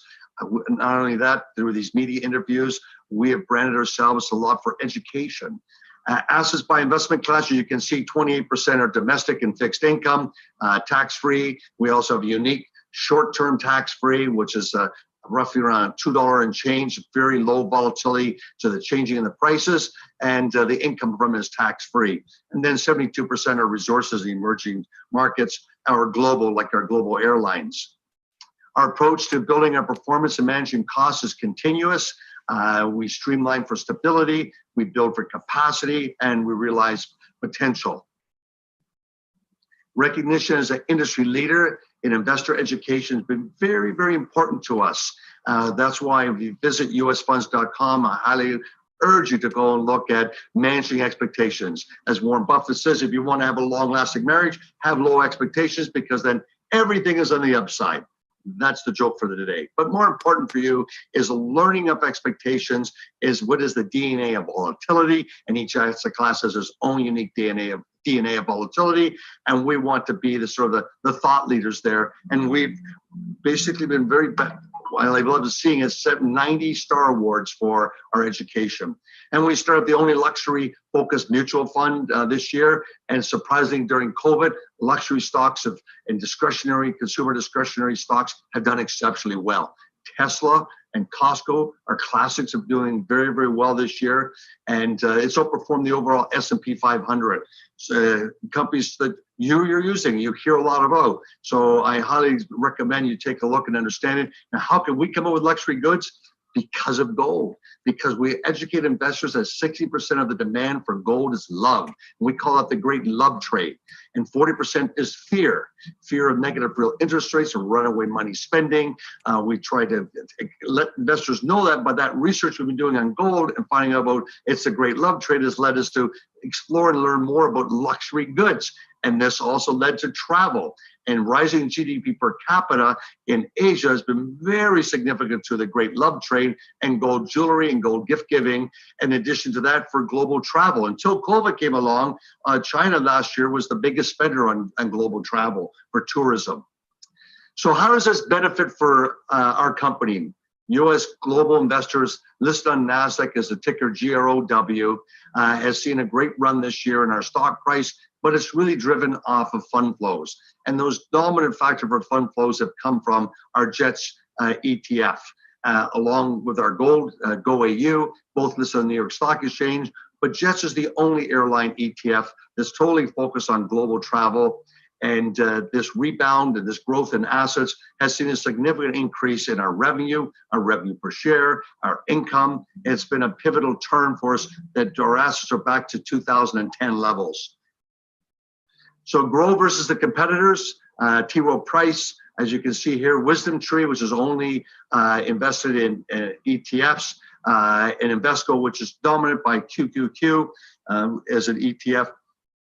We've outperformed them all, which is a great factor for us in this explosion in JETS ETF. So as you can see here, our share price basically was $1.44. It fell to under $1 in March of this year, and then all of a sudden it surged. Well, JETS ETF started seeing fund flows. So what's driving it? Well, we've also have investments. We have a significant investment in HIVE blockchain technology with Ethereum and Bitcoin, and as Ethereum and Bitcoin prices have skyrocketed, HIVE itself, which we own 10 million shares, has got basically up 1,000% or tenfold. Our investments in Thunderbird Entertainment has also had a significant increase because with the lockdown and COVID, streaming, watching home videos from home, Netflix, all these type of streaming entertainment portals have become very important looking for content. And Thunderbird Entertainment has won Emmys for this sort of contribution to growth in this asset class as people are stuck at home. We've enjoyed the ride of being invested in Thunderbird Entertainment. So yes, global assets you can see here are back to 2010 levels. And in fact, as we speak now, it's easy to calculate off of a Bloomberg, but our assets are well over $3 billion in assets. And that makes it easy to calculate if our average fee is 60 basis points, our revenue has gone from $6 million to over $18 million of revenue in the past year. And that's also a key factor for rising share price. Once again, I talked about Thunderbird, it trades over the counter. This is a company that's doing spectacularly well, both on a revenue, cash flow. It's hitting on all cylinders, and it's in that sweet spot. As G5 grows, there's going to be more need for streaming. We've seen Disney pivot to streaming. We're seeing other Warner Brother all of a sudden also pivot that they're going to first movies are going to go to streaming. So Thunderbird is in a great position to participate in G5 growth, in the streaming growth. And a lot of people still stuck at home with COVID. There's no doubt the dynamics of entertainment are going to change, and we still nothing but great opportunities for Thunderbird. So our investment in HIVE blockchain, this is another visual showing you the spectacular return of HIVE blockchain this year is another proxy for those that want to own Bitcoin and Ethereum, but they're reluctant because of all the negative news of hackers. HIVE has become that proxy for them. So this is another visual look at the millions of shares that have traded. It's really a shocker, as you can see, the HIVE blockchain technology. When we look at all these markets, is over $2 billion this year. So let's talk about one of my favorite new has been JETS, and we're seeing the airline industry has come up with its lows. One of the big catalysts for that was millennials buying into the JETS that triggered other investors, and as the volume went from 35,000 a day to 3.5 million, more and more participants. The ecosystem for trading this ETF has expanded dramatically. And what we're seeing right now is the airlines themselves, as business travel has still not come even close to where it was a year ago, but you are seeing tourism, and you're seeing, like shocked me, it did, Southwest Airlines started flying from Phoenix down to Cabo San Lucas in October. We're seeing direct flights not going through hubs by United and Delta, flying from the colder states up north, taking people south for holidays. And that is an important part because we've seen last year, to give you an idea of the data points, the TSA basically cleared 2.7 million people a day, 700,000 from foreign, from Europe and Asia and Latin America flying into America, 2 million were from domestic flying. That crashed until April of this year down to less than 90,000. And now domestic travel is up to 1 million people a day. We've got a long way to go, but the airlines have participated in that boom. So we launched this a little over 5 years ago. This is an ETF, which is a unique experience as it surged to $100 million in assets and sort of language going sideways. even though it was the least expensive. We kept communicating this to the RIA industry. I think we made 20 presentations over 5 years. And as the airlines crashed with COVID hitting down to these incredible low levels of $33 down to the $10 range, we saw money coming into it, unprecedented number of money. And we've seen now the rebound in the price, and interest has grown from all over the world. And along with that, with the gold, all the money printing around the world by the G20 countries, our quant-based gold equity ETF GoEU went from 20 million to $130 million in assets. So they're basically our funds. And what's important in the ETF space is the disclaimers. But for you to understand what's taking place is JETS has got such incredible coverage by Eric Buchanan, as you can see here, that the incredible run that took place. And what we saw is that more people came in trading it than bigger players came in. So the minnows were coming in, and that triggered people that want to short various airlines, so they hedged themselves. I want to short $2 million worth of American Airlines, then I bought $2 million worth of JETS ETF. And then another one was taking a position because the airlines industry has always rebounded from a huge global sell-off. If you go back to 9/11, a year later it was up 80%. If you go back to SARS in 2003, a year later it was up 120%. If you go back to 2008, 2009 crash, a year later we see the airlines up 82%. So there's a lot of tactical people taking that trade looking for, and that was a more sophisticated investor, while the millennials were looking for the daily volatility and looking for this rebound taking place. And this is Robinhood used to report the user holdings. This stopped in mid-August. It's a great site, but it's too bad it didn't maintain itself. But what we did see is close to 25,000 investors came in. Retail investors came through Robinhood before it surged. Even though Warren Buffett was negative at the beginning of June, getting out of the airline industry, the millennials continued to buy, and it was the first big rocketing up where it surged 50%. And then it corrected, and now it's going to new highs. As you can see, the JETS ETF performance, basically from the 32 level down to the 12 level, shows you here. And then you see this bounce. And now it's even higher from when this visual was just recently done. Jimmy Cramer, he says, I've never seen such resilient stock buying before in this market. What we found from the ecosystem is that there were day traders, that there were tactical position traders, there are value traders, there's institutions, insurance companies have come in that have invested over $100 million into JETS.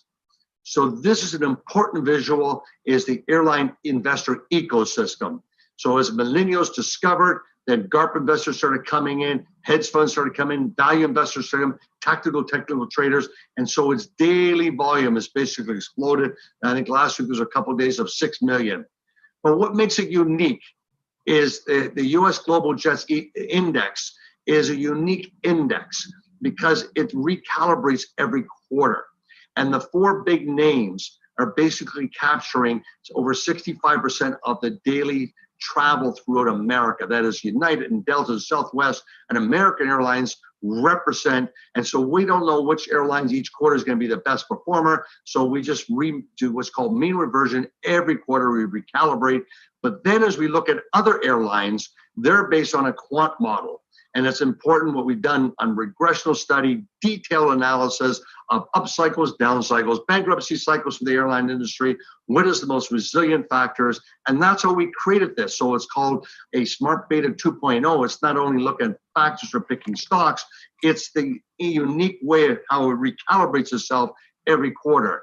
So the top 4 North American airlines, they represent 40%. Then the next 5 North American airlines, the 5 North American airlines based on ranking of market cap and load factors, they get a higher weighting of 4%. And then we have airline industry. And then we look, when we go foreign, we're looking at 25 global airline industry companies.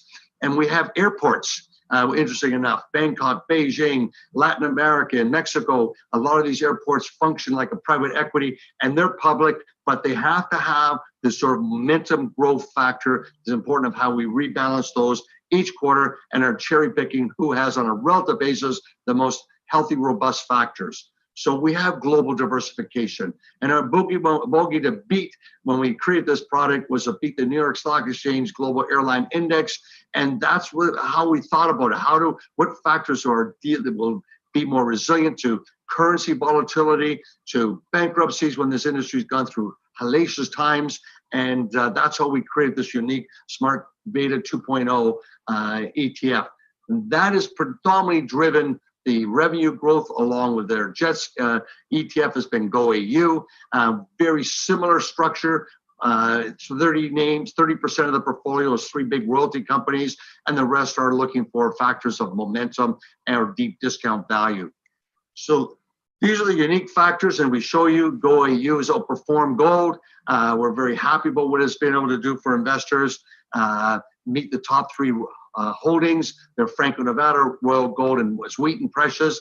These are companies that have huge revenue, over $20 million of revenue per employee, the highest revenue on the New York Stock Exchange. And after that, it's looking for companies that are liquid. We go down to $200 million market cap, but it's really focused on those companies that have those strong growth metrics and factors. So we're very happy what that particular unique product's been able to do. So I highly recommend you go to usfunds.com and hopefully you can explore our products and our company. Thank you very much, ladies and gentlemen.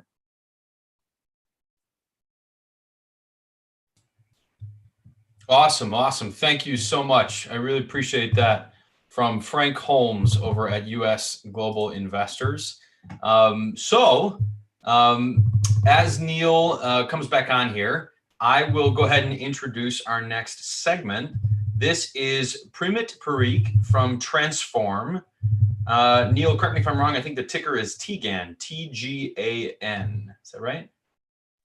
Yeah, I think you're right. And I just want to point out, I think it's really cool how you just thanked a video recording like it was a real person that was here. I mean, listen, I always thank robots, people, videos. I do what I got to do around here. Right? Every time you watch a YouTube video, you say thank you, and then you like and subscribe at the end. I mean, listen, these people need to know that I support them, even though it's just me by myself.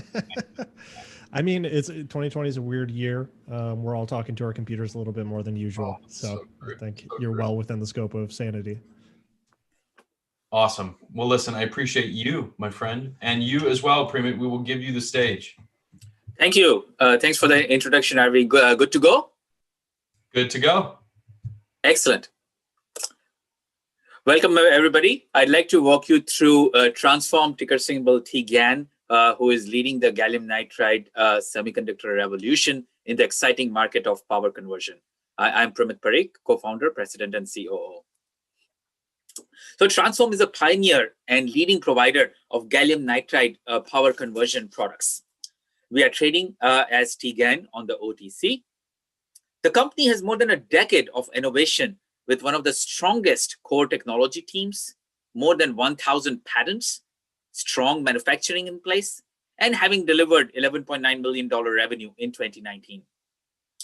The large growing markets that we are targeting are number 1, electric vehicles, automotives, and charging, power adapters, fast chargers for smartphones and computing, data center servers, power supplies, communication infrastructure, and cloud computing, and a broad variety of industrial power conversion applications, representing a $1.5 billion gallium nitride TAM, our direct addressable market, in 2020, growing nicely to over $3 billion in 3 years.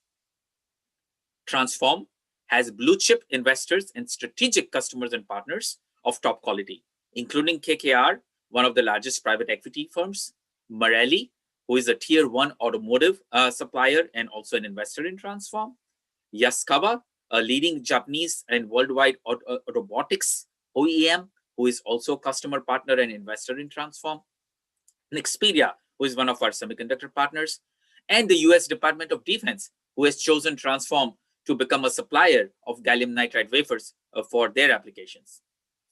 Transphorm has been shipping multiple generations of products now in the market, securing 10 billion hours of operation in the field with our customers' products with excellent field reliability performance, less than 1 failure per billion hours of operation, which is the so-called FIT rate. Why is gallium nitride so exciting, and why is it the future of power semiconductors? In the area of power conversion, anything that converts electricity from one form to another, be it your laptop adapter or your handset adapter or an automotive car charger, there is a fundamental physics, which we kind of dub the Moore's law of power electronics, where the output power, how much power you can put in a given box, constantly increases with time. And silicon, which has been the incumbent material, is reaching its physical limits. The new materials are silicon carbide and gallium nitride. And in this so-called Moore's law of power electronics, it's always new material technology that has driven innovation. Transphorm, with its gallium nitride offerings, has intrinsic performance advantage because gallium nitride, the same semiconductor, by the way, that is used in LED lighting, a multi-billion-dollar industry already, gallium nitride, Transphorm is exploiting a different form of that in power conversion, offering highest efficiencies, which is lowest loss in power conversion. And gallium nitride can operate at much higher speed, 3 to 5 times or even more than that of silicon, again, resulting in low loss operation. From a cost perspective, our gallium nitride is made on cheap silicon substrate, and the entire manufacturing supply chain downstream is compatible with the existing silicon manufacturing. So we offer one of the most aggressive cost roadmaps in addition to superior performance. Net-net, gallium nitride power conversion products and our products offer our customers very high efficiency, high power density, lower system cost for smaller, lighter, and cooler power systems, delivering increased functional values in our customers' applications. We are very excited that at TGAN, we are addressing 2 of the mega trends in the technology and semiconductor market today, namely electric vehicles for automotive onboard power conversion, as well as smartphones and 5G. In an electric vehicle, gallium nitride power conversion addresses onboard chargers, the DC-DC power converters, as well as the main drivetrain power inverter with our highly efficient power conversion products.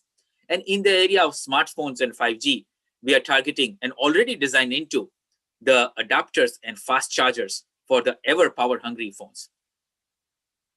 We also get a second bite at the 5G market through our gallium nitride epi wafer business in the area of infrastructure. This is the communications infrastructure. The company is well positioned on automotive opportunities. A key focus area for us is electric vehicles. Today, within the car, we are addressing 3 key slots. First, the onboard charger. Second, the DC-DC converter, which takes your battery and powers auxiliary electronics, such as air conditioning. And the third, an off-grid inverter, which delivers power when you are from the battery, when you are not connected to the grid.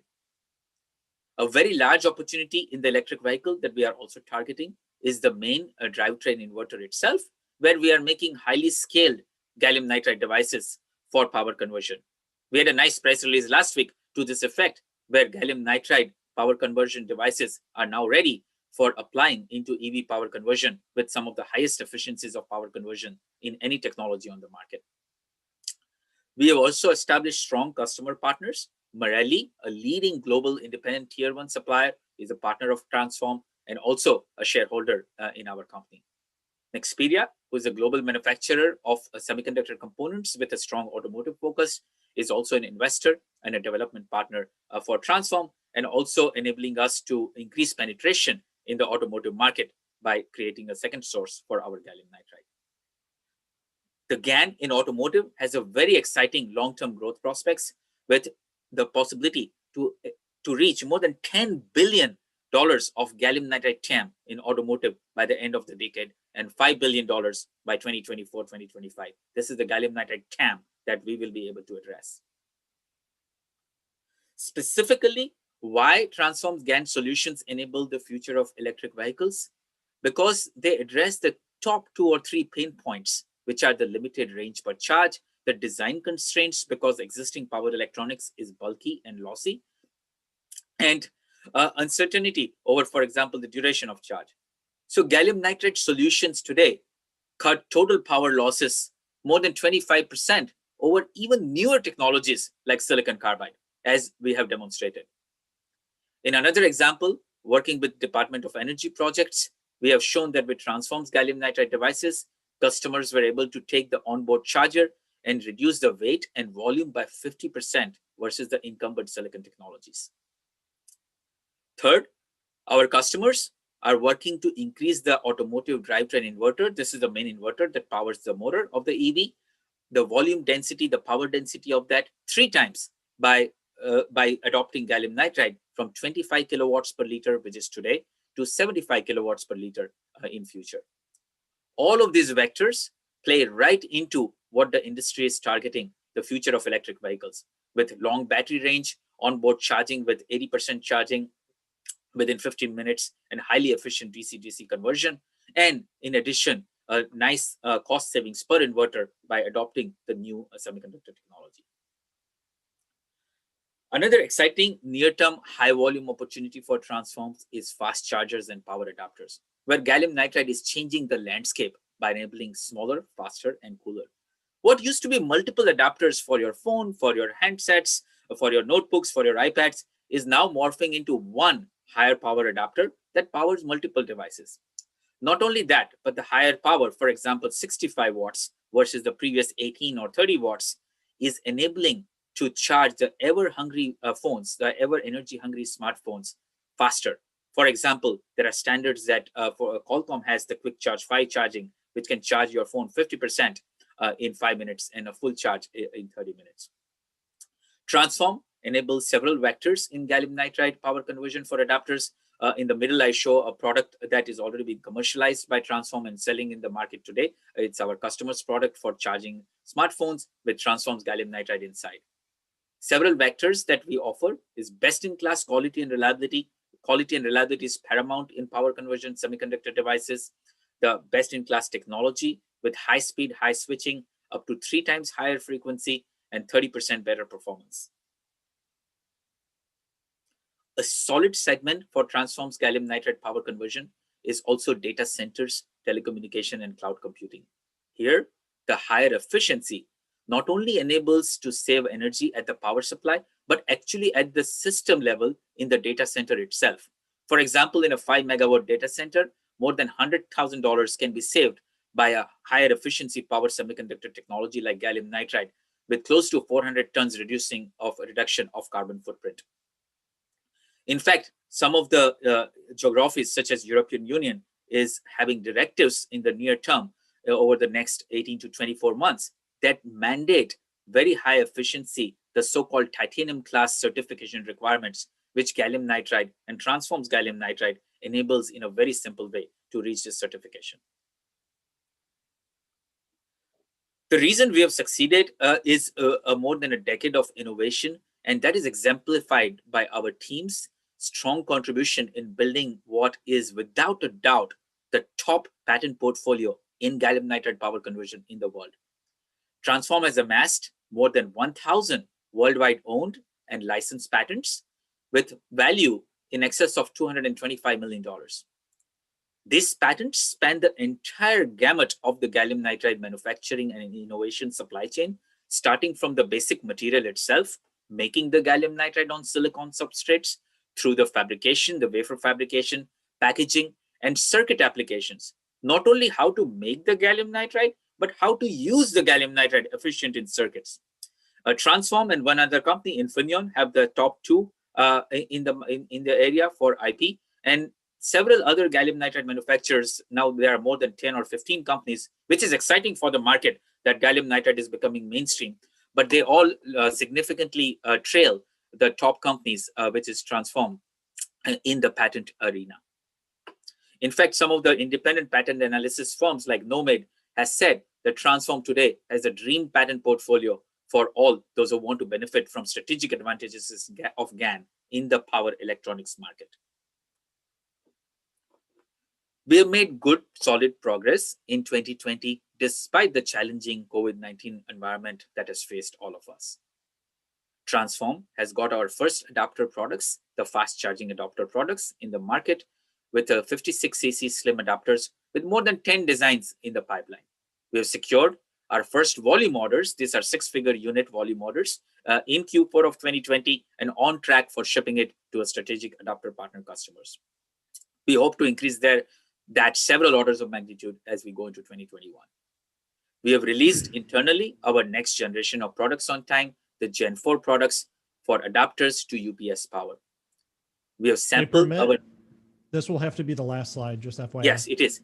We have sampled our Gen 5 electric vehicle products with 25% lower loss than the latest silicon carbide products. Transphorm has executed on our US DoD relationships as well as strategic customers for automotive electric vehicles. Net-net, the GaN market has solidified in 2020 and Transphorm has delivered on that market. So I'd just like to leave you with the highlights. We're a disruptive technology, commercially ramping, large market opportunity in electric vehicles and 5G, best-in-class technology, a team led by world-renowned experts, and validation from blue-chip customers and partners. Thank you so much. Thank you so much, Permit. That's ticker TGAN. Sir, where can folks find more about you and your organization and potentially ask you some questions? Sure. We are happy to reach out. They can reach out to me. They can reach out to our website, www.transphormusa.com, or through the conference. We are selected. We are in the Benzinga conference. Myself and our CFO, Cameron McCauley, we are open to meeting requests. And our website, www.transphormusa.com. We are happy to reach out to anybody who's interested in our products and technology. Beautiful. Thank you so much, ladies and gentlemen. Up next, from Actinium Pharmaceuticals, we have CFO Steve O'Loughlin. Steve, are you on the line? Thank you. Thank you, Pramay. Have a good day.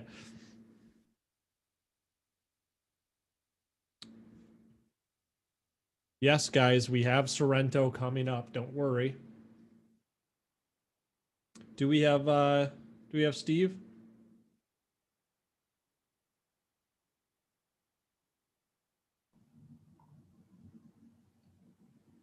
Hi. Hey, Steve. How's it going, man? Very good. How are you? Wonderful. I am going to get out of your way and let you do your thing. Let me know if you have any trouble in terms of screen sharing and all that fun stuff. You want me to pull it up right now? Yep, go for it, my man. I see it on screen. Beautiful. All right, thank you, sir.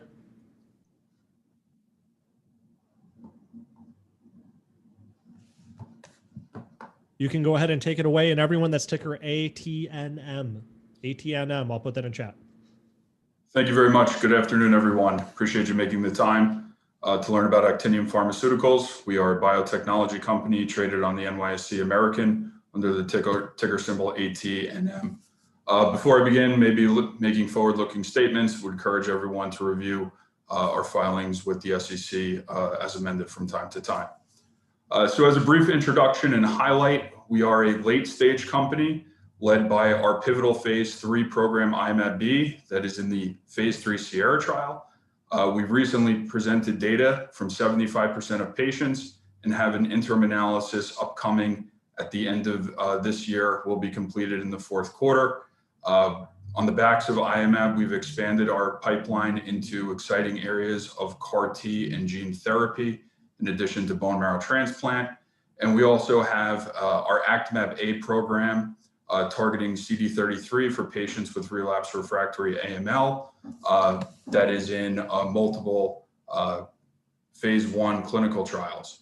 In addition, we also have a research collaboration with Astellas, who's a top 20 global biopharmaceutical company, who's leveraging our AW technology platform that will drive future growth. We have a strong balance sheet with $48 million in cash as reported at Q3 that will fund our operations well through 2021, including many key milestones, including completion of our phase 3 Sierra trial. So Actinium focuses on the field of targeted radiotherapy. We are developing these targeted therapies in the fight against cancer. And what excites us about this is radiation is a modality used today still to treat over 50% of all patients with cancer. However, it's applied from outside of the body, causes side effects, and has limited applications. For instance, it's not applicable for blood cancers, even though blood cancers are very radiosensitive. ARCs allow us to use radiation in a novel way deliver it inside of the body and direct it directly to cancer cells. So we're able to leverage radiation, which is one of the most powerful weapons that we have against cancer, and apply it to blood cancers, which I'll highlight in just a bit. We have a leadership position in the field of targeted radiotherapy. We've treated several hundred patients with what we call our antibody radiation conjugates, or ARCs, and we have over 130 patents that protect our drug candidates through 2037 and beyond. But in essence, we believe our antibody radiation conjugates, or ARCs, are essentially heat-seeking missiles against cancer. They're able to selectively target cancer cells. They have very potent cancer cell killing ability. Because they're targeted, we believe they'll have reduced toxicities and broad applications, which I'll highlight on our pipeline slide seen here. So as I mentioned, we're led by Iomab-B, that's in a pivotal phase 3 Sierra trial, over 75% enrolled, and we will have an interim ad hoc analysis by the end of the year that could potentially stop the trial early. We've also moved into cell and gene therapy with exciting collaborations with UC Davis and Memorial Sloan Kettering. And then we have our CD33 Actimab-A combination trials, where we're leveraging targeted radiotherapy in combination with other modalities. And as you can see there, multiple milestones for the end of this year and through next year, 2021, coming from this pipeline. With our pipeline of ARCs, we're addressing a very large addressable patient opportunity in the field of relapse refractory AML, acute myeloid leukemia, which is a very aggressive blood cancer that unfortunately has the lowest 5-year survival of any blood cancer. These patients have a significant unmet need. And we estimate that each year there's over 10,000 patients with relapse or refractory AML. And as you can see at the bottom, median overall survival, only a handful of months. So there's a clear need to improve patient outcomes, which we're looking to do with our ARCs, either through targeted conditioning prior to a bone marrow transplant, which is the only curative treatment option for these patients, or with better therapeutics. So conditioning, which I'll talk a bit, particularly in the context of Iomab-B, is very important, as a bone marrow transplant could be potentially curative. However, there's restricted access today because in order to get to a transplant, patients need to receive non-targeted chemotherapy that's either too toxic that they can't tolerate, or it's not able to put them into a remission, which is needed to proceed to transplant. So by our estimation, there's over 175,000 patients diagnosed each year with blood cancers potentially treatable with a bone marrow transplant, yet there was only 23,000 bone marrow transplants performed in 2018. So a very large access gap, which we're looking to address with Iomab-B, first for patients with relapsed refractory AML. We licensed Iomab from the Fred Hutchinson Cancer Research Center, Seattle, Washington, where it was studied in approximately 300 patients in multiple clinical trials in multiple diseases, where it showed improved survival outcomes. And as you can see at the graph below on the bottom, in the proof of concept study that informed our ongoing phase 3 Sierra trial, overall survival was increased by 3x at 1 year, and at 2 years, where patients are not expected to have survival with current standard of care, nearly 20% of patients were still alive.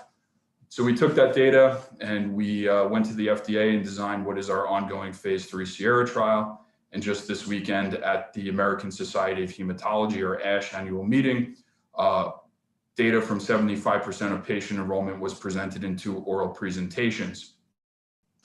And what Iomab and the Sierra trial have demonstrated thus far is that all patients receiving a therapeutic dose of Iomab-B have been able to go on to a bone marrow transplant and having grafted, which is the first sign of success. The drug has been very well tolerated. And if you contrast that to patient outcomes on the control arm, which is physician's choice of salvage chemotherapy, as there is no standard of care, you could see a very marked difference in outcomes. In the control arm, only 16% of patients were able to go on to receive a bone marrow transplant, and there was a higher rate of non-relapse transplant-related mortality, which results in, as you can see all the way to the far right, a 6x difference in the number of patients potentially evaluable for the primary endpoint, which is durable complete remission at 180 days or 6 months. And at full enrollment of 150 patients in the study, in order to get approval, we need to show a 2x difference in this rate of DCR. So those results and the safety data from the trial thus far give us confidence in exercising the interim ad hoc analysis, which, as I mentioned, will be completed by the end of the year and has the potential to stop the trial early.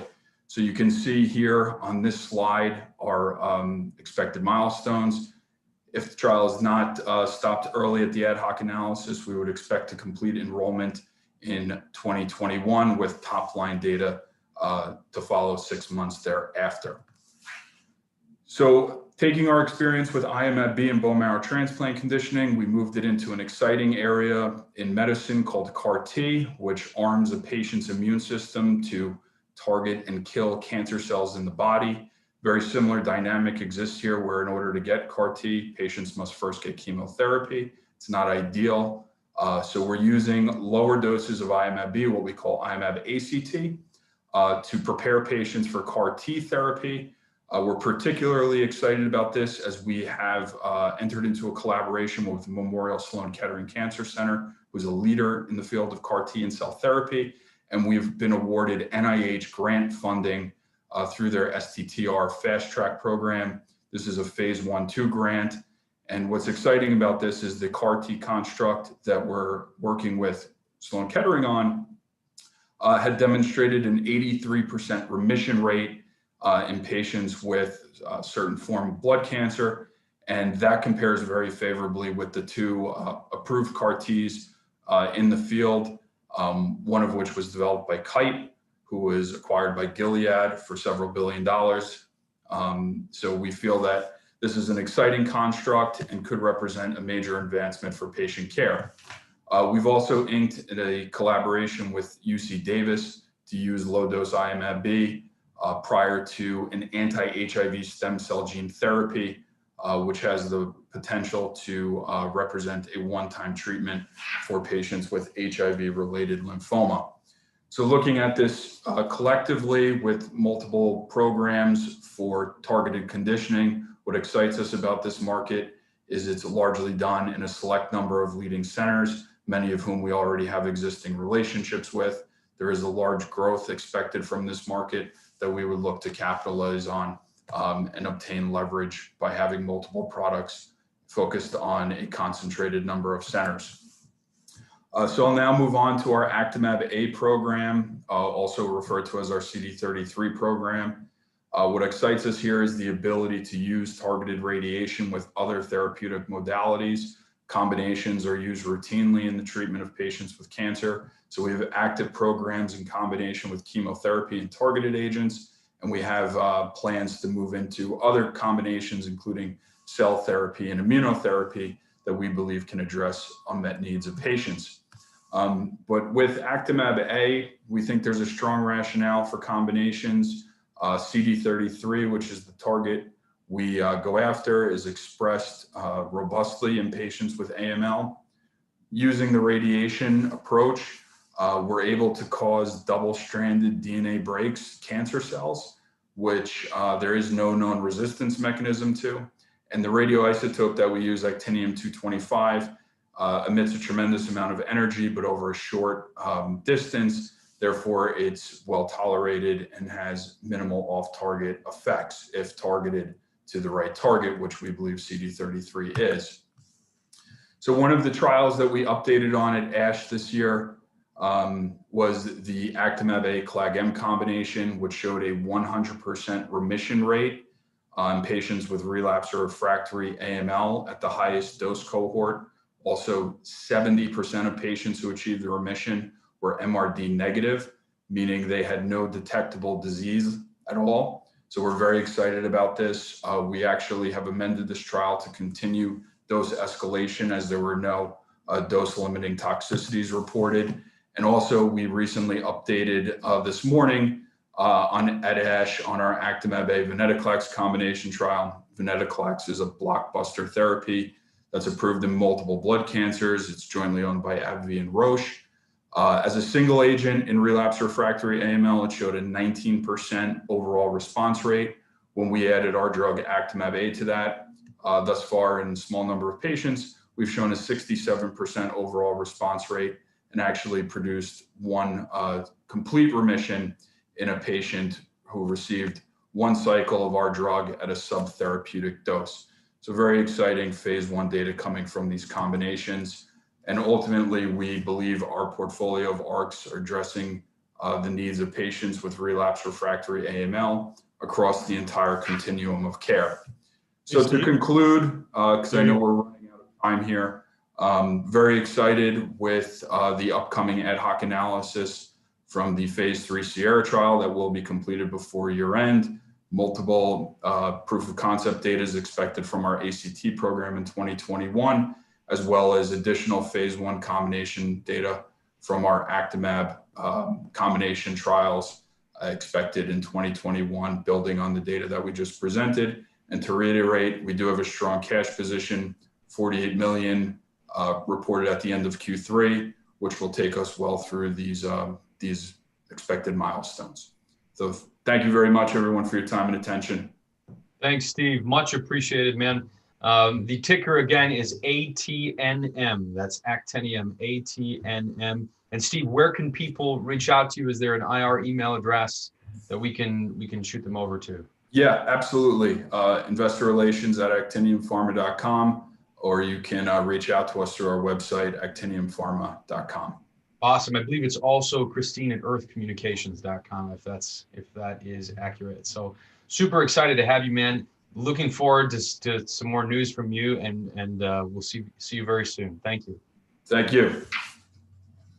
Okay, Neil, we'll keep this rolling right along. The chat is blowing up. I think we're about done for the day, right, Patrick? We're yeah. Oh, should we just end it? Right? Yeah, honestly, we just end it. These people would have our heads right now if that were. So. All right. No, this is exciting. This is very exciting. So coming up, as we move him over, is Dr. Henry G. It's Sorrento Therapeutics. The ticker is SRNE. And the way the chat is going, I have a feeling that there will be a theme song coming or written shortly after this. Yeah, you think it's Justin Bieber or something? Dr. G, perhaps you are Justin Bieber. The way the chat is blowing up right now. I'm a scientist, okay? Keep it at the such. You got it, man. Listen, I wouldn't want to be associated with Bieber either. So we'll jump off. We'll let you get to it. SRNE, and here is Henry G to take it away. All right. Thank you very much for inviting us. Let me firstly make sure that you are a publicly listed company, and I have the forward-looking statement. You can read it fully and read our SEC filing, including 10Q, 10K. So what I'm trying to do is share the moving the slides, but it's not moving. I don't know how anybody can help me out there moving. Are you screen sharing PowerPoint? Yes, I did. You might have to click out of Zoom and click onto PowerPoint. PowerPoint, okay. All right, it's already onto the PowerPoints. Hold on 1 second. And then share your screen once again. Yeah. Are we seeing it? How do you share the screenshots? Go to the bottom of your Zoom window. Yeah. And you'll see a share screen icon. It's green. I have it. Just bear with me 1 second. Okay, guys. I'm embarrassed. Not tech savvy, a scientist, but not tech savvy. There you go. All right, are we having that? Do you guys see it? Yes. All right, can we move the okay, so I think we're moving the slides. All right, so guys, so Sorrento is a public listed company. Go see the forward-looking statement. We are funded in 2009 with just in my garage started with. And now we are having about a 500 people company worldwide, and with one product FDA approved and selling and growing right now, even during the COVID-19 era.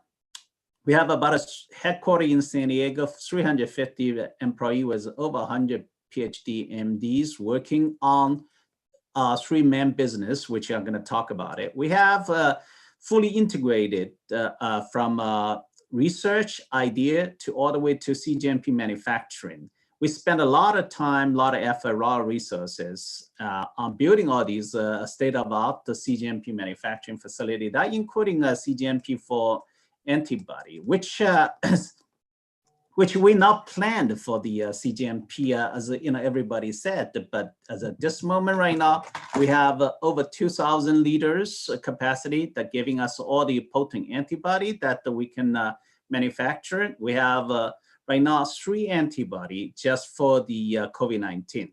And we have a multiple antibody for the oncology space. So we have a cGMP for ADC antibody drug conjugate. We recently established a state-of-the-art plasmid DNA cGMP manufacturing because we got the DARPA JPEO contract for making a vaccibody, which I'm going to describe quickly. We have a cGMP facility for cell therapy. And we have cGMP facility for oncolytic virus. One of the oncolytic virus already went through 100 patient testing. But by the way, we have the fill finish. So I don't need to wait for in line for 10 months or over years to get my product fill finished. So that's very helpful. For example, I'll give you ideas. We just fill finished, a couple of weeks ago. And, we just have on-demand fill finish. When we produce the cGMP, we can go to our facility right away, do fill finish. Otherwise, you go outside and wait for 10, 12 months before you can get on the line.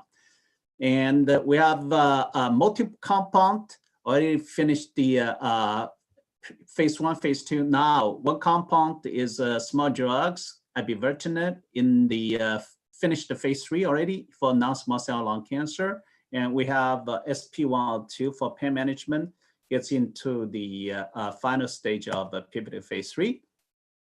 If you look at it, non-opiate pain management is very big market, and it's not sexy, but it's extremely big. Actually, the pain management is the biggest drug segment, and we have one FDA-approved ZT-Lido.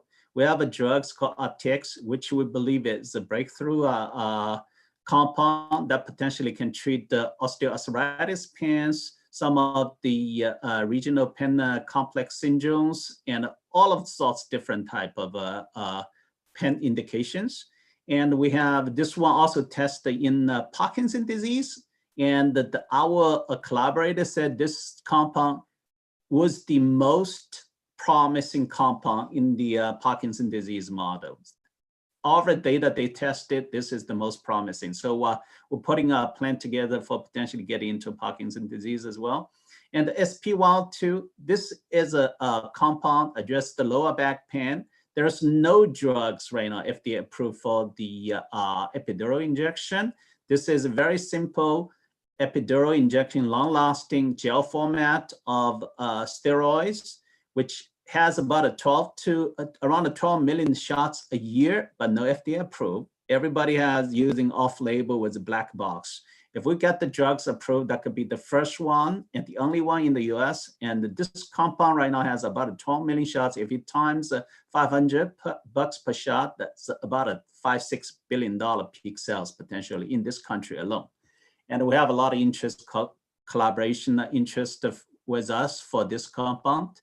Now, on the immuno-oncology side, we have the most innovative cell therapy compound. We are ready for filing IND for the CD38.T, which is a dimeric antigen receptor. And this is very innovative, and this is rivals very well with CAR-T. However, we have 2 CAR-T programs for solid tumors right now. And we have a small molecule drugs, which is called abivertinib. It's finished 500 patient phase 3 trials for the non-small cell lung cancer. Has a few dozen patients in lymphoma. Looks very, very promising drugs. And we utilize that and apply for anti-cytokine. And this is for the COVID-19 programs. Now, let's talk about the COVID-19. Early this year, we pivoted into the COVID-19 space. And because we have this technology expertise and the platforms in the antibody space, obviously for us, we can formulate different type of strategy to address the COVID-19 issue at a different stage, that including the diagnostics, including the potentially prevention and early treatment for the outpatient and potentially for late stage treatment as well. So if you look at our slogan is detect early and treat timely. We have all of the tools that are needed to address the issues, detect early and treat timely.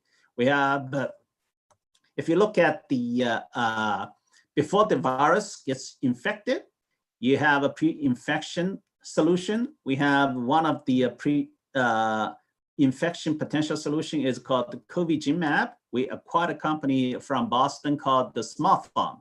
Now, SmartPharm, as you noticed, we recently got a DARPA JPO grant. So as you know, DARPA always funding breakthrough technology through the many years in the existence, and they have funded internet is from DARPA funding too. But look at it, they believe this technology by doing the neutralizing antibody in the plasmid DNA, which encoding express the antibody from the muscle cells in your own body. So your own body become a neutralizing antibody farm that produce the neutralizing antibody, and that lasts pretty long time. That means this potentially could be your prevention, and it rivals really well with vaccination. As you know, vaccination, when you have it, you're gonna produce good antibody, the bad antibody, and the useless antibody. Now, looks like you're gonna be able to generate the good antibody from all of the vaccination from Moderna, Pfizer. However, these vaccination potentially come with a bad antibody too, that have antibody-dependent enhancement ADE, and that potentially comes with some of the side effect.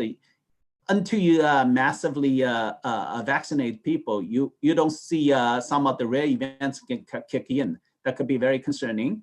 And secondly, there is a lot of useless antibodies floating around just binding to the virus, but not neutralizing.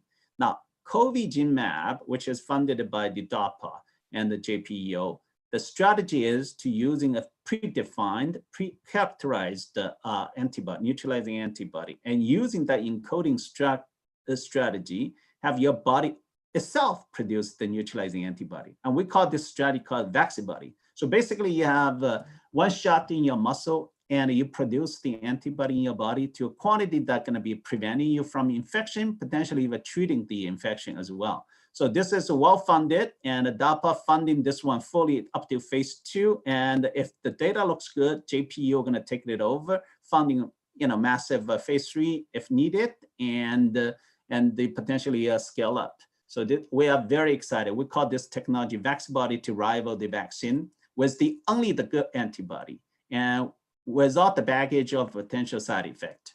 Now, it gets to on the diagnostic side. We have the tools, we have the COVID stick. We believe this is one of the most convenient. It's like a home testing type of pregnancy type of testing.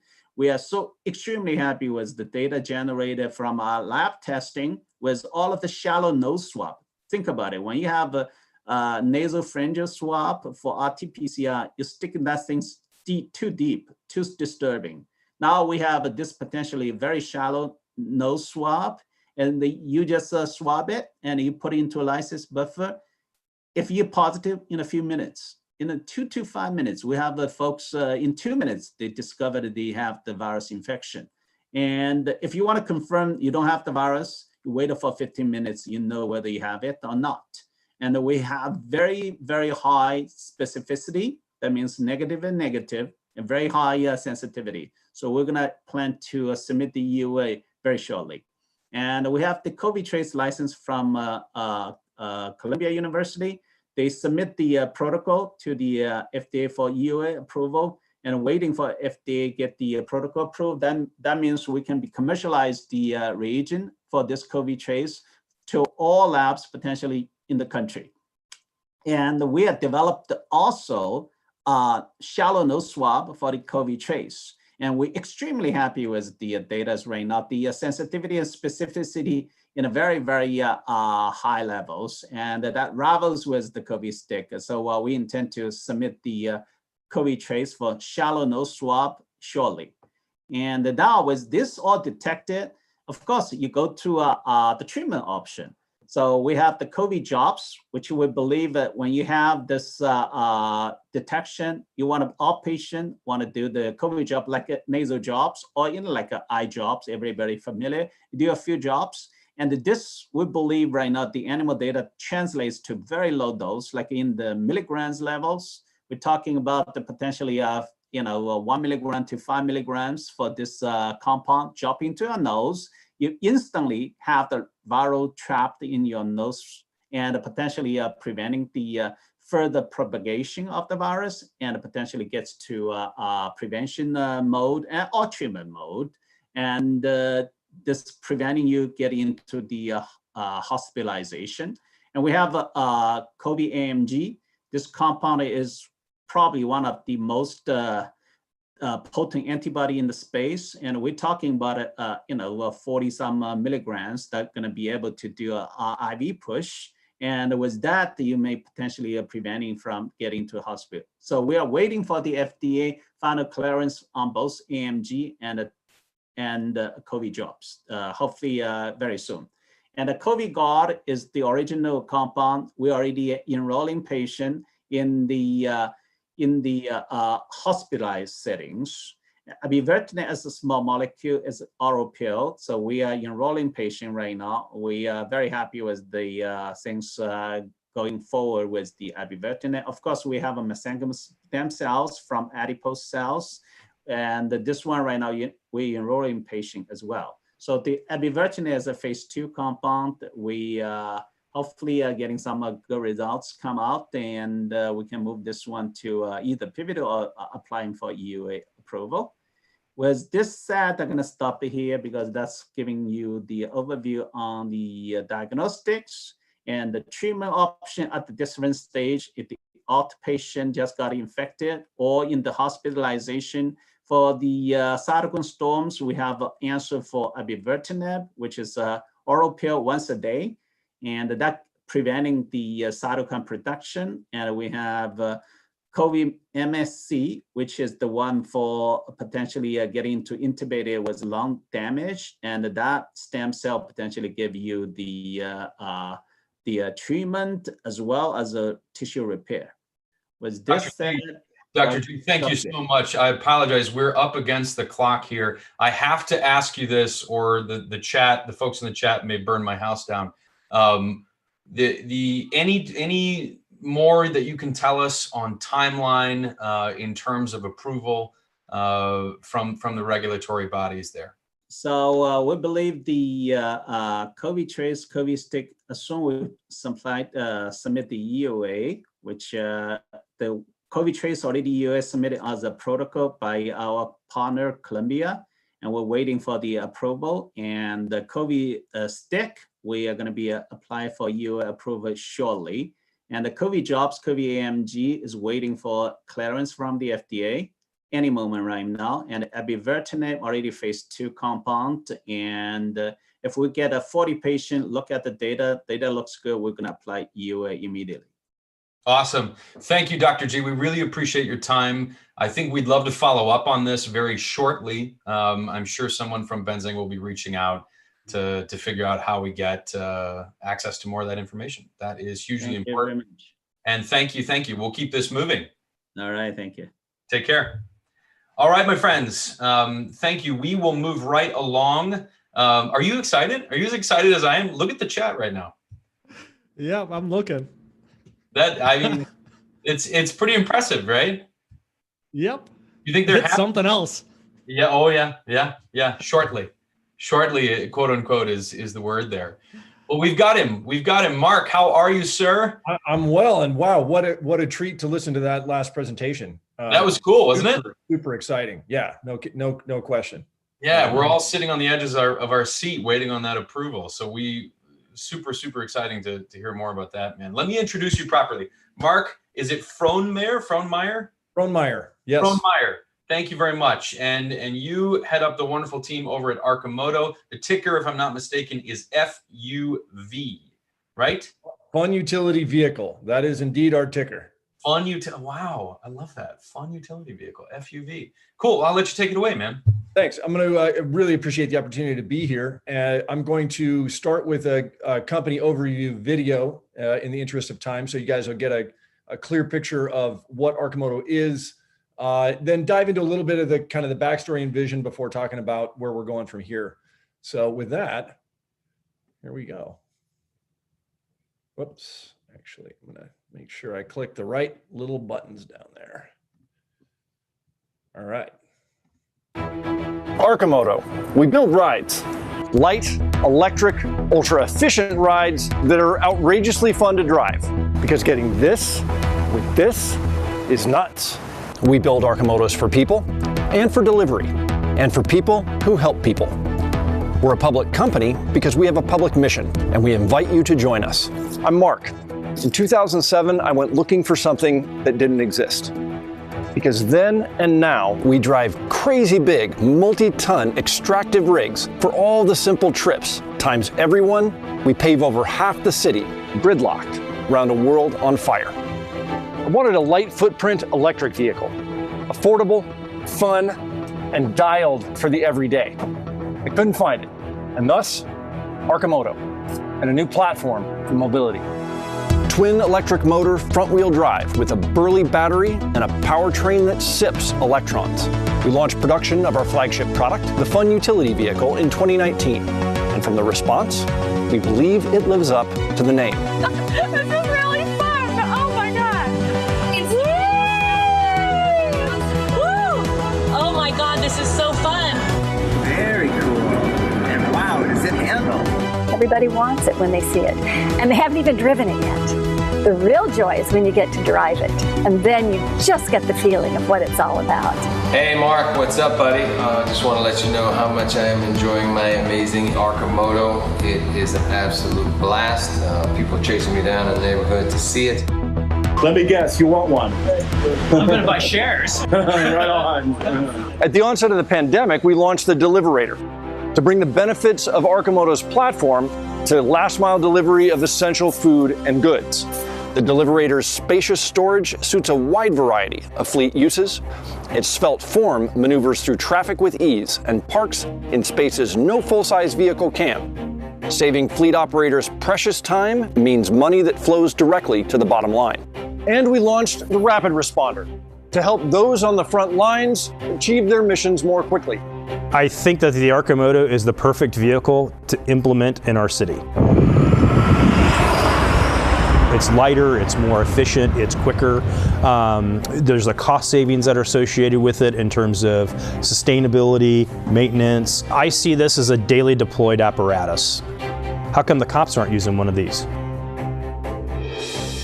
Finally, we announced the Roadster, Arcimoto's premium entry into the established class of pure on-road fun machines. We sell direct. Arcimoto adopters place pre-orders and configure options on the website, and vehicles are delivered directly to our customers. The curious can enjoy the Arcimoto driving experience at our rental centers, the first of which is now open in Key West. Our rental first model turns what is normally a costly hurdle to brand awareness into a revenue stream, and our partnership with HireCar aims to provide a similar model for gig Deliverator drivers.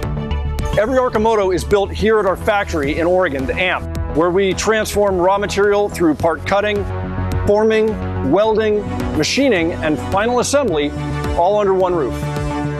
With the growing demand for alternative personal transportation around the world, highlighted by our thousands of FUV pre-orders, the seismic shift towards home delivery of food and goods, and over 50,000 fire stations in North America alone, we believe Arcimoto is poised for expansive growth. Meeting this demand through mass production is now our primary goal, and that's why our new collaboration with Detroit legend Sandy Munro is so exciting. The idea of scaling up production into the 50,000 plus units per year realm, what is your level of confidence that this collaboration will be able to pull that off?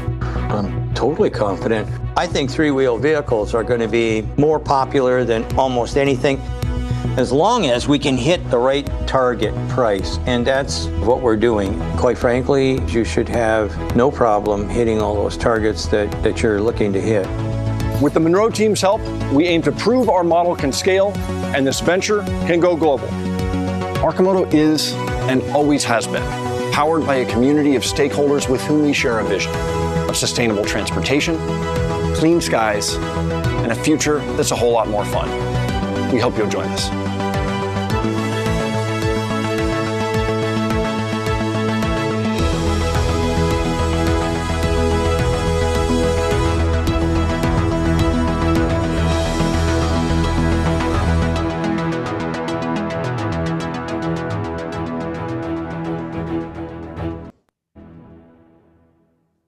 So that's the quick overview of sort of the whole company, business model, and so on.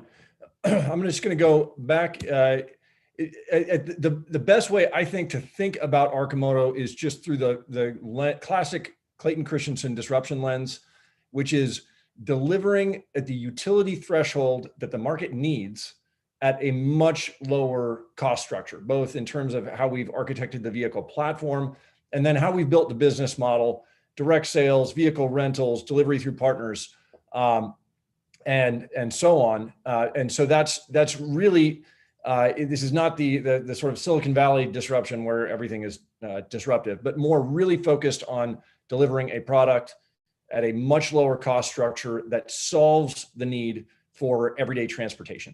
And so you can really think of that differently than the electric car vision, which is just saying, okay, we're going to swap out the drivetrain of the idea of the car and make it electric. The Arcimoto vision says, let's actually build the right size tool for the job that's being done for 80% of the vehicle trips out there on the road, whether they're for companies doing deliveries or people commuting to work or going to the gym or going out with a friend and so on. And by doing that, by focusing on really on the footprint above all else, we believe that we can deliver a product that lands not at the average price of a new car, but more at the average price of a used car or a toy that yet has the functionality for the wide range of everyday trips. We got to where we are with our 8th generation platform over years of iteration. So this is the first 7 years of Arcimoto summed up in one slide. And the real challenge, and this is, I think, what really ultimately differentiates our platform from what else we see in the market, is that we have really honed in both on what are the capabilities that are required by the broad market. And we did that by putting prototype vehicles out in front of a wide cross-section of people over years. And then how do we deliver that experience and to those sets of requirements on a vehicle platform that is a fraction of the weight of a full car. We're going after a very big market. So this is vehicle market is one of the big ones, multi-trillion-dollar market. And we are doing it by attacking various slices of that overall market with a single platform. One of our analysts calls this multiple shots on goal. And you hear a lot in the vehicle world about flexible platforms.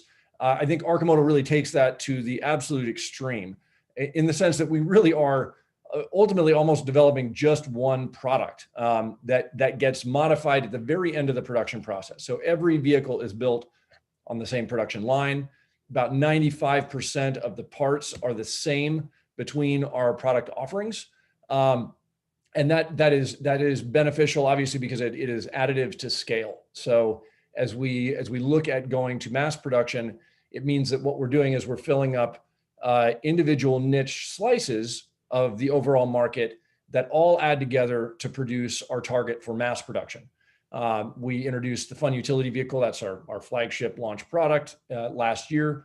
And then this year we've launched pilots of both the Deliverator for last mile delivery, which we launched that pilot right before the pandemic really took hold, and last mile delivery of food and goods sort of went to the moon.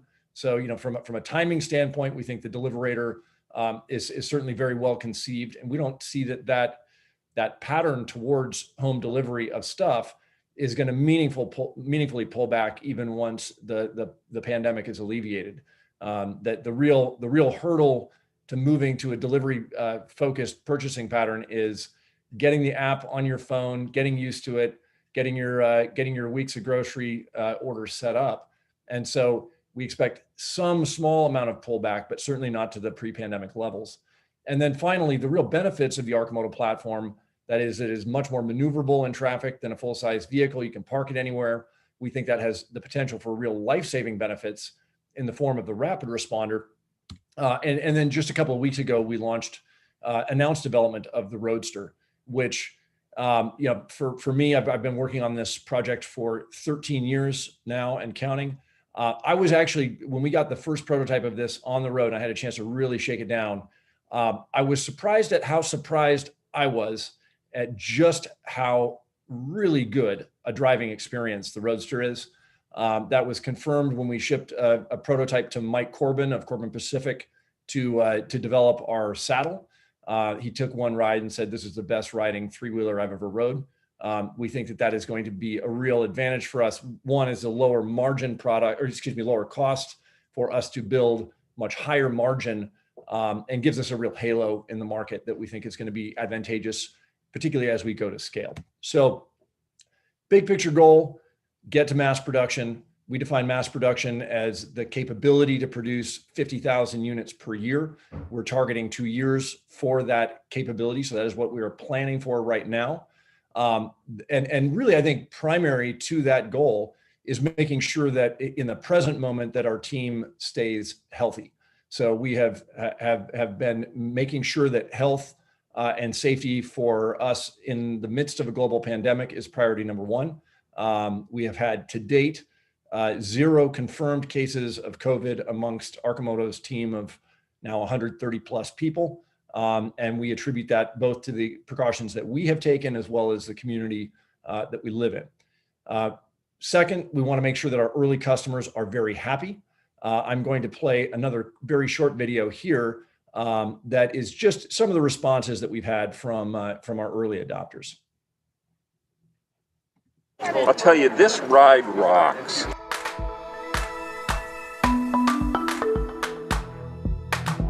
It's definitely aptly named as the fun utility vehicle. Fun is all it's about. I would rather drive my Arcimoto than any other vehicle. I've been driving it everywhere. I'm just like a 16-year-old. I don't even care where I go or why I go there. I go out and I get in and I just drive around. I love it. It's been a fun vehicle. I've driven it since February in all weather. It is just a hoot. It's smooth, it's solid, the controls are easy and intuitive. And for the first time in my life, I feel hip. I think it's really fun just to feel the wind blowing in your face. I love that feeling. It's a good little grocery getter. It's really fun to throw a kid in the back of this and haul out to soccer practice, and the kids think it's a lot of fun. So yeah, it's a blast. We really enjoy it. You stay so low to the ground that it handles well. You feel safe, you feel controlled. I'd also like to give a big shout out to the Arcimoto team. Your workmanship and design is awesome. I find myself offering to go pick up food for takeout on weekends when we go to order out, because it's just so fun to drive. Favorite part of owning an FUV is being able to park it anywhere. The parking is incredible. It does get rock star parking. Would I recommend people to buy an Arcimoto? Yes. It's probably the vehicle everyone should have. Awesome. Mark, this is Patrick just coming back in. We've got about 1 minute left. 1 minute. Perfect. This is actually the final slide right here. So, real quick. So awesome response from early customers. We see that this is going to be critical because we think word of mouth is really going to be our key driver for sales, particularly the consumer version. We're working very hard to alleviate supply chain issues that have popped up, both because of the pandemic and to make sure that we've got the right people in place to build us to scale. We're vertically integrating more of the production in terms of the plastics. So we expect that our supply chain issues from early production will be alleviated in Q1. And then we've struck partnerships across the board, both in terms of getting us to scale, delivering at scale, insurance at scale, support at scale. And you'll see more of that as we proceed down the road. And then finally, I think it's worth mentioning that we have substantially strengthened our balance sheet. In the last month, we did a couple of back-to-back raises netting about $30 million to boost up the balance sheet as we go to scale. And a big focus of ours right now is completing and submitting our application for an ATVM loan through the Department of Energy. that we expect will have the potential to fund the bulk of our real scale up step in the coming 18 to 24 months. So with that, really appreciate your attention, and I'll turn it back over to Patrick. Mark, thank you so much, man. These are really cool. The next video, though, I'm going to mandate, if you don't mind, that I'll drive and you can sit in the back and play the banjo. Deal. Done, well, man. All right. If you want to catch our last earnings call, we did something we believe is unprecedented in the history of NASDAQ, and did a little bluegrass on the porch to cap it out. So if you go to arcimoto.com/IR, you can see me playing banjo badly. I brought in some ringers, though, to make most of the noise. You'd never have told us that. I play the fiddle, Mark, so this is going to happen. Yeah. No, our next earnings is April, so maybe we'll be there. Don't mess around. We will be there. Okay, we'll let you go with that. Thank you, Mark, and thanks. FUV, Fun Utility Vehicle. FUV is the ticker. Thanks very much. Moving right along, we're going to stay on track here. Mike Reinhardt, who we're moving over, who is the founder and CEO of Quisitive Technology Solutions. The ticker is QUIS. Mike, are you with us? I'm here. How are you, Patrick? Very good, Mike. How are you? I'm really good, and enjoying the last presentation. Was great to see. Yeah, very cool, man. I got to get one of those. That sounds real. Although Michigan, not right now. Maybe in a little bit. Yeah, exactly. All right. Well, we'll let you take it away, Mike. All right. Very good. Well, I appreciate the time today. What we're going to talk about is our company Quisitive, and this concept that we built around strategic partnership with Microsoft, and how we help companies of all scale and sizes leverage technology to enable their business, and how we're a key agent to make that happen. I'll start with really this idea about the Quisitive, and our mission is really centered around what I call creating the Microsoft partner of the future. I've been in this business for over 30 years, helping organizations really understand how to use technology to create valuable business outcomes. And really, that's the whole mindset. Is technology is great, but really the value to a business is when it drives new revenue streams, optimizes supply chains, and does those things. And that's the expertise that we at Quisitive have. Along the way, I've been very fortunate to become closely aligned with Microsoft, and creating a strategic partnership with them, including one of the very few in the world that has the opportunity to meet one-on-one with Satya Nadella, as well as Kate Johnson, Judson Althoff, and others that lead and run that business. And as part of that model, what we are is this agent to really help organizations leverage Microsoft's cloud technologies, and really help them move, operate, and innovate using this cloud capability and what it can do. As well as along the way, we see these business patterns emerge that allow us to think about making investments to build our own first-party cloud-based solutions that we take to market. And we'll touch on that under some product portfolio that we have as a component of our business. So a lot of times people ask me why Microsoft, and why does Microsoft need partners? Well, Microsoft has built their business model on leveraging a partner channel to help them activate. They have these incredibly powerful technologies that by themselves are not what I call a finished good. They're actually great tooling, but need really smart technologists to assemble and bring them together in the context of a business problem to create the outcome for an enterprise customer. And that's where we come in, is to help fuel that. We also think that Microsoft has the most comprehensive cloud platform. While there's certainly competition, they bring together a rich set of capabilities, not only Microsoft Azure and all the things that people may hear of there, but certainly collaboration tools like Teams and messaging and other capabilities that are a key component of the enterprise, especially in today's remote models. And then what they have is also a set of ERP and CRM platforms that compete with Salesforce and other kinds of things like that we bring together. And we have a full suite of capabilities, and we're really committed to that platform with and through Microsoft. So we're really at the tip of the spear with them, where they bring us into customers, and we help the customer understand their journey to leverage these cloud technologies, why and where the Microsoft technology is the right one, and then we're the arm that actually happens, it makes that happen. It's easy for me to be very biased about who we are and what we do, and tell you how great we are, but it's really a recognition of the great work we do. Microsoft has a partner awards program, and they named Quisitive the 2019 United States Country Partner of the Year Award. And that's really the award for the top performing partner in the world. And we're very proud to have achieved that, and the great work that we've done to help their customers take advantage of their technology, enable it. We spend a lot of time being very differentiated in this universe of thousands of Microsoft partners and go through very intense processes with Microsoft where they have third parties coming in and audit all of our services and processes and methodologies to know that we have capability at scale to be able to help organizations leverage the Microsoft Cloud platform. Our business model is pretty simple. If you think about this journey to the cloud, customers have to think about how do they move to the cloud, and we're still very early in the stages of that. Once they're there, how do they make sure that they're operating effectively and efficiently? And then lastly, the really powerful thing is once I'm in the cloud is how can I innovate, taking advantage of all this cool new technology, artificial intelligence, machine learning, blockchain as a service, and those kinds of things to, again, modify and change my business, optimize my supply chain. And we at Quisitive provide a set of services across all of those. We have a set of project services that we help organizations understand where they are, what their cloud journey looks like, how much it would cost. Microsoft actually funds us to go and do those assessments. They also introduce us to their customers because they know that we're their best agent to actually convince the customer to choose the Microsoft Cloud. And they've introduced us to over 200 enterprise customers over the last 2 years. Then we actually can help organizations do the actual migration, take and move the things that they have, move them into the cloud and make sure that they're appropriately configured to operate there, but also understand which things shouldn't move to the cloud and how to re-engineer or rethink those as we go forward.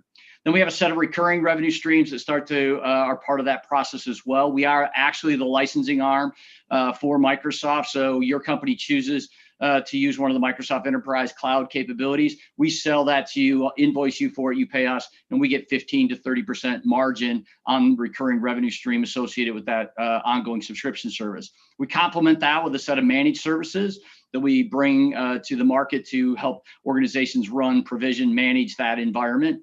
But then really the great capability we have is this really strong innovation expertise around what we call solution services. And this is where we help organizations really rethink how they do business and how to use technology to create new product streams or revenue streams for their business, optimize their supply chain, as I talked about, and take advantage of those. And we're have a strong history and reference point.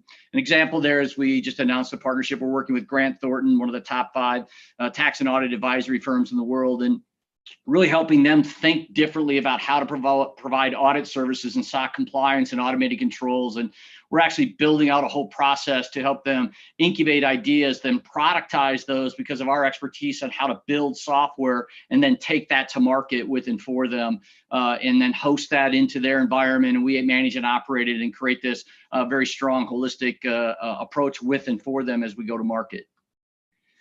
We have an M&A strategy, so as we build and grow, we have this great connection with Microsoft, access to this high growth technology area in the public cloud sector. And there's this highly fragmented universe of partners out there that is a great opportunity to acquire and grow. And so we've been on an active M&A strategy and we'll continue to do that. We're looking to buy companies that are 10 to 50 million in US revenue, about 8 to 12% EBITDA contributions, looking for geographic reach, depth and breadth of specialization and bringing those things together. And you can see both from an organic side, we're growing 15 to 20% per year, as well as the very accretive M&A growth that we've had in the early stages of our business, and we'll continue to scale and grow that as we move forward. In addition to the services business that we have that we bring to market around helping enterprise customers take advantage of these technologies and build business value, we are building our own portfolio of IP that we take to market and sell in either SaaS or transaction-based revenue streams on a recurring basis. One product is a product called HempFusion that we have that is an employee performance management platform that does everything to manage and track goals, objectives, do performance reviews, career planning, all those things. And again, today in this new world we live, people are having a difficult time understanding how to manage their employees, and tools like HempFusion really enable that collaboration and mechanism for them, and we've seen good growth there. We have over 100,000 users in this business, and it's a high margin, 65+% gross margin business. The second is LedgerPay, and LedgerPay is a platform that we've incubated inside of the Quisitive fabric, and LedgerPay is the first cloud-based payment processing and payments intelligence platform, and I'll touch briefly on what that looks like. LedgerPay really has 2 components to its solution set. One is we are a payment processor connecting directly to Visa, MasterCard, and others. And really from a point of sale, it's a very arcane, high-cost environment that merchants have to deal in today to process payments. And what we've done is do a disintermediation to remove layers of that, leverage the cloud as a scale, lower cost model to do that, actually partnering closely with Microsoft, including some of their engineering, working with us to co-develop pieces of this product. We're in the final stages of achieving bank sponsorship and certification with Visa and MasterCard, and we'll have that in place in late Q1, early Q2 of next year. In addition to that, there's another problem that merchants all have is understanding who their customer is, their buying behavior and profile. And we all have this sort of historic view that's centered around your experience in Amazon. You go in there, they know everything you've ever bought, everything you've ever looked at, anything that anyone like you has ever looked at, and what is the best, most meaningful promotional thing to give to you at that real point of time. When you look at brick and mortar relationships, quick serve restaurants, convenience stores, grocery and others, they don't know who their customer is. And so I use the example, if you went to McDonald's this morning and got a cup of coffee and an Egg McMuffin, and later today went to the same McDonald's to get Happy Meals for your family, they have no idea that you're the same customer. Well, we've built a payments intelligence platform that understands and captures, using the form of payment real time at the point of sale, who you are, brings that to at a basket level detail, provides that information back to the merchant in a safe, trusted way that allows them to maintain PCI compliance and all those things as part of that process, but now have the breadcrumb trail. So if you look at in the McDonald's example I used, now when you come to the second visit, they know a whole breadcrumb of who you are, what you've bought, what others like you have bought. And now instead of giving random promotions to you real time at the point of sale, can give you something that's meaningful and relevant to you at the time. This product is going to be coming to market in January. And is being activated, centered around this idea of being able to unlock real insights for marketers and merchants to deal with and understand their customer base beyond just e-commerce, but most importantly, real time at the point of sale in a brick and mortar as well. So a quick summary of our business. Quisitive has been around. We went public on the Toronto Venture Exchange in 2018, fall of 2018. We've completed 2 acquisitions. One, a company called CRG out of Ottawa, Canada, a little over $6 million US revenue business, about 30% EBITDA contributions. Another acquisition completed earlier this year, Menlo Technologies out of Silicon Valley in California, with offices in Washington, DC, and an offshore facility in Hyderabad, India, about a $17.5 million business at $2.5 million of EBITDA. We did launch our LedgerPay product with first customer, did some things around capital raise, raised about 12 million US in the summer, and did some major debt refinancing as part of the instruments we had used to do the acquisition. So today we're a $50 million business, 20% of that is recurring in nature, 16% EBITDA contributions with over 300 employees in 8 North American locations, and offices in Hyderabad, India. Quick view of our ticker symbol and cap table. About 188 million Canadian market cap. We do trade on the Toronto Venture Exchange.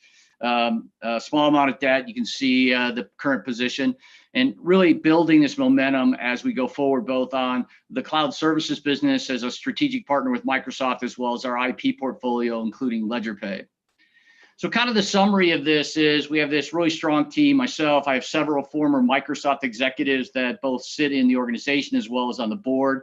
We're very closely aligned to what we believe is the top cloud provider in the marketplace. We have this really focused go-to-market with them. We're a key conduit for Microsoft to enable them to realize their revenue and therefore have a very beneficial access to customers with and through them. We certainly are growing our recurring revenue stream in both the kinds of things we're already doing, and as we activate LedgerPay, which will be a very high margin, high growth fintech play that creates unique optionality as we go forward. We'll continue to do M&A on both the services side, as well as looking to acquire additional technology in it, as well as looking at acquiring merchant portfolios where we could bring 5,000 or 10,000 merchants into our payment processing platform as we activate this in the new year. So all in all, we're this unique sort of high growth M&A play on the cloud services side with very good EBITDA contributions and organic growth, as well as acquisition growth, and then this optionality of a fintech that's quite unique that has a real high growth opportunity. So with that, I'll turn it back over to Neil and Patrick and answer any questions there might be. Hey, thank you very, very much. If for those questions, Mike, go on over to Brella. There's going to be a whole bunch of people that are going to want to talk to you a little bit more directly. So thank you so much for that presentation. One more time for everyone, that ticker is QUIS. Is there one thing that you'd like to leave everyone on? Yeah, I think the key thing is understanding that there's this huge momentum that's happening in the enterprise space around taking advantage of the public cloud, and Microsoft, Amazon, Google, and others are all competing, and we're in this unique position to be a key conduit with one of those high growth players to go activate that, which creates this high growth opportunity for us in the business.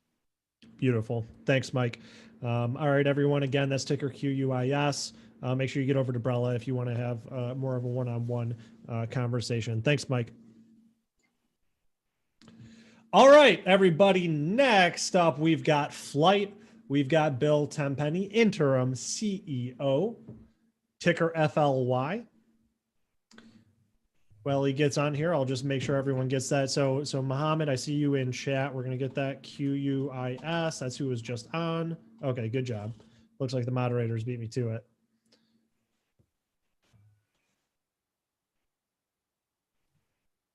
Do we have Bill?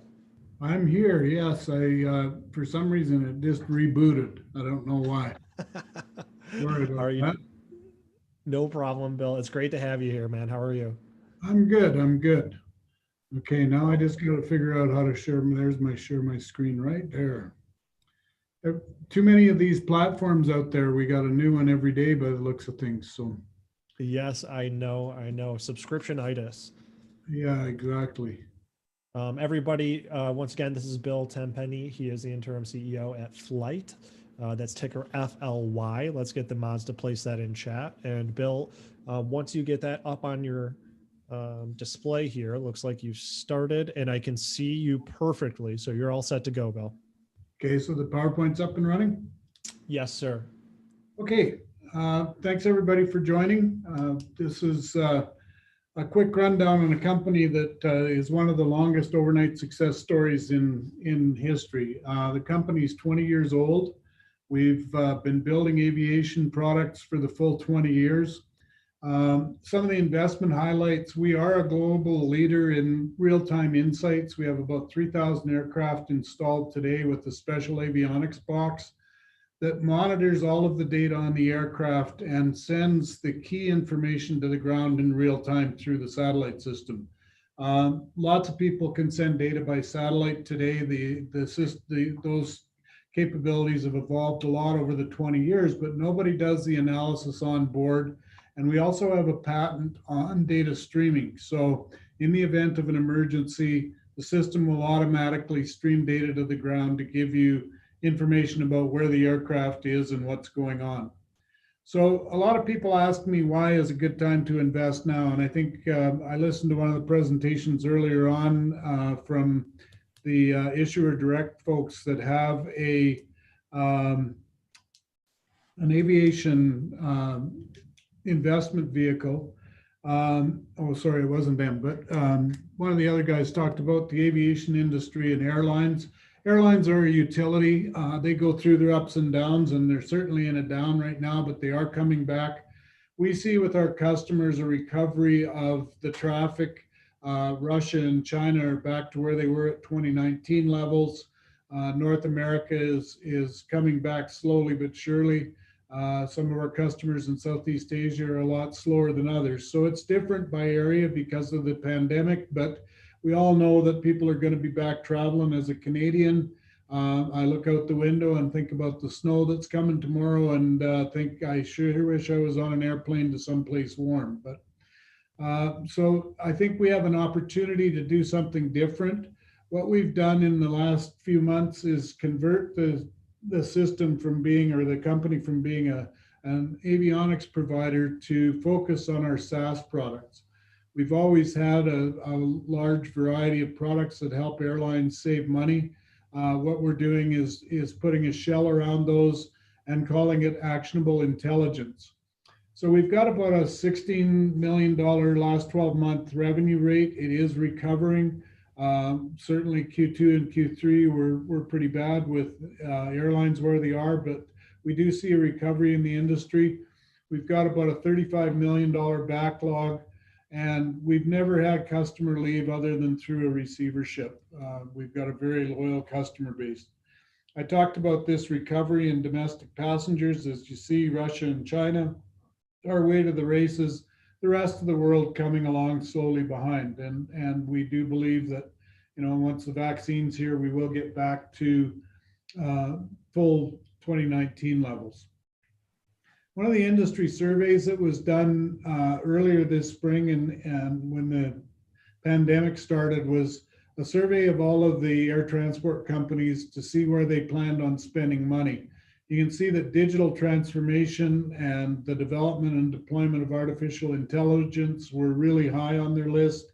The environment was very high on their list. Buying new aircraft and new terminals was certainly low on the list. So what we're doing is providing tools that allow the airlines to conserve cash, to substantially increase their profits, providing a service that they can't afford to do in-house because they don't have the resources or the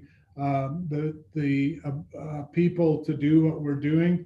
And we're doing it for them based on savings. So they don't have to pay a bunch of money up front to use what we're building.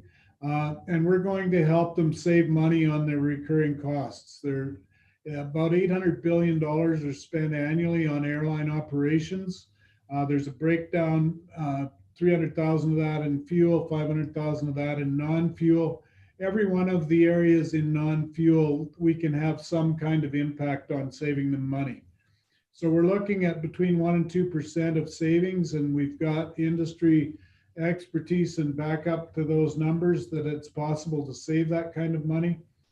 The market is large. There's 40,000 aircraft out there today that are either in service or going to be back in service once the pandemic's over. We've got about 3,000 of those equipped with FLYHT's unique technology, 600 of them using our SaaS revenue today. And that SaaS revenue today is generating between $7 and $8 million this year in revenue it will generate. We expect to be able to double that year over year by the addition of our actionable intelligence. So what actionable intelligence does is takes the SATCOM data and using it, get real-time data on aircraft performance, on how the health of the aircraft is, how your services are being used. We're developing a thing called JetBridge, which integrates our data with the data from the airlines and the airports using learning engines such as Watson to analyze that data and send real-time alerts to people on how they can actually improve turnaround times. We're an IBM business partner so we can provide their technology and help the airlines capture profits as they grow.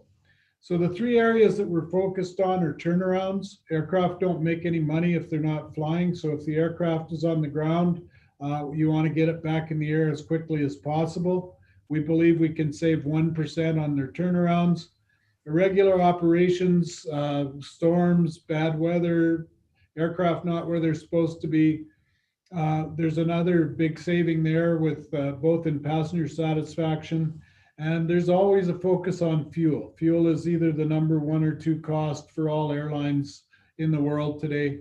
The addition of the environmental tracking that's required in Europe and becoming more and more meaningful in North America, we're able to do because we can tell you when and where the fuel was burned. Our tools, the airlines, we've got 3 airlines signed up today. The average, if you had 100 aircraft in the fleet, you'd save $120 million over 3 years by using the solutions that we have out today.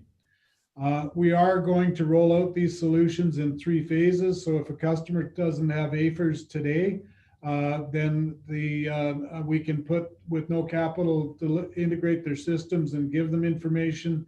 Phase 2 is deliver information that doesn't have the real-time component to it. And then phase 3, once you've implemented the AFIRS unit and the machine learning, you can deliver those real-time messages based on real-time information from the aircraft. The net savings of $40 million per year on 100 aircraft have been validated by 3 customers now. So our SaaS revenue, as I said, is growing. Year to date, it's about $5.7 million. The margins on it are growing, and as we grow the install base, our margins on SaaS will grow, as will the percentage of our total revenue growth. Our global revenue, we've got about 45% in North America, 53% in China and Southeast Asia, only 2% in Europe. So we've got a big focus on building our European business. We're doing that both through addition of people and partnerships that we're working on. So as I said, we're going to grow our SaaS revenue. We've got a very strong leadership team in place, and I came back to help focus on the SaaS revenue. We were cash generative. We will be generating cash in the second half of 2021, and we have lots of liquidity to survive the pandemic and grow the business. This is our leadership team today, and we've got an excellent board of directors that contribute both in industry and in business to all of our people and make sure that we've got the right people in the right place at the right time. So with that, I'll turn it back to our moderators, and thank you very much for your time. The presentation, which will be up on your site, has a summary financials as well as the contact information for Alana and our IR people. And certainly I answer all of the investors at FLYHT.com questions, so happy to take your calls. Great, Bill. Thank you so much for that presentation. I want to leave that stuff up on the screen for a little bit so everyone can take it down. If you guys have questions, that's where you can reach out to learn more about this organization. These, again, are the future super large organizations of tomorrow. Bill, thank you so much for your time. No problem. Thank you very much. All right, guys, that was Bill Tenpenny, interim CEO at FLYHT. Once again, that's ticker FLY. Check the chat for more details there. You can also check out the price chart on FLY by clicking the link quotes.benzinga.com to check out our new quotes page. So you can see that price action over time. Next up, not quite sure if we're ready. We're running a little bit ahead of schedule. But next up, we have ticker GPNX. This is GenPrex. Presenting for us today, we have the CEO, Rodney Varner. Rodney, are you there?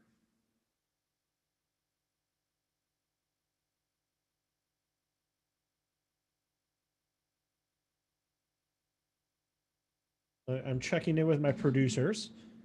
This is Neil. Do we have Rodney? Oh, Rodney, hey. Yes, hi, I'm here.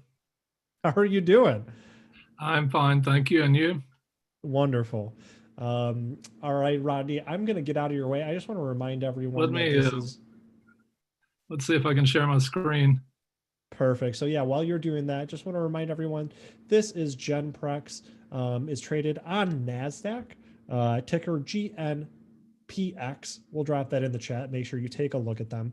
And also, don't forget to like and subscribe. If you like the content you're getting today, like and subscribe on YouTube. Really appreciate it. Rodney, can I help in any way? I'm not sure. Can you see the screen? No, not yet. Oh, wait, hold on. Something's happening. Yes, now I see your PowerPoint instance. Okay. And then if you want to do a beautiful. All right, Rodney, you are all set to go. Ticker GNPX. I will get out of your way. Thank you, sir.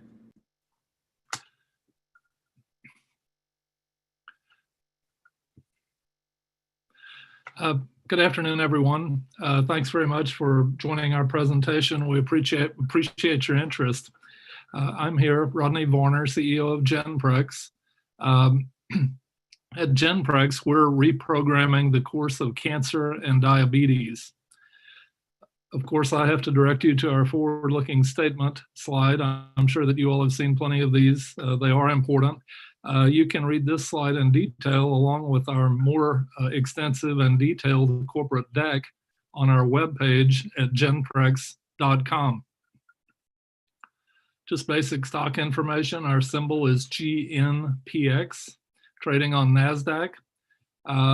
This stock information is a little bit out of date. At this time, it was 125 million. I'm not sure what it is today. That was the market cap. So I'm going to spend a good bit of time during the presentation on this slide. I know that many of you want to know why you should invest in Genprex and why you should do it now. I know that a lot of speakers pose and answer those questions. Well, there are a lot of good reasons to invest in Genprex now. We have a gene therapy platform that consists of a non-viral nanoparticle delivery system that delivers therapeutic genes to cancer. This platform was developed at MD Anderson Cancer Center in Houston. It allows us to deliver multiple therapeutic genes, that is, any of a variety of therapeutic genes to a range of cancers. And importantly, it can be combined with a number of other cancer therapies. We believe that it holds the potential to deliver many different therapeutic genes to many different cancers and be combined with many different drugs, and therefore provides a platform with many possibilities. We have, we believe, the first systemic gene therapy used for cancer in humans. This is important. Most gene therapies, and certainly for cancer, have used viral delivery systems. That is, a virus is modified and hollowed out to carry the therapeutic gene to the tumor. Viral delivery systems have a number of side effects. They can cause an immune response, and they have other side effects that are unwanted. And our inventor, Dr. Jack Roth from MD Anderson, developed this non-viral system to avoid the problems of viruses, and also to allow systemic delivery throughout the body, so that the therapeutic genes can be delivered wherever tumors may be found, and even if they're not known yet, if they haven't been identified. This platform and being the first systemic gene therapy for cancer in humans, we believe is very important. We're addressing very large markets and unmet need. Our initial target is lung cancer, and specifically non-small cell lung cancer. The global market for non-small cell lung cancer for 2019 was estimated to be $17.9 billion, and it's growing rapidly. It's expected to be about $26 billion by 2023. With the drug combinations that I'm going to tell you about, we have the potential to cover the majority of late-stage non-small cell lung cancer patients. And obviously, that's a vast market opportunity. We're using our gene therapies in combination with other approved and large-selling cancer drugs. We are in the clinic. We've had 2 phase 1 and 1 phase 2, a part of a phase 2 clinical trial to date. The phase 1/2 trial was combining our drug with Tarceva, a large-selling lung cancer drug. We have preclinical data from MD Anderson showing that our gene therapy is synergistic with Keytruda, which is Merck's largest selling drug, and with Tagrisso, which is AstraZeneca's largest selling drug. We have an FDA fast track designation for use of our gene therapy, which we call Recorsa, in combination with Tagrisso. That's AstraZeneca's drug with sales of about $3 billion. The fast track designation allows us to develop our drug targeting patients who have taken Tagrisso, but whose tumors have become resistant to it. That is, they are late-stage lung cancer patients. They've begun Tagrisso, and their tumors become resistant. At that point, we would combine our drug, Recorsa, with Tagrisso and continue to treat those patients. Well, how many people become resistant to Tagrisso? Well, nearly all of them. According to AstraZeneca's data, the median time for these patients to become resistant to Tagrisso is between 14 and 18 months. That's published data from AstraZeneca. So we stand, we believe, in a very good position to receive these patients and to begin to treat them as they inevitably become resistant to Tagrisso. We've demonstrated clinical benefit here. This is not just theoretical. We've treated over 50 patients in the clinic so far, and we've demonstrated a favorable safety profile and strong indications of efficacy. We're initiating 2 lung cancer clinical trials in 2021, the one with Tagrisso and the one with Keytruda. We're on track to commence those in the first half of 2021. We have world-class academic partners. Our lung cancer program, as I mentioned, was invented and has been developed to date at MD Anderson Cancer Center. We have a second program unrelated to the lung cancer program, which is in diabetes. It's a gene therapy for diabetes that I'll touch on a bit later. That program was invented and is being developed at the University of Pittsburgh. Interestingly, they just received a $2.6 million NIH grant to support this program, which we believe provides important third-party validation because those grants are heavily peer-reviewed before they're granted. So we have an expanding pipeline as evidenced by the in-licensing of the diabetes program. We're also constantly reviewing additional technologies to either acquire by in-license or otherwise, or developing internally. And we expect to be building out our pipeline going forward. And finally, we have a strong balance sheet. With our third quarter 10Q recently filed, we showed a cash balance of around $20 million and no debt other than trade payables. So we're in a strong cash position to execute our programs.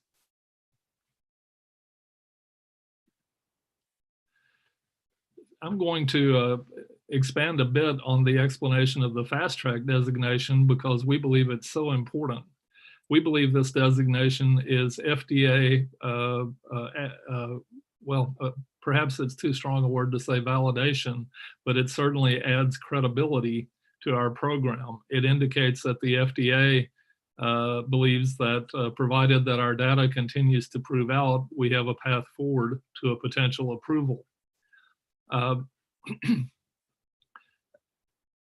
The fast track designation is awarded after a company files an application, presents all of their preclinical and clinical data to the FDA. The FDA must find that the therapy has the potential to be an improvement over existing therapies in an area where there's unmet need in a serious or life-threatening disease. So if you think about that, it's the potential for improvement over existing therapies in an area where there's unmet need in a serious or life-threatening disease. The FDA made that finding for our drug. And the disease is the population of patients who progress after taking Tagrisso, a very large patient population. So again, we just believe this is incredibly important.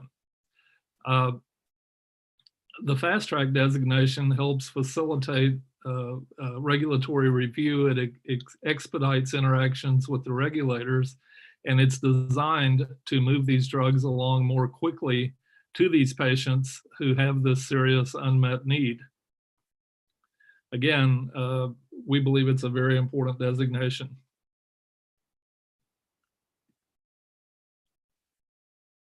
Our pipeline quickly, we've done phase 1 and part of a phase 2 trial with the combination of our drug plus Tarceva, another EGFR inhibitor.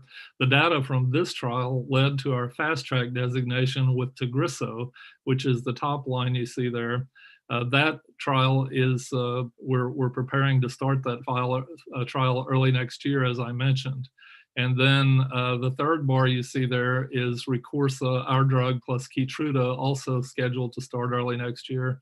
And then the last line you see there, GPX002, is our diabetes therapy, which is preclinical at this time. The next couple of slides contain the design of our clinical trial combining Recursa, that's our drug, with Tagrisso. I'm not going to go into this in depth due to the time limitations, but let me point out, for those of you who are really interested in getting into the details, these slides are on our corporate deck that's available on our webpage if you really want to get into it.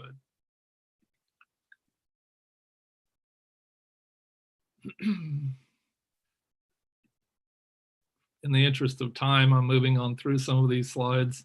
I'll touch again on the market. The size of the market in lung cancer. It's the most common form of cancer. Non-small cell lung cancer is the most common lung cancer. Lung cancer is the second most common type of cancer. About 2 million cases a year worldwide, 228,000 in the United States. Total global market down to the right there is scheduled to be about 26 billion by 2023. Now about 17.9 billion. And again, the drugs that we're combining with, Tagrisso, 3 billion, Keytruda, 11 billion. And let me point out that we're not trying to compete with them. We're not trying to take any of their market. We're trying to expand their market, because if our drug can extend the benefit of their drug, it will not only give us market share, but it will increase the sales of their drugs. So we're not going to head with pharmaceutical companies trying to take their market. Hey, Rodney, this is Patrick jumping in for just 1 second, just to let you know you've got room for about one more slide or so, sir, just to let you know. Okay, thank you. In the interest of time, I'm going to skip forward in the deck here to our diabetes program. As I mentioned, we do have this diabetes program. It's preclinical. It was invented at the University of Pittsburgh, and it utilizes a gene therapy to convert alpha cells into beta-like cells in the pancreas. These beta-like cells produce insulin and have the potential to eliminate the need for insulin therapy in many patients for a long period of time. And according to the scientists at the University of Pittsburgh, could possibly even be a cure for diabetes. So about 10% of the population of the United States has diabetes. And of course, it's a very prevalent disease worldwide. Massive market, massive unmet medical need. And we're happy to be addressing diabetes as well as cancer, as I previously described to you.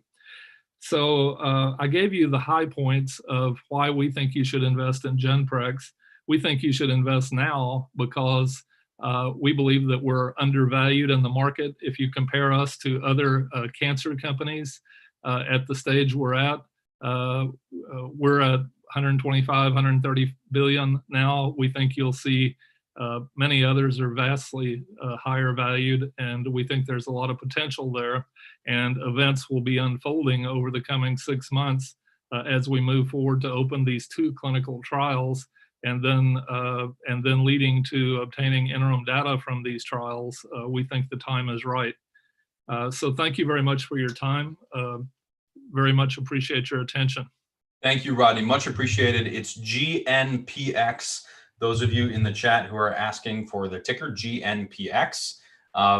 Rodney, an email address that folks can reach out? Yes, R. Varner, that's VARNER at genprex.com. Wonderful. Thank you, sir. We'll look forward to following the company. And I'm sure folks will want to jump into Brella or on the YouTube chat where they are now and continue asking questions. So thank you, Rodney, very much. We'll see you soon. Okay. Thank you very much. I appreciate it. Awesome. Well, to move this right along, my friends, next up is an awesome panel. Super excited to have this crowd. A couple that we've heard from, one we have not heard from yet. But to introduce his panelists, I'm bringing over Jason Colbert from Dawson James. So Jason, whenever you are ready, come on over, turn your video and your mic on. And our producers, if we could turn the rest of our panelists on as well, that would be great. Jason, welcome, man. Good to see you. Thank you. This should be really an interesting and fun panel. We're going to have a chance to explore 3 exciting companies. As their director of research at Dawson James, I actually follow all 3 of these companies. I'm very bullish. I have buy ratings. You can pull the complete research report off of our website at dawsonjames.com. And you can read not only the initiation of coverage reports, but the most recent notes. To describe them briefly, I would say all 3 of these companies are platform technology companies. The CEOs absolutely qualify as entrepreneurs. Dr. Lindsay Rosenwald and I have known each other for 2 decades. He is a master entrepreneur, has actually started several companies, has several approved drugs to his name, and through 20 years of experience has come up with a vision on how to balance risk and reward. And so we're going to talk about Fortress Bio with Lindsay, ticker symbol FBIO. What I like about these 3 companies is they all have cash. They all have visions on how to handle their burn rate.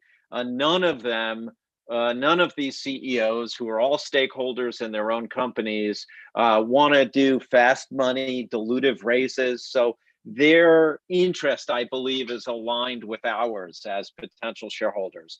Mark Emelfarb, I've known for the last 10 to 15 years. He is truly an entrepreneur who had a vision on how to take industrial enzymes and use them in a way to create stone-washed blue jeans. Blue jeans actually used to be washed with stones, right? There has to be a more efficient way. And kind of by pursuing that, Dyadic, ticker symbol DYAI, has evolved into a biotechnology platform. And I believe it could have significant implications, not only around the COVID pandemic and potentially enabling our ability to make vaccines at a global scale more efficiently, but also it has implications for the way biotech drugs are made today. And then we also have Henry G. He's the CEO of Sorrento. I know Henry for the last couple of years. Ticker symbol is SRNE. 75 million in cash, $2 billion market cap. Really exciting company, also involved in some COVID research. But what's interesting is these companies share certain visions for how to manage their burn rate. For example, Sorrento and Fortress both have revenues today from approved products, and they're using these revenues to help offset the burn rate as they march towards developing true biotech blockbuster drugs. Why do we care?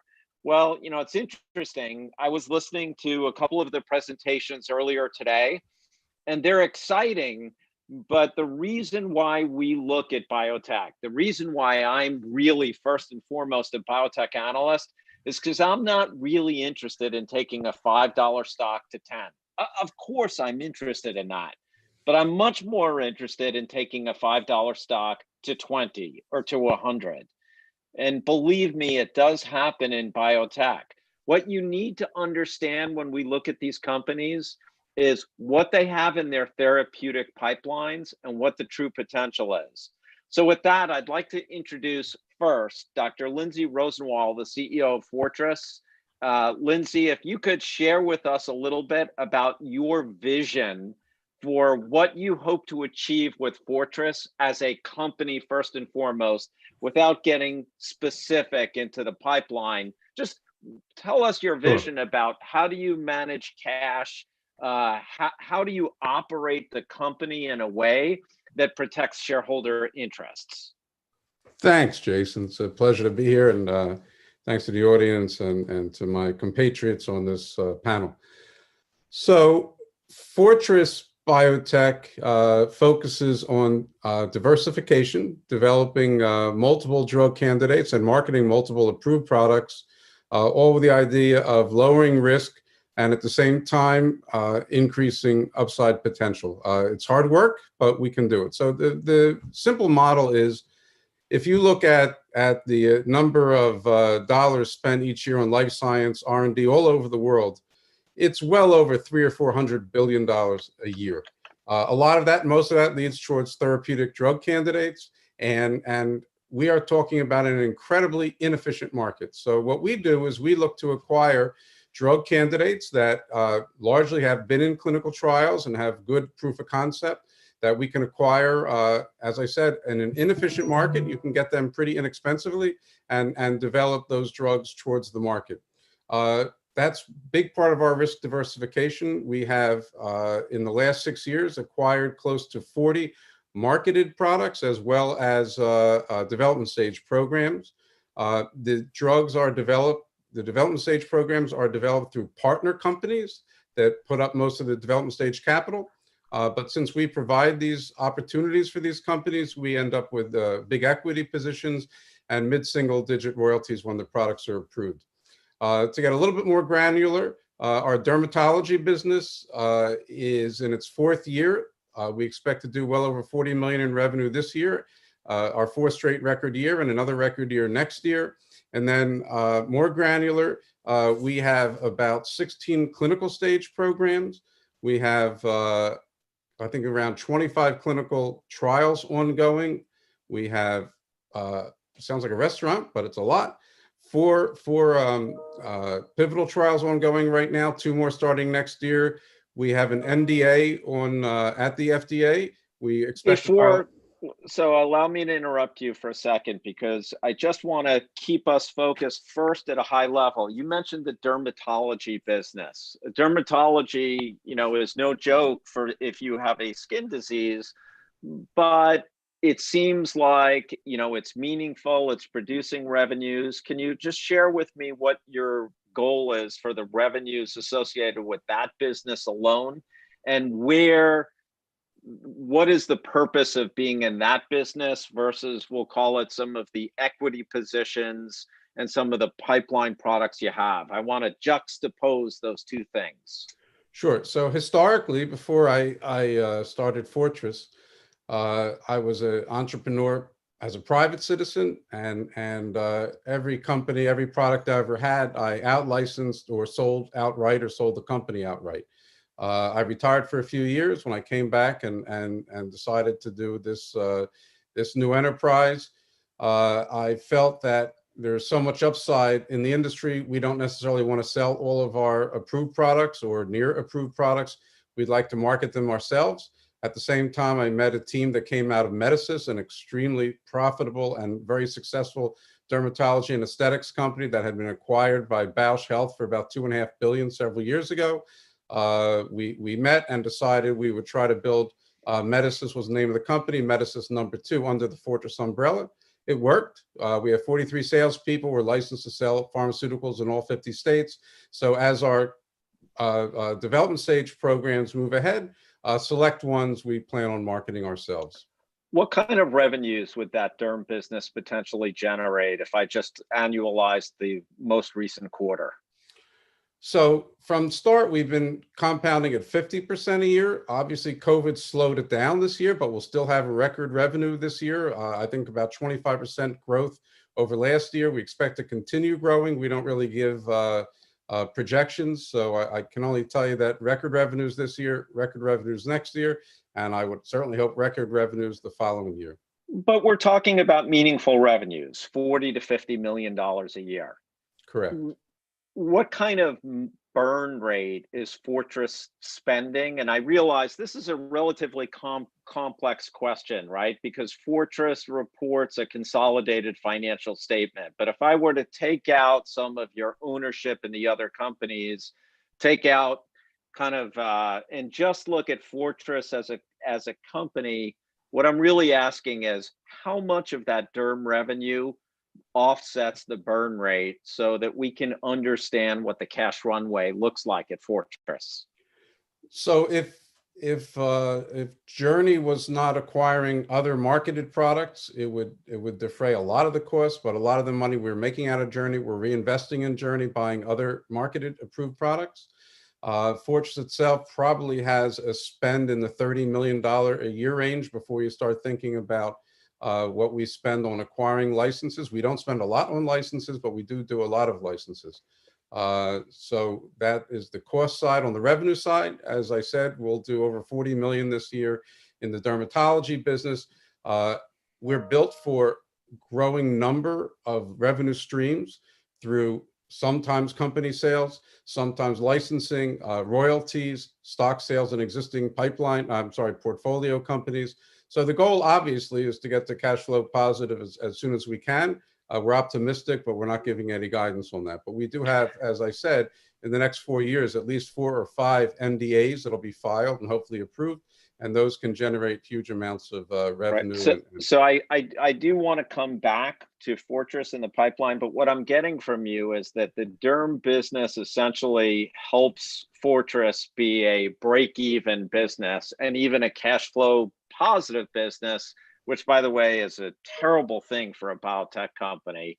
So you want to keep spending that money, keep reinvesting, but the real upside to Fortress, and we haven't even touched on it yet, is when we start to talk about the pipeline. So if it's okay with you, let me flip now to Sorrento and to Henry G. And Henry, if you heard Lindsay talking about Fortress, what is similar when we look at the Sorrento business model? Maybe, Henry, can you come up on the screen? Yes, I'm already on the screen, I believe. Oh, perfect. Thank you. I see you. Great. So you understand my question, which is, we heard from Lindsay, Fortress is a hybrid model. He's got ownership in several other companies. He's got several late-stage products. He's producing significant revenue that offsets his burn, and he has cash.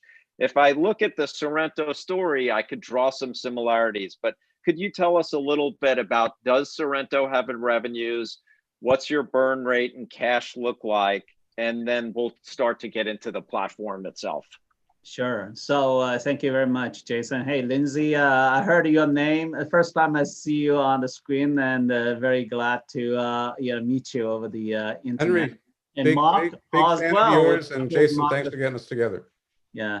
Mark, we talked over the phone for some potential collaboration. The first time I meet you in phase 2. So Jason, Sorrento is a fully integrated platform company. However, we have a multiple late-stage compound, and we have a revenue-generating business as well at this moment. So we have 1 FDA-approved drugs, and we have the drugs with a runway right now, net sales this year, around close to 30 million. The runways right now is around 40 million for the net sales this year with this ZT-Lido product. And we have a sales force, which we envision there's need for sales force. So we are building our sales force. And so very similar to Fortress, you have a sales force, you have an approved pain drug, you're generating 40 million or so in revenues, and you're using some of that capital to offset your burn rate. Is that fair? That's true. That's true. But it's very tiny in a sense. It's very, very tiny revenue in vision. And what we tried to do is we tried to set it up as such that we have the infrastructure. We can do very big revenue marketing and sales. And right now, as we can see, we have the fully integrated sales force, and we in 50 states.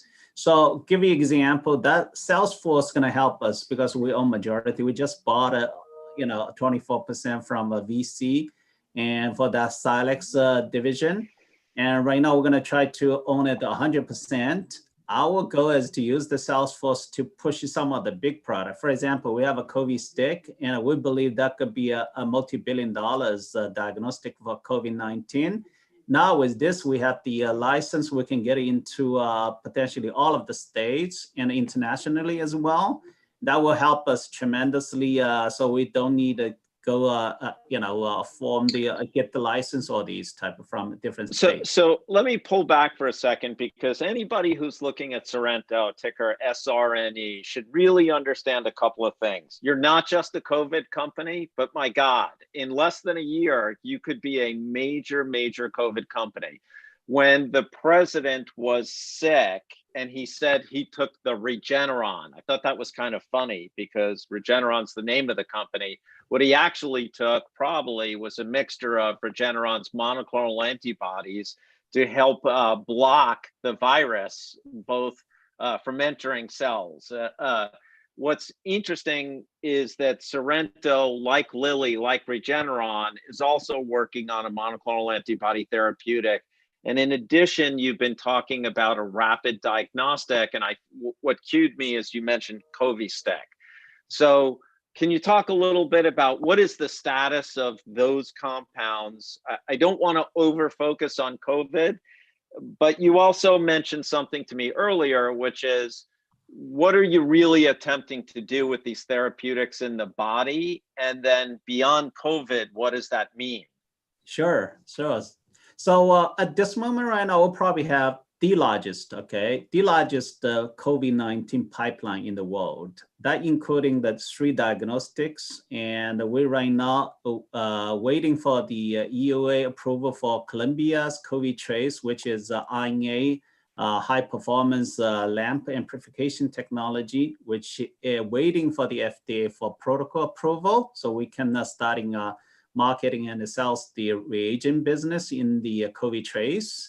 That's for RNA amplification. COVID Stick is like a pregnant test, and you can do point of care, you can do lab-based, or you can do at home. So like a pregnancy test. So in a couple of minutes or 5 minutes, if you can tell. So right a very convenient at-home diagnostic to determine if you have COVID or not. Yes, if you get the FDA approval. We have folks get the infection, and in 2 minutes, we know he has the infection. Then they confirm that 2 days later by RT-PCR. That's how. Henry, one of the things that's been killing a lot of patients with COVID is they get diagnosed very late in the process. Yeah. And then they're already pretty sick. They probably have a lot of inflammation in their lungs, the cytokine storm where the immune system is kind of going crazy in these patients. Is there a way that Sorrento is working to address that? Actually, we have a compound called abivertinib. It's an oral pill, and once a day. It's in human right now, and we have this one's for cytokine storm, preventing cytokine storm, and in turn prevents ARDS, which is acute respiratory distress syndrome, and preventing into intubation or ventilators. So this drug's right now in human, and this drug is very safe. It's already testing over 600 patients in cancer setting. However, this one gets into COVID-19, and we are pretty excited about this drug opportunity. That potentially could be the drugs, if you can prove concept in the human, this could be the one preventing you from getting into a ventilator, onto the ventilator. So COVID has created almost a fast track pathway for you to kind of demonstrate both on the therapeutic side and the diagnostic side that your monoclonal antibody platform, that your diagnostic platform can react rapidly to a pathogen. Yes. And develop it. But what you're really saying when we talk about addressing the cytokine storm is that the indications are much bigger than just COVID. Many things cause ARDS. Pneumonia causes ARDS. Burns causes ARDS. Septic shock causes ARDS.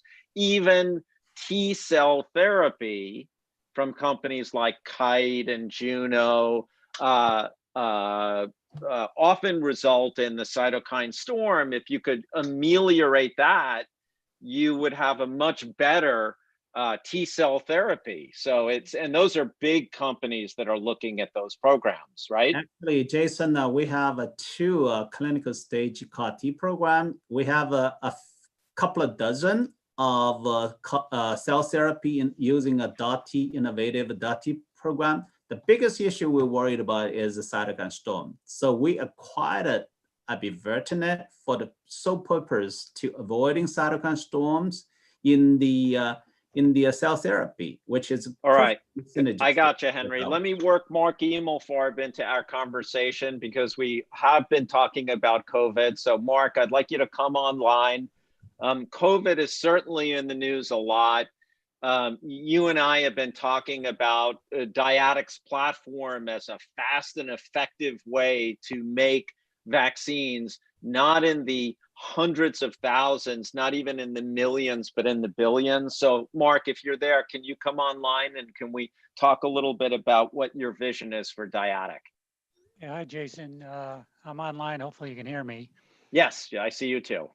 So the interesting thing, my vision is to just completely disrupt biomanufacturing. I think that the biomanufacturing process, whether it be antibodies, therapeutic proteins, or vaccines, is long overdue for a more productive, more efficient, robust, and versatile cell line.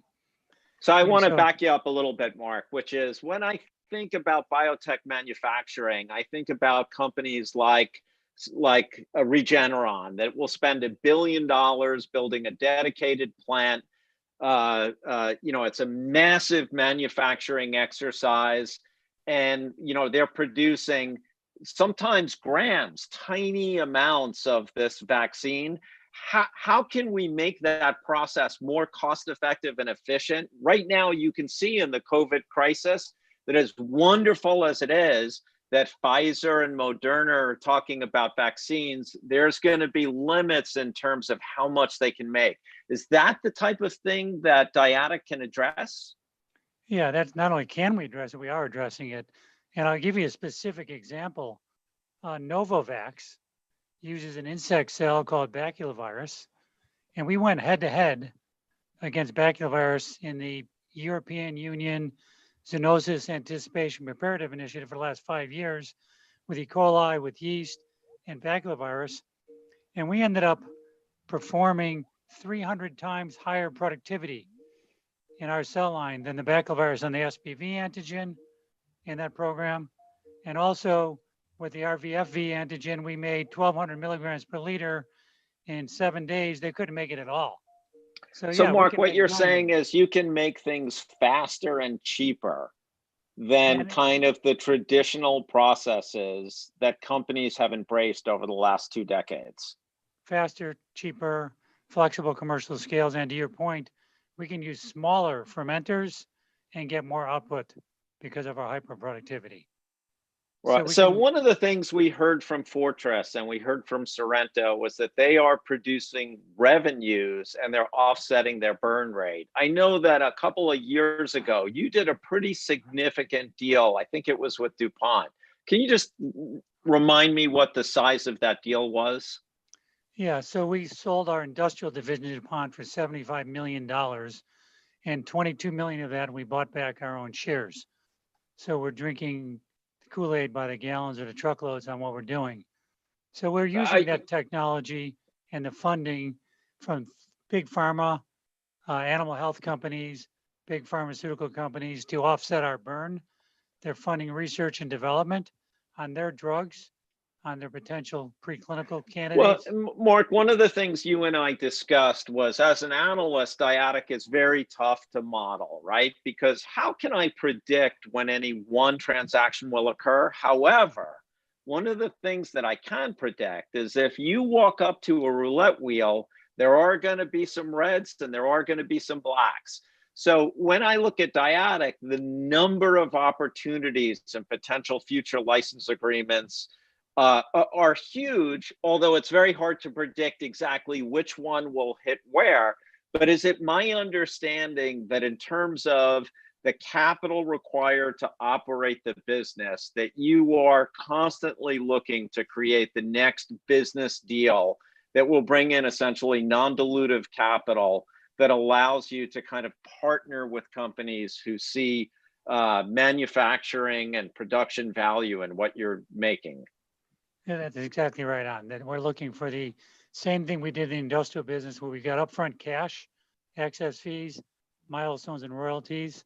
And we're in discussions with big pharma, animal and human health on those types of programs as we speak today. Okay, good. That's perfect, Mark. And, you know, I want to encourage everybody, because it's impossible in a 30-minute call for me to go through Fortress, Sorrento, Dyadic, but we have complete write-ups on all of these companies on our website. Mark, in terms of COVID, and I know that there are multiple business development deals occurring right now. Can we expect to see anything from Dyadic COVID connected over the next year? Maybe out of Israel, maybe out of India? Yeah, I think we might see it out of Israel, out of India, out of Europe, out of Asia.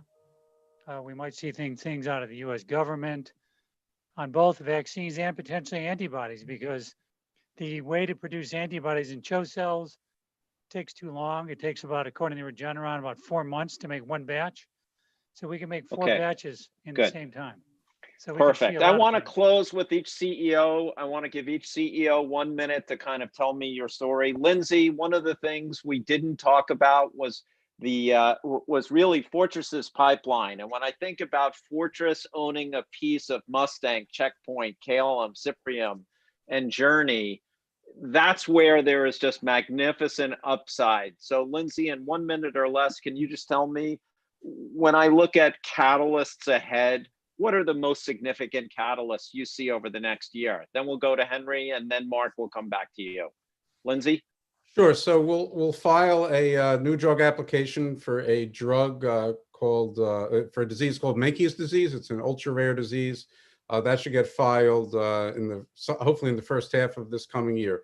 Bubble boy. We'll finish our pivotal trial for our checkpoint antibody. We'll have that data sometime in 21. In 22, we will launch 1 or 2 of those products. In 23, we filed 2 more NDAs. We'll have 4 NDAs in the next 3 years. 3 of them come with priority review vouchers, we hope. So we have a lot of impactful events with a lot of capital, free cash flow coming in from all those of those. PRVs can be worth, up to $500 million easily, right? I mean, they're probably going, there've been more lately, so they've been going for about 100 million. But again, it's free cash flow. And as I said, we have, I think, potentially 3 of them in the next 2 or 3 years, hopefully. And again, we'll probably do, as I said, we've made approximately 40 product acquisitions and development stage licenses in the last 6 years. Those numbers will keep up. All right, perfect. Thank you, Lindsay. Henry, when I think about Sorrento and I think about the upside, we were talking briefly about pain meds. Is there an answer to the opioid crisis? Is Sorrento working on anything in that space? Yes, we actually, believe it or not, we have the largest non-opium pain management pipeline in the world right now. We have 1 drugs approved, marketing. We have the second drugs in the pivotal phase 3, gonna close in the pivotal phase 3 very shortly. It's SP102 for lower back sciatica pain. It's addressing $5 to $6 billion peak sales a year. And we have RTX, which is a compound that we're going to get into a pivotal phase 3 potentially for the cancer, as well potentially gets into OA space, which we believe at peak sales around a $20 billion. We have calculated the projection that potentially a $20 billion. So with these combined, we're talking about a company with the largest pipeline in non-opium pain management side. Now, with that said, Jason, Sorrento is all about to get into revenue quickly, big time, and we have a phase 3 compound, which is abivertinib. We are compiling the data, going to have a pre-NDA meeting with FDA. If everything goes well, we're going to be able to, hopefully gets into a commercialization very shortly. And with the SP102, we're thinking about the NDA submission mid of next year and get with a fast track status, which already have on the compound. This could be starting end of next year to go on for multi-billion dollars revenue generation starting from 2020, from 2022, from our oncology pain management drug. Now, COVID-19. Yeah, I'm so sorry, guys. We're way over time. Sorry. Mark, I'll give you your 30 seconds to respond to what Jason's going to ask you, but I've got to cut it off there. Yeah, so I think the 30-second response is that, you know, unlike the two gentlemen there, more like Lindsay, we have a platform that we're applying for other people's solutions. And so we believe that some of the big pharma customers that we're dealing with today will start moving into the clinic at some point. And one of our goals is to get our vaccine that we've been working on for COVID-19 into the clinic, either through one of the collaborations we have going on or potentially on our own to prove the safety and efficacy. So not only can we produce massive amounts of low-cost vaccine and antibodies, but that are safe. Well done. 3 really exciting biotech companies. I believe they are de-risked. The CEOs are vested in their own companies. See the complete research if you're interested. Thanks, everybody. And I apologize for the short time because I know that we could spend the whole day talking about this. Really great stuff. This is only the beginning. We're going to have all of you guys back for sure. Jason's going to run a conference for us. So there you go. Thanks very much, guys. Have a great Patrick and Jason and Henry and Lindsay. Nice to see you again. Take care. Bye. Take care. Bye. All right. Thank you. We're going to keep this moving right along. Next up, the company with probably the best name and ticker. This is Scott Absher, co-founder and CEO of ShiftPixy. And as you would guess, it is NASDAQ PIXY. Pixy is the ticker there. Scott, are you with us? I am. Can you hear me? I can hear you just fine. I'm going to give you the floor. All right. Can you see my screen? I can, yes. Awesome. Here we go. Thanks, everyone. I'll be respectful of everybody's time and in this opportunity to introduce you to ShiftPixy and listen, following behind 3 very important biotech companies is a hard thing to do. They're solving some big crises, but you know, ShiftPixy's also solving a big problem. That seems to be a trend. If you can find a big problem and find a great solution for it, you can do some great things. And we're embarking on some pretty interesting things ourselves. I won't bore you with the safe harbor statement. Most of you are familiar with those. The problem that we're addressing, the ShiftPixy fixes, really started in September of 2008 when Wall Street collapsed. Most everybody that's in the capital markets remembers that profoundly. They remember how it impacted them personally. And in that collapse, there were 2.6 million jobs that were lost, which seems today like a drop in the bucket compared to what we're dealing with COVID. But one of the interesting things for those of us, myself, my co-founder, who followed the human capital management space very closely, there was a new designation that came out of that collapse by the Department of Labor, and they called it underemployed, and they even gave it a number of 8 million. And what that meant was that people that had regular steady work and project work that they could rely on, all of a sudden in that collapse, it was altered. And their being underemployed meant that they had to find a way to kind of reconstruct their income. And the time-honored tradition of doing that would be working in restaurants or bars or retail at nights or weekends to reconstruct their income. But what most people don't pay attention to is a few short months later, in March of 2009, Uber is born. And Uber is born into this perfect storm where you have 8 million people who are underemployed, who traditionally, to reconstruct their income, would do that by hitting the street and working, as I said, in bars or restaurants or retail to reconstruct their income. Now, if they had a cell phone and their automobile, they could reconstruct their income. And as soon as this happened, this completely changed the part-time labor markets in the US permanently. And this also coincided with the rise of mobile technology. And this combination completely changed the rules for part-time labor. And if you were a brick and mortar industry that relied on part-time labor to run your business, if you were in restaurants or retail, as an example, you had a new advantage. Now you were competing against this growing technology wave for that same fixed labor pool. And what emerged from this is what we now call the gig economy. And this, everybody recognizes these names. Most people know Lyft and Uber, obviously. Grubhub, you probably order from, Postmates, DoorDash.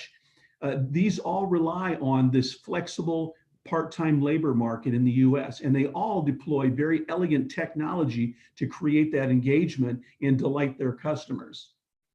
And this rise of independent workers is getting steadfastly more aggressive, or a bigger part, if you will, of our labor economics in this country. As of 2019, there were 41 million people that were considered themselves self-employed.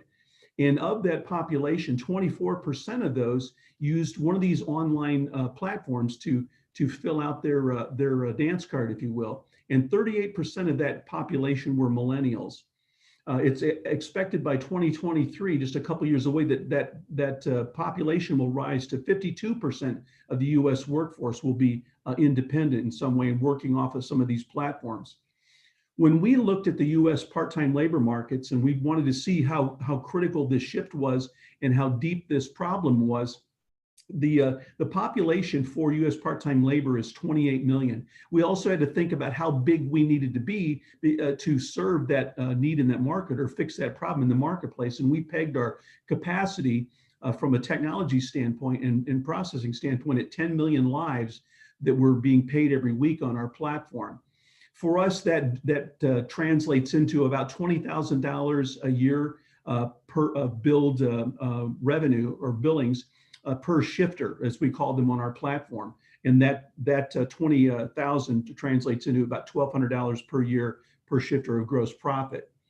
So we're really dropping into this market and arriving at really a perfect time, because our purpose is to not just bring efficiency back to the US labor markets, but do that by also creating a workplace liberation and ease through a technical ecosystem, and to bring ease back to the business operator, but allow them to leverage this technology to better make better connections with not just workers and work opportunities, but as you'll see as we progress, also with their customers. And so when we use the term ecosystem, there's a combination of technologies and strategies that we use to really make all this work. And the whole goal here is to, from a strategy standpoint, is to minimize or eliminate the job provider's administrative burdens while using the technology to create real-time connections between the shift providers and those people that are looking for shifts.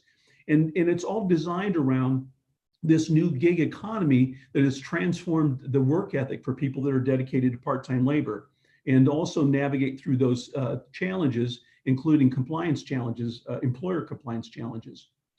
Well, when we talk to operators and we target heavily the restaurant operator community, what we tell them is that they have this swirl of things regarding their human capital that are revolving around the business that are onerous and expensive for them. And our whole proposition at its core is that let's start the relationship by giving you an opportunity to shift all those burdens over to ShiftPixy, and then we can start the process of liberating you from not just those burdens, but also reconnecting you with a live, local, on-demand workforce. There's a lot of incentive in this for the business operator, but we're also connecting with the incentives that are now being front and center in the gig economy for workers in that gig economy. The big part of that ethos is the idea that they can work on an on-demand basis, and they can do so very flexibly. The other idea, or I would call the interest in the workforce that operates under these conditions, is that they have the opportunity to not just be independent, but from a single location or a single brand or a single employer, but they can also earn extra income as they need it. Let's say they have car insurance due at the end of the month. They could hustle the hours they need and the income they need through a platform like ShiftPixy to make up that extra income.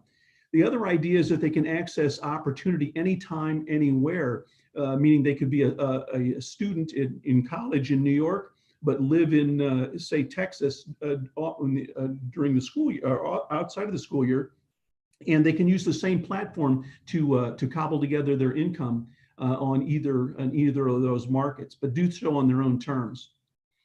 And again, when we talk to the operator community, and we're actually talking to them about the idea of sharing human capital on a localized basis. And again, when you're focused on a vertical market like the restaurant industry, these people all have similar skills. They know their way around a kitchen. They know, and in most cases, they're trained in safe food handling. So it becomes a great starting point for sharing human capital in a local market. And the whole idea was being able to create this local on-demand workforce to create this toxic level of turnover that's happened in these markets. But now that we're engaged in the human capital side of these operators, we also made another big discovery. And at the same time that we were building our technology stack to meet this big problem of high turnover or not being able to find or keep people for the part-time labor markets, we also discovered that for restaurant operators, they were running into a new, what appeared to be an opportunity for their business, which was third-party deliveries providers, meaning Grubhub, DoorDash, Uber Eats, bringing them new business. But when we looked under the hood and kicked the tires and asked hard questions that no one was asking, what we learned was that these operators were all losing revenue. They were giving up 20 to 30% of their tickets. So they were losing money on every ticket from a third party that went out of their door. But also they were sustaining serious brand damage because of all the customer complaints of cold food, no food, half-eaten food, late food, all manner of ick that the brands had to contend with, or the local operators for those brands. So again, since we're already embedded in the human capital side of these businesses, we said, what if we could add to our technology stack and allow you to function just like your pizza counterparts in quick service restaurant business? And so what we did is leverage not just a new technology to our technology stack, but also some commercial insurance programs, because part of our original DNA is commercial insurance products. And what we found a way to do was to create a technology that intercepts online orders, turns them into a ticket, and then is turned into a ticket in a workflow for somebody that's on the premises, already works at that store under that brand, knows the brand intended experience, and we could repurpose them as a driver and insure them as a driver to take those orders, take them out to the customer, deliver that brand intended experience to the customer. But best of all, for the operator, they get to keep that commission that they were giving up. So it's a win for the consumer, win for the operator, a win for everybody. And that got everybody excited. And suddenly we're fishing with new bait. And right about the time we were unearthing that and bringing this to the market, COVID-19 hits. But what we thought was going to be a detriment for us actually ended up being a huge positive uptick in interest in our business, because now ShiftPixy was fixing two very big problems at a very big time when some of these restaurants are not even sure they're going to be able to keep the lights on. So what we did is we took our approach to all the people that were coming inbound, and we're still feeling an enormous amount of inbound activity. And what we're trying to do is limit the barriers to entry. So we don't charge them for the technology, and we set them up very quickly. And we monetize our entire engagement through the human capital, through the labor. So it's a very friction-free point of entry. And so you're going to start seeing a lot more activity and a lot more growth. We've already seen great growth, but our growth is about to uptick now that our technology is getting deployed. And one of the conversation points and one of the friction points is always with these operators is they have legacy technology systems. They have point of sale systems in the stores that allow them to run their business, that flows into their accounting, that flows into their HR and payrolling system. But one of the challenges is that that's what you're looking at is not enough. Those legacy technologies, you have to lift your sights higher. And what we talk to them about is Destiny technology, which is represented by these orange spheres. That takes you from the range of online ordering or paying at the table with customers using an online ordering app, a mobile application, so to secure customer engagement, but also dropping them through a customer experience through our driver management, where they get to actually interact with the customer and they get to, and the customer gets to interact and see the driver is movement all the way to their location. But also at the end of that, we can delight the customer and drop them into a digital marketing platform, where so that not only think beyond customer loyalty, what we're trying to do is create, use this digital architecture in this digital real estate and capture system to remarket these customers. So it's and it is an education process for the food operators in particular. But as we go down our roadmap here, you're going to see us very focused on that restaurant and hospitality trades, because of that 28 million population, half of that, 15 million of those workers are in the restaurant and hospitality industry, and most of them are consolidated in major metropolitan market areas. So you're going to see ShiftPixy's footprint, focused on that space, but also in those very dense geographic markets. But what you're also going to see is we've been invited on multiple occasions to look at the emerging ghost kitchen movement. And what we saw was an opportunity. And again, these invitations for us were coming because of our technology stack, that nobody has this end-to-end customer capture and customer remarketing platform. So ShiftPixy Labs is kind of a manifestation of that. And we'll have a lot more to talk about later on in news-wise about what we're doing in ShiftPixy Labs. I think people will be very excited to see what comes out of there. But also, you're going to see us very influential in the temporary staffing industry. Our platform was built to really accelerate temporary staffing operators and to provide them with things that they can't put together on their own very well. But more importantly, they get an operating platform that allows them to much better manage their operation. And it's so, in fact, it's so robust that we're probably going to be in the next year here participating as a back end operating system or a backbone for a couple of staffing industry roll-ups. The other Scott, thing we're to look at just is, so you know, Scott, we're at time right now. Okay. All right. As our population grows, one of the things that people are betting on is that we'll have a significant influence in seasonal labor for big box retail. So that's also on our roadmap. As you can see, we've had a very sharp uptick in revenue. We've been doubling over every year, but you'll see as you go to 2019, you'll see a bit of a drop because we sold off part of our book to recapitalize the business and bring down our debt, which we've successfully done. But we're in a really great spot. A lot of fun being in, having spent the time and the money to build this technology, and now we get to deploy it in the marketplace. So we're excited about what's ahead for us. And thanks everybody for the time, and appreciate your interest. Scott, thank you so much. Everyone, remember that it's ticker PIXY, ShiftPixy. Check them out. Go into chat. You can get a link directly to our quotes page. You can get more information about them. And what's the best way for folks to learn more about you, Scott? Just come to our website, shiftpixy.com, and ping me directly if I can provide any additional color. Wonderful. Thank you so much, Scott. Thanks, Neil. All right, guys, I apologize. I'm losing my voice a little bit. Next up, it is my pleasure to introduce to you from Fortress BioTech, that's ticker FBIO, Fortress BioTech, Lindsay Rosenwald, MD, Chairman, President, and CEO. Do we have Lindsay?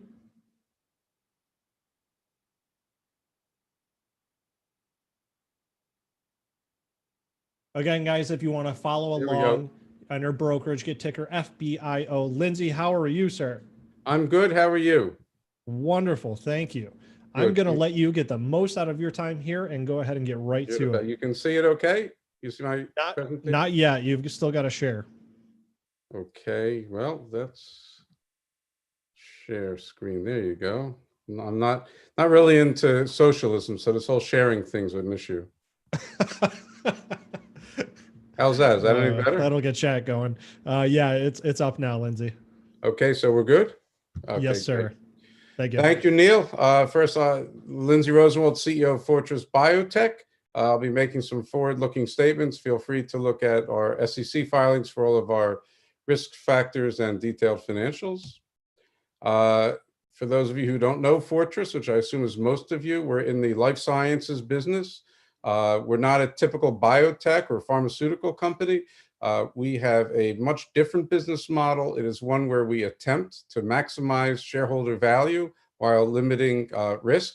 It's a very intense business model, requires a lot of very talented, smart, hardworking people that are dedicated to the business. So the strategy is to build a pipeline of development stage and commercial stage assets and move these things forward as quickly as we can with partners. So number one is finding the assets.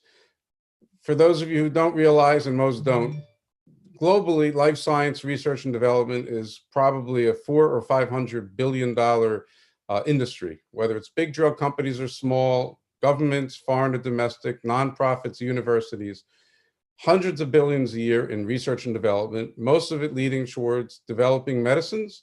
And what happens is wherever all of this research is done, they are often opportunities to acquire that research for a fraction of fair market value. It's an incredibly inefficient market. So that's our business, to look for these opportunities. First, we identify them.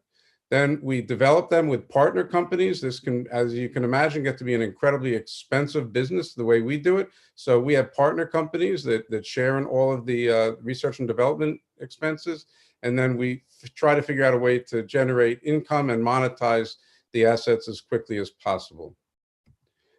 This is a quick snapshot of what we've accomplished in the last 6 years or so. We have a profitable, rapidly growing dermatology business. That's our commercial business on the left. The rest is our clinical programs and preclinical programs. We have, in addition to 5 dermatology products in our dermatology business, we have a bunch of clinical programs. I think it's about 16 clinical programs in about 25 clinical trials. Again, it's all about people. We have a wonderful development team that helps with the development of these programs and passes these products off to our partner companies. Again, we're all about finding inefficiencies in the marketplace. We are looking for relatively de-risked assets, de-risked development programs. Obviously, nothing is without risk, but we try to limit the risk as far as we can. We're looking for drug candidates that have high value, which means unmet medical need and pricing power that we can get at a low price, which means we can't compete with Merck or Pfizer or Amgen when we're licensing these programs. So we have to really be there first. And therefore, we have a large, about a 12-person business development team who are always out there looking for these opportunities. Again, as I mentioned, we have 5 revenue-generating products and 25 or so development stage programs. What separates us from others, most life science companies either focus in a therapeutic category like the brain, nervous system or cancer. Others focus on treatment modalities, whether it's antibodies or cell therapy or small molecules or gene therapy. We don't really care about the disease, and we don't really care about the treatment modality. We care that the drug that we find looks like it works, that it's a clear path to the market, that there's unmet medical needs so that investors can make money on the investment. Our current focus really looks like the pie chart of the industry as a whole at this point, the law of large numbers. So a lot of oncology, hematology drugs, rare and genetic diseases, dermatology because of our dermatology business, and on and on.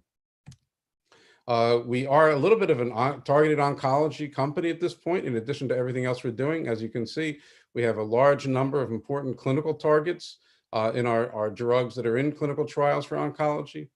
We have important preclinical targets, and even within our own companies now, there's enough drug candidates that we're able to do combination trials. It's really important to understand the Fortress business model and ecosystem. Again, it's different than anybody else that's out there. The whole idea is to use our business development team to find these wonderful development stage programs that we think have a good chance of getting to the market in a reasonable period of time for a reasonable cost. Partner those out with partner companies. keep adding value to those partner companies by bringing more products to them and helping them develop those programs, those compounds, those drug candidates.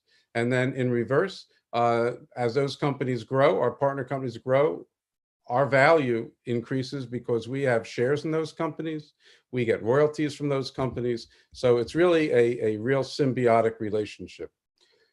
The goal, of course, if you don't know what this is, it's the right time of season to talk about it. This is a mountain, and that's a snowball going down. And all we focus on all day is how to increase the size of that snowball. On the right side is the cross section of the snowball, and there are 4 things we look for in our snowball. We're looking for revenue, which is direct sales that we have, royalties from our partner companies, equity values in these companies, monetizations. Some companies we will sell in the future. And PRVs are an acronym for Priority Review Voucher. It's an incentive that the Food and Drug Administration gives you to develop drugs for unmet medical need in rare pediatric diseases and tropical illnesses. Again, we have a really, really unique business model to value creation. It's really important for us to have wonderful partner companies that we can support. We have experienced management throughout, great consultants that we work with. Again, we're not rookies. I've been in this business for many years. Everybody we work with has been around for a long time, so we tend to know what not to do. This is a really good example of a case study for the symbiosis between Fortress and a partner company. So a partner company, Mustang Bio, is a company that we helped start probably about 5 years ago with 2 let's just say cell therapies for cancer. Based on that, we were able to go out and raise just under $100 million in equity. We used some of that money to build a 27,000 square foot cell processing center for lentiviral ex vivo cell processing. A little bit too complicated for this short presentation. At the same time, our business development team is out there constantly looking. Remember, we're agnostic to the type of molecule. We're agnostic to the disease type, as long as there's unmet medical need and we think the drug candidate works. So based on that, one of our business development people found at St. Jude's Children's Research Hospital an incredible gene therapy for what's called bubble boy disease. It's a rare genetic disease, children born without a functioning immune system. They had already treated, I think, 13 patients by the time we saw this drug candidate. All of the patients were either in a cure from this incurable disease or close to a cure. It takes time, a couple of years for the drug to take total effect. We could have set up a new partner company or found some other partner company for it, but because it happened to have the exact same cell processing technology needed as we had at Mustang, we offered it to Mustang, and it became one of Mustang's lead products. Around a year or 2 later, at a very famous cancer hospital and research center in Seattle called the Fred Hutchinson Cancer Center, we found another cell therapy for cancer called a CAR-T for a receptor called CD20, which is a big target in lymphoma and chronic lymphocytic leukemia, very large cancer markets. We were able to license that. Again, this fit right into Mustang's wheelhouse. So Mustang, without having to bother having their own business development people and spending the money to look and all the distraction that takes, that's what we do for our partner companies. And we found this great asset, which really had a fabulous presentation of cancer data yesterday. So we're trying to increase shareholder value in 4 ways. As I said, the equity value, most of our companies, partner companies, we own a lot of equity in them. Monetizations, some of them will partner with other partners and eventually they'll buy the companies for some of them, not all of them. Priority review vouchers, which are chunky payments based on FDA approvals for those special kind of drugs for rare pediatric diseases. We believe we may have as many as 3 that we could sell in the next 3 years or so. They go for an average of $80 to $125 million each. And then last but not least is revenue and direct sales from our companies, as well as royalties from our companies. This is our dermatology business. As you can see, it's growing very rapidly. It's been compounding at 50% a year since we started it in 2016. This year we'll do over 40 million in revenue. It's a profitable business. It's an exciting business. And most importantly, it got us into the process of actually not just developing drugs, but marketing drugs. Potential near-term monetizations, these are important to us as part of our business model. On the right side, Calum is a partner company that itself is partnered with one of the biggest drug companies in the world called Alexion Pharmaceuticals. A very exciting deal for us and for Alexion. A second one called Avenue Therapeutics. We have a partner, Cipla, where we're hoping to receive an FDA approval. We did receive a complete response letter from the FDA, which we're responding to, but we are optimistic that we can get through that. Near-term value creating pipeline. So you can see we have a very large pipeline of near-term assets. The CUTX-101 for another rare disease called Menkes disease. We expect to file the new drug application in 2021. Our anti-PD-L1 antibody, we expect to file in 2022. CAEL-101, we expect to file probably in the 22 or 23 timeframe. On and on. The idea is to find drugs that look like they work, that really do well under due diligence, that meet unmet medical need, that we can work with partner companies to develop as quickly as possible. We also have an early stage pipeline that are in the clinic, some very exciting drug candidates here. A preclinical pipeline. Again, we don't focus on preclinical. That's not really what we care much about, but if the opportunity presents itself and we think it's an advantage for us to acquire that and develop it, we will. Hey, again, Lindsay, just to let you know, we're at about 1 minute left here. Sure. So no reason to go through the whole pipeline again. You know, the rest of the presentation just really goes through what we have. So I'll just finish up. You can see this deck on our website, fortressbiotech.com. We do have a lot of near-term value creating events. For Fortress to be a success, we only need one program to be a success, we believe, but we think we're going to have lots of successful programs. There's nobody in our management team that is a rookie. Everybody's been in life sciences for decades. So again, we certainly think we know what to do and certainly know what not to do. Great academic and commercial partners, good reasons, some good takeaways. And there you have, we ended the quarter with about 97 million in cash, consolidated cash of 200 million plus, market cap of 250 million with about 150 million in cash and securities. So again, thank you very, very much to Benzinga and Neil. You guys are great, and appreciate the time for everybody watching. Thank you, Lindsay. Everyone, that's Fortress Biotech. Again, ticker FBIO. Make sure it's on your watch list. Lindsay, have a great day, my friend. Thanks. You too. Next up, we are talking to Lexaria Bioscience. That's ticker LXRP. Pull it up right now. Make sure you get it up on the quotes page on benzinga.com. Ticker LXRP. With me today is Chris Bunka, CEO of Lexaria Bioscience. Chris, how are you doing? Fantastic. How are you doing? Wonderful. Great to have you. I'm going to go ahead and disappear and let you get going. Just let me know if you have any trouble getting your presentation up. I am hoping to get it up and running. We see it now. Do you see it now? So far? Yes, sir. Okay. Well, then I'll get started. Thank you for having Lexaria here today. We're really excited about the things we're working on. We are a preclinical biotech company with some amazing markets that we're working towards. In a nutshell, we solve a single problem, and we solve it very, very well. There's a lot of drugs out there and a lot of vitamins out there that do not absorb well into the human bloodstream, and we change that. It's as simple as that.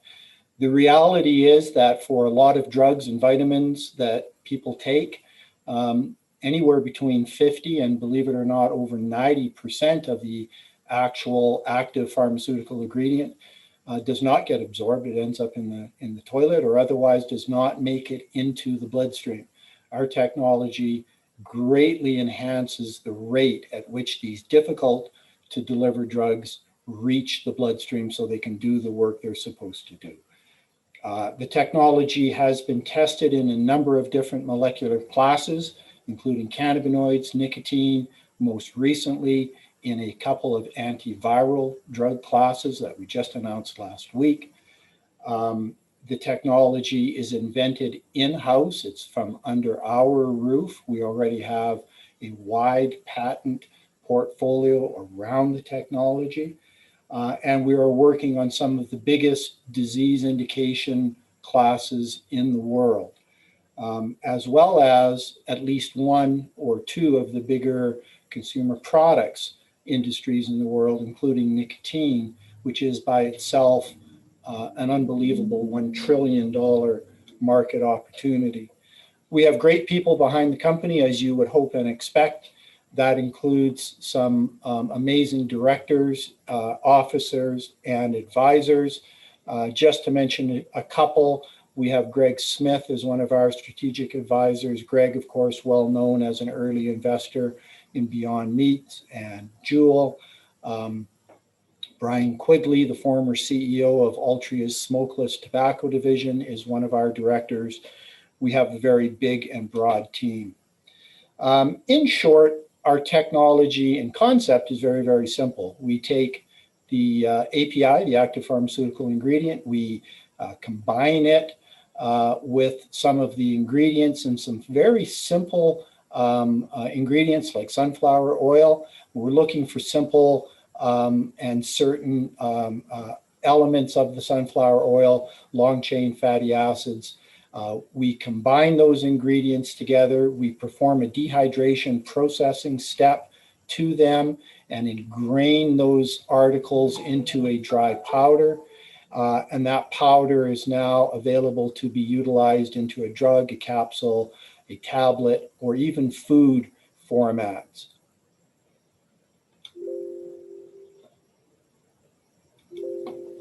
I'm not sure why my screen has stopped. Here we go. When swallowed, drugs obviously need to get through your stomach into the intestine and into the bloodstream. And without spending a lot of time on exactly how that happens, our technology is specifically developed to enable that process to work, not just more effectively, but much, much more quickly. I'll get into a few of those details in a few moments.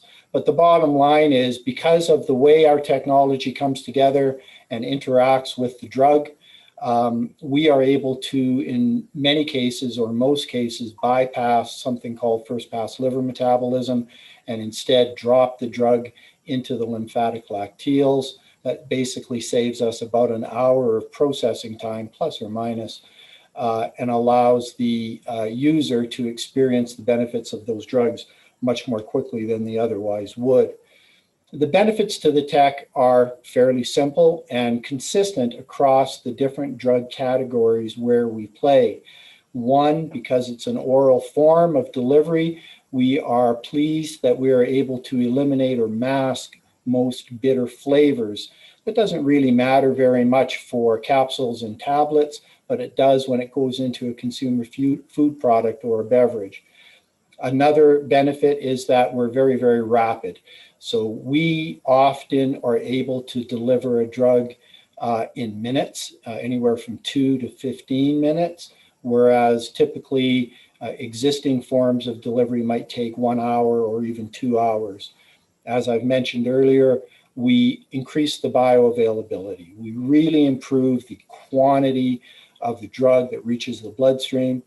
And another thing we discovered last year in some of the trials we were doing on behalf of one of our partners at that time, which was Altria Corp, we also have discovered that our tech has great affinity, at least in animal tests, to deliver a much larger proportion of drug across the blood-brain barrier, which has really important potential ramifications for central nervous system disorders.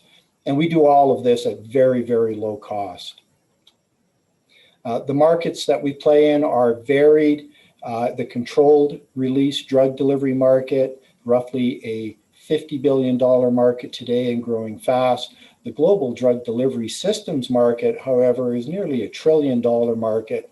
So one of the things I really want to impress upon people is the sheer scale of the markets that we're playing in. Drug delivery, nicotine, and others are some of the biggest industries in the world.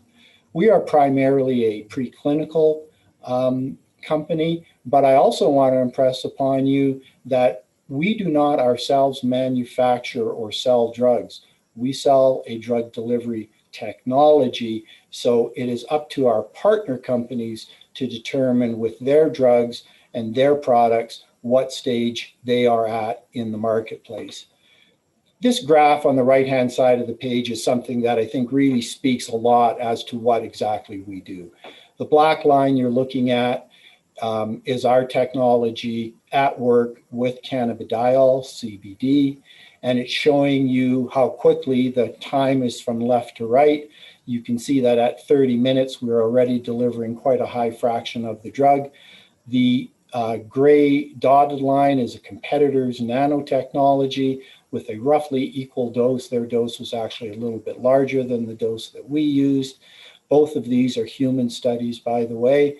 And you can see that at the 30-minute mark, typical drug delivery technology often hasn't even reached anything off of the 0 mark. It just doesn't get started that quickly. Whereas our technology really comes out of the gate and delivers that drug quickly and effectively. This is a bit of a reproduction of the former graph, but it's also showing you another plot line. So the black line is the same. It is our drug delivery technology. Incidentally, at the 30-minute mark, you're seeing over a 300% improvement in drug delivery. So we're not talking about a 5 or a 10 or a 12% increase here. Our technology often delivers tens of percent or even hundreds of percent of improvement. In this case, the dotted line is showing you a CBD formulation that we used that actually is superior to the industry because it actually encompasses some of our formulation technology improvements. I mentioned that we have a wide variety of patents. We do. We have 18 granted patents and over 60 more that are pending. Our patents cover both processes as well as formulations. On the lower left-hand side of this screen, I'll just draw your attention to the bottom 2 bullets talking about blood pressure. In this human clinical study that we published last year in a peer-reviewed medical journal, we demonstrated that our technology with the use of CBD was capable of lowering human blood pressure, a statistically significant amount. We have under design a second human clinical study that we're very anxious to kick off as soon as possible. And we will be testing CBD at a higher dose, again, with our technology for use in the hypertension market. So this is something that could really open up big possibilities for us with our technology. This is just showing you some of the data. You could probably look at it yourself later with cerebral perfusion. I want to mention that the hypertension market is a big one. Over 1 billion people around the world affected by it, high blood pressure. The blood pressure market today is over a $22 billion market and growing fast. The downside to the hypertension market is that most of the drugs that are currently in use have serious side effects. Cannabidiol that we are hoping to advance is not known to have any serious side effects, at least at this time. So we may be able to offer a solution to the marketplace that has fewer downside risks. We also have separate divisions to our company, a nicotine division, a cannabinoid division, a pharmaceutical division.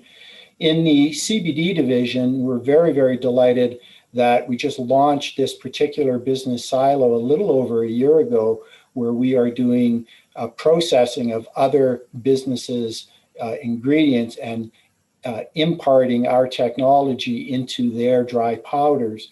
That business is growing at well over 1,000% over the last 12 months and is becoming a cash flow positive business for us. So I don't know if we're going to be able to sustain that rate of growth going forward, but it's certainly looking really, really positive right now. The nicotine market, again, look at these numbers. This is over a 1.1 billion segment of the population around the world currently smoke. 7 million of them die every year because of smoking-related illness. And that's just a dramatically large number, and it's something that needs to be improved upon. Our technology can do that, perhaps, because we try to deliver nicotine in non-combusted ways, not vape, not smoking. Here are some of the data points from 2 sets of animal studies we ran in 2018.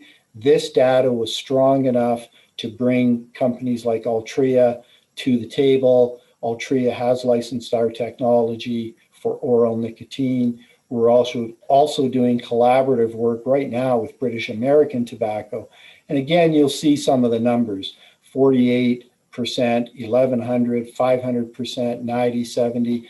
Our technology really increases the ability of these drugs to reach the bloodstream. So as I say, we do have a number of strong Fortune 500 type partners already, which is quite an achievement for an unknown company like Lexaria, but they are taking note of our technology and the effect that it can have. Of note, the FDA last year issued a reduced risk warning for a certain form of oral nicotine product. It's the first time in the FDA's history that they've ever done that. That is exactly the playing field where our technology would apply. Hey, Chris, just a 1 minute warning for you. Okay, I'll wrap up. I only have a minute left, but I can say that the latest work we've been doing, and we just published some news on this last week, is on antiviral drugs. We were very, very pleased to be able to show that our technology, as you can see here, this is our very first attempt at it, 2 classes of antiviral drugs that are currently in use extensively against HIV/AIDS, and they are also under investigation for use against COVID-19. We tested those drugs with our technology in live animals, and we evidenced a roughly 40 to 50% improvement in our very first attempt in delivering those antiviral drugs to animal bloodstream. Here's a little snapshot on the company. We have a lot of things going on. We are very, very small and mostly unknown. We're moving to a senior stock exchange listing expected imminently. We're doing a lot of new work on CBD hypertension. We're doing new work on antiviral. We are expecting an exchange uplist, and we think all of these things are going to add a lot of value to our shareholders in the months and weeks to come. So thank you very much for your time. Thank you, Chris, very, very much. Guys, again, that's ticker LXRP. Make sure you've got that pulled up. Make sure you got that in your watch list.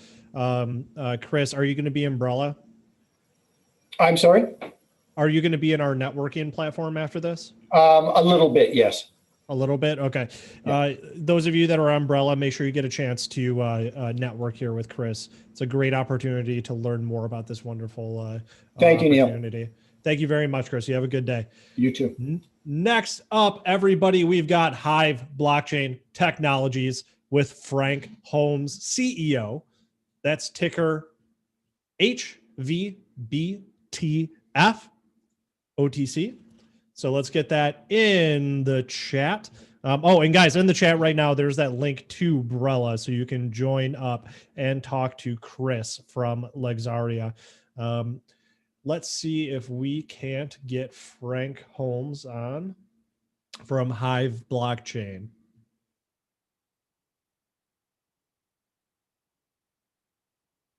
Neil, I'm about to share my screen and play the video. Thank you. Can we see it? Yes. Welcome everyone to the HIVE Blockchain Technology presentation. I hope in a very rapid fire pace, I'm going to walk you through what are the drivers behind HIVE Blockchain. It was the first company ever to go public, mining crypto in the cloud using green energy, first from Iceland, then Sweden, and now Canada. HIVE is highly responsive, like a gold stock is to gold. As Ethereum rises, HIVE blockchain, which just announced its earnings last week, have had spectacular numbers to show you that transition of how we're doing. Next visual is showing you that here we are. You know, HIVE has outperformed all of its peers. Its market cap, even again today, we're witnessing a huge super surge in crypto, and we respond to it. We trade Canada, primary market, then the US over the counter, and the German market. Volume so far, as you can see, globally, 2 million shares so far this year have traded. So we are a very liquid name for investors.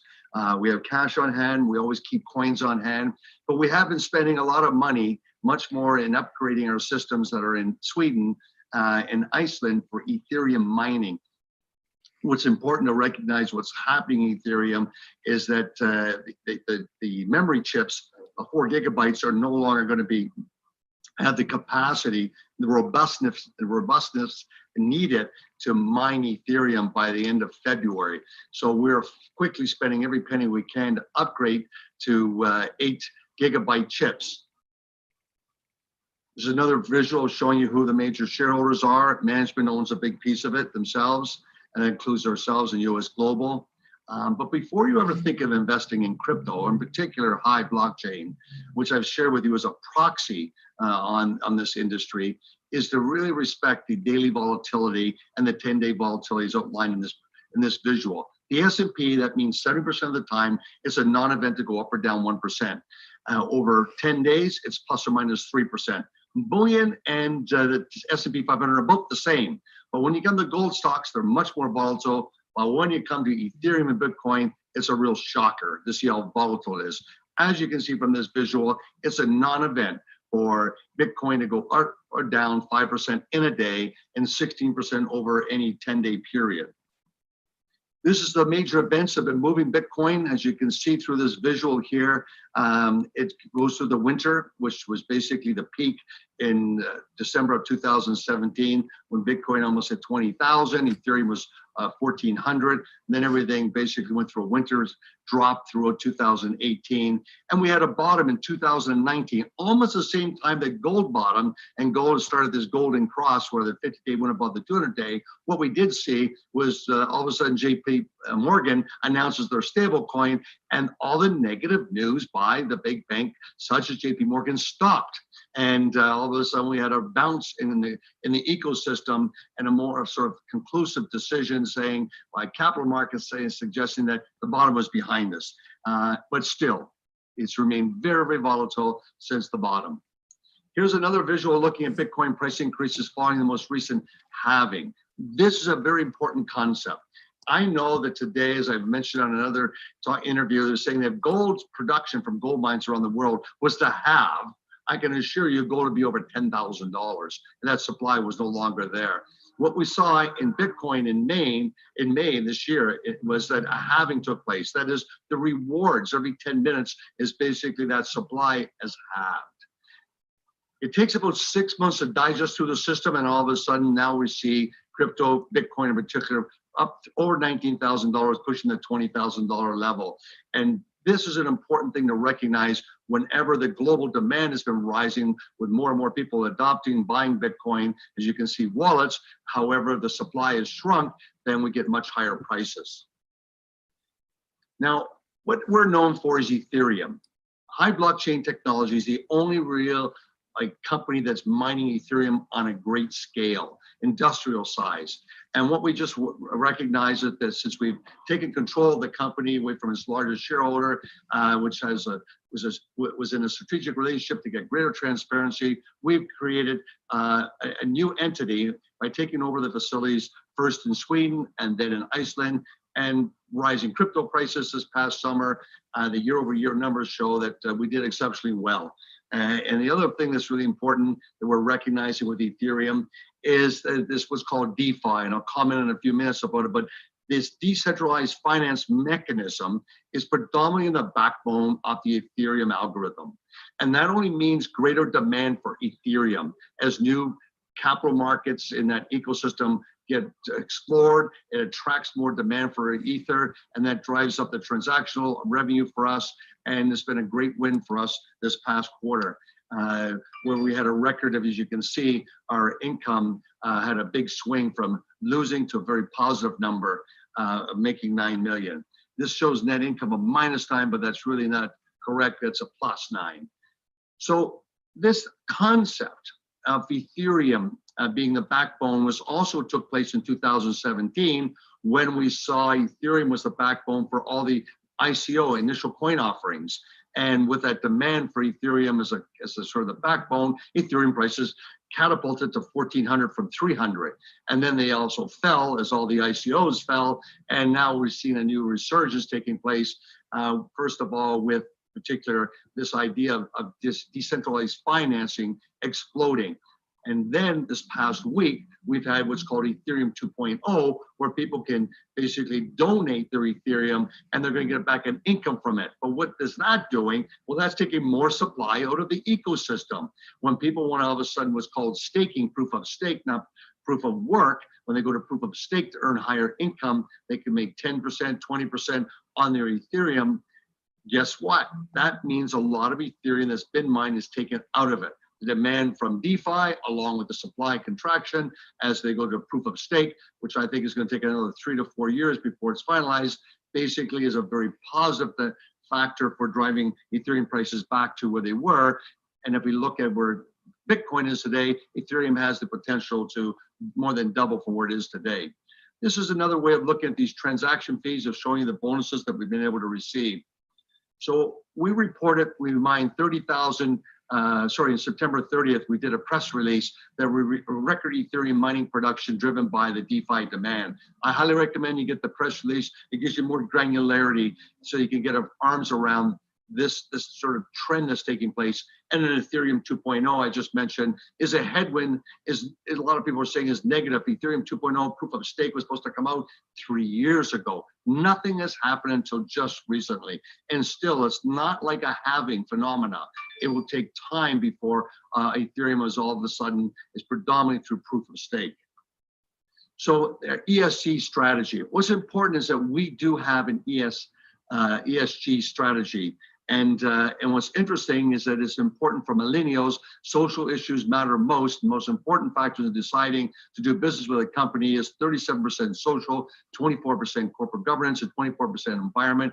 And we clearly are doing that in our local area. What's interesting to us is that in northern part of Sweden, we are a huge user of energy, 20 megawatts.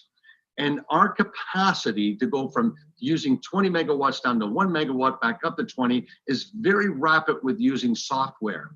Whereas very difficult for hydroelectric dams all of a sudden to power up and power down, power up and power down. We can be the swing. So classic example of this is in the morning from 7 o'clock to 8 o'clock when everyone turns on their electrical ovens and hair dryers to get ready to go to work. There's a huge spike in energy demand. And then again, from 5 o'clock to 6 o'clock when people come home, there's another peak period. We can tool down, tool up. And this basically helps the overall ecosystem in northern Sweden from not having to spend lots of billions of dollars building a bigger system for these peak periods. We were able to come in and help, so that really helps in capital expenditure and pricing for the local community. So this is what we're doing to make sure that we're contributing to the overall local community. We've just entered in with a press release that talks about the agreement to purchase GPU1's New Brunswick 50 megawatt campus data centers in New Brunswick. This is important to us. And going forward, as we build out our goal, as we mentioned in previous press releases, to have 1,000 megawatts of energy, 1,000 petahash of Bitcoin mining.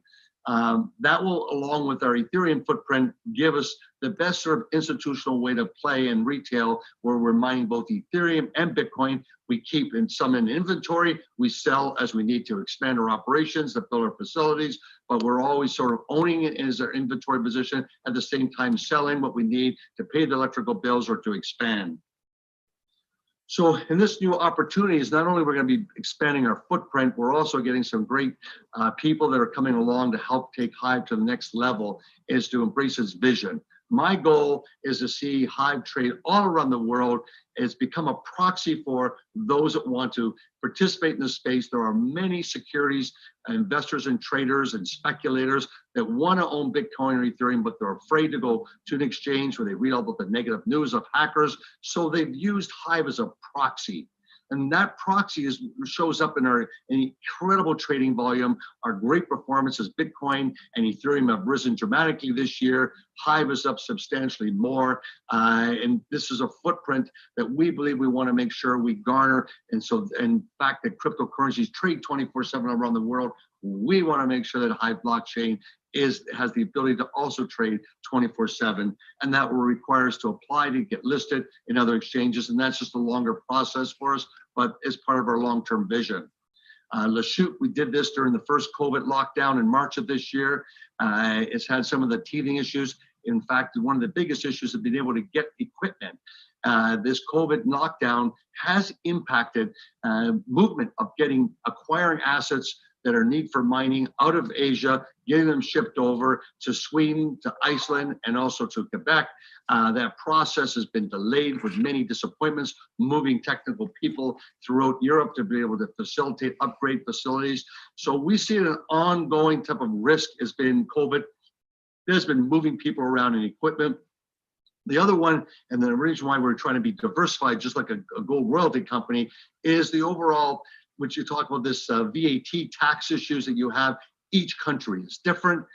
Each one has its benefits and drawbacks. So we want to see whatever country has been straightforward with us and is able to do mining and use their source of electricity. This is the idea of having places in Canada, to be in Quebec, to be in New Brunswick, to be in Iceland, to be in Sweden, and in the future also look at the US, in particular in Texas. So that's the presentation. I've spoken very, very quickly. Hopefully you understand why HIVE blockchain is that sort of very liquid name that moves along with Ethereum. If Ethereum is down tomorrow, HIVE most likely 92% of the time will be down with Ethereum. And vice versa, if it's up, it trades up with it.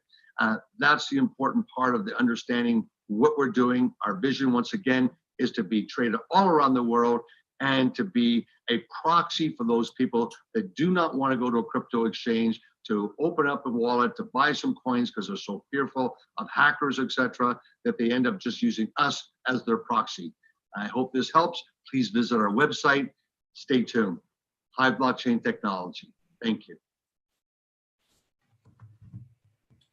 Awesome. Thank you so much, Frank Holmes and HIVE Blockchain Technology. Again, that ticker is HVBTF. HVBTF. Thanks very much, Frank. And guys, check out Brella. I don't know if we've mentioned this already, but Brella will be open all week for meetings, right? So make sure to jump in there. Send Frank and the team at HIVE a meeting request if you have not already. Next up, let's keep it moving right along. We've got Stephen Rossi coming over from Worksport. Stephen, are you with me? Looks like he's coming over.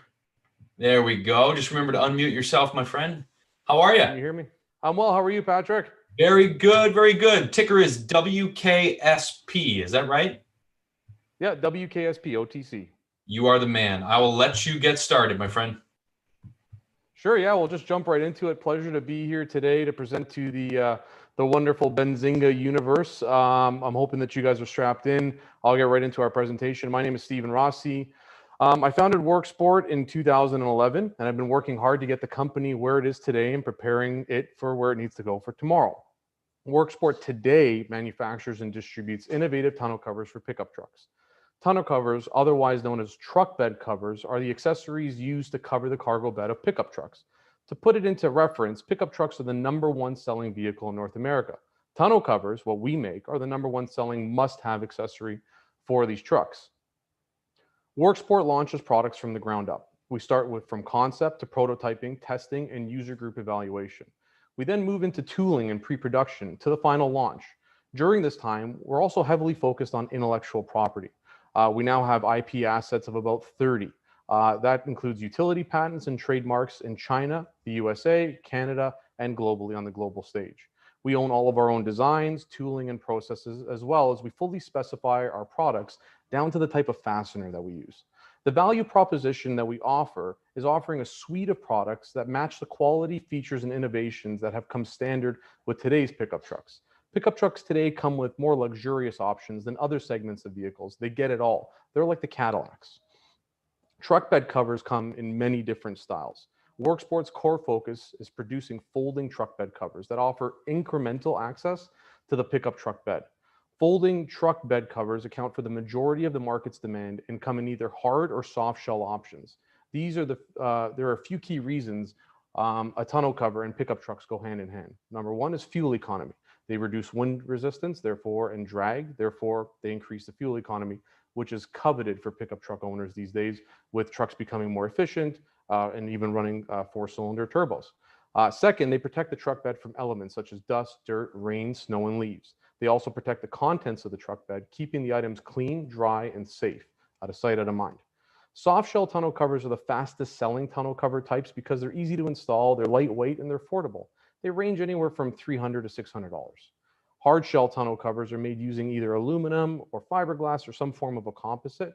And as well as looking better, they add more robust security and are quickly growing to become the most popular selling type of tonneau cover for pickup trucks. They retail for anywhere between $800 to $2,000, but it's still a relatively low cost when you consider the overall cost of the pickup truck itself. A critical key to growing a brand and manufacturing business of tonneau covers like us is offering a full line of products. A full line would consist of different types of covers, such as soft and hard folding covers, and not just one or the other. Worksport offers a full line of innovative truck bed covers for every major make from the 90s all the way up to trucks that haven't even been released yet, like the 2022 and 2021 Ford F-150 that's going to be coming out pretty soon. Unlike most brands in this space, we do not rely on overseas manufacturing to produce product that we simply purchase and brand with our own branding. We manufacture our own products directly in conjunction with factories operated by Worksport. Presently, we manufacture in China, but we're also working really hard to begin manufacturing our latest and innovative products in Canada next year, 2021. We work very hard on maintaining innovation, solving problems, not just following the market leader. Before we began growing in this market, the market leaders sold the same types of tonneau covers that they sold in the 80s for trucks made in the 2000s. But trucks have changed, they've gotten better, and we're growing through innovation, offering complementary products that suit today's truck. We said it in 2015, and they said we were crazy, that it was never a question of if, but when our beloved pickup truck would become electrified. Now we have literally dozens of EV truck nameplates forthcoming. From Rivian to Tesla, tomorrow's roads will be traveled by EV trucks. And with them comes the challenges and stress from their already overdrawn electrical grid and range and plug anxiety. Worksport is pioneering this market with the launch of the TerraV system, a system that has been in development since 2015 with a series of yearly utility patents and trademarks. And we're going to continue to divide these patents into what we call divisional patents to grow that intellectual property portfolio started in 2015. The TerraV system vastly broadens Worksport's market size, scope, future, and opportunity. The TerraV system is the first of its kind, what we call a mobile solar power generation system. The first is the cover itself, the most advanced folding truck bed cover system the world's ever seen. It does everything and is made to go anywhere, but also elegantly outfitted with high power solar panels. It will generate up to 1 kilowatt hour or 1,000 watts of mobile power off-grid in optimal conditions. The second is our battery system called the TerraV's Core. The TerraV's Core battery system will take power from the cover and store it in modular battery packs, storing 1.5 kilowatts of battery, 1.5 kilowatts of energy in up to 4 different batteries. And they can be stored and transported in the truck bed using the TerraV's patented mounting system. The batteries will power almost anything with their inbuilt 2,000 watt power inverter, from the job site to the campsite, or much needed power in the event of a natural disaster or power outage. With our TerraVs, we immeasurably expand our market potential. For truck owners today, the TerraVs can provide in-bed power for the 60 million pickup trucks on the roads, and for those people to go anywhere and do anything.